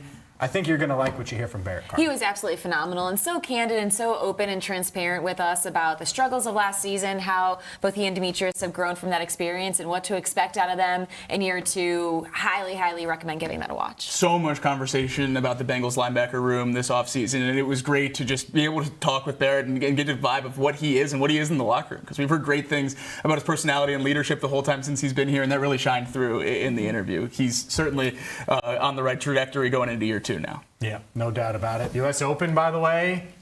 Well, it's U.S. Open weekend. Yes. Big. I think. Who do you like? Who stands out? Putting the pressure on you Matty right Fitz. now. Huh? I knew you had some money. I knew it. There was Took no Fitzpatrick way. and Xander were my two big bets. I sprinkled JT as well. Took Homer to make the cut in top 20. See, you knew he was going to have it. Yeah. We hadn't talked about that at all. I was like, I knew for a fact that was the case. So there you go. There's your U.S. Open best bets from Jacob Tissot. And, well, we got to get to the World Cup. Because tomorrow, I already made my plans. I'm not hanging with you at 3. No. I'm not hanging with you at 3 tomorrow. They make their plans. Wait, you're not? Jacob, no. The whole office is going out to watch the USA game. I know. I'm not hanging with you at 3. You're going? No way. Marissa's I have going? a rehearsal dinner for a friend's wedding, I so know. no. But I have a there we go. legitimate reason I'm not The going. whole office has been invited, I should say. Oh, yeah. No, I have a legitimate reason to it. I'm going to watch it. I'm really excited because it's U.S. and Australia. I think that they should be able to handle business tomorrow. Knock on wood. We will see. But, yeah, excited for this one tomorrow. I am so excited for this matchup. I mean, the U.S. and Australia both being on top of group play action in Group D. This is going to be a massive match when it comes to group play standing. So really intrigued to see how this one's going to shake out. And we'll have a pretty good preview for you coming up on tomorrow's show. Later this afternoon, I'm going to talk with Greg Garza, former FC Cincinnati and U.S. men's national team member, to give you a strong preview. But here you can take a look at some of the matches that are going to be going on later today. Pretty big one, I feel like, is that Mexico-South Korea. Mexico's had a really strong start to their World Cup play so far, and that one could implicate those Group A standings. Not the only host city playing, Canada as well. So 2 of the 3 in on the action today, and then the U.S. back on it tomorrow. Yeah, hopefully the U.S. can get to 2-0. I'm excited for it. I really wish I would be able to take it in with you specifically, but not going to happen. That's the thing, is you are allowed No, to. I can't. I'm busy. Sorry, brother. It's busy. Busy. Sure. With things to do. I'm sure. James has things. Plenty of things to do. It's busy. No? You don't believe? No. Neither of you guys are buying it. No. You buy her rehearsal dinner? Absolutely. At 3? It's at 4. At 3? 4? Or the rehearsal's at 4? Yes. Yeah. I'm in the wedding. Then the Timeline makes sense to me. It would be really hard for me to be out with them at 3 o'clock and then at the rehearsal at 4. The fact that she made the cut for the wedding party, kind of questionable. If you missed the show, make sure you check us out on YouTube. The Working Lunch with Jack Crumley is today at noon. And for Jacob Tissot and for Marisa Contipelli, I'm James Rapien. Thank you so much for watching and listening to First Word.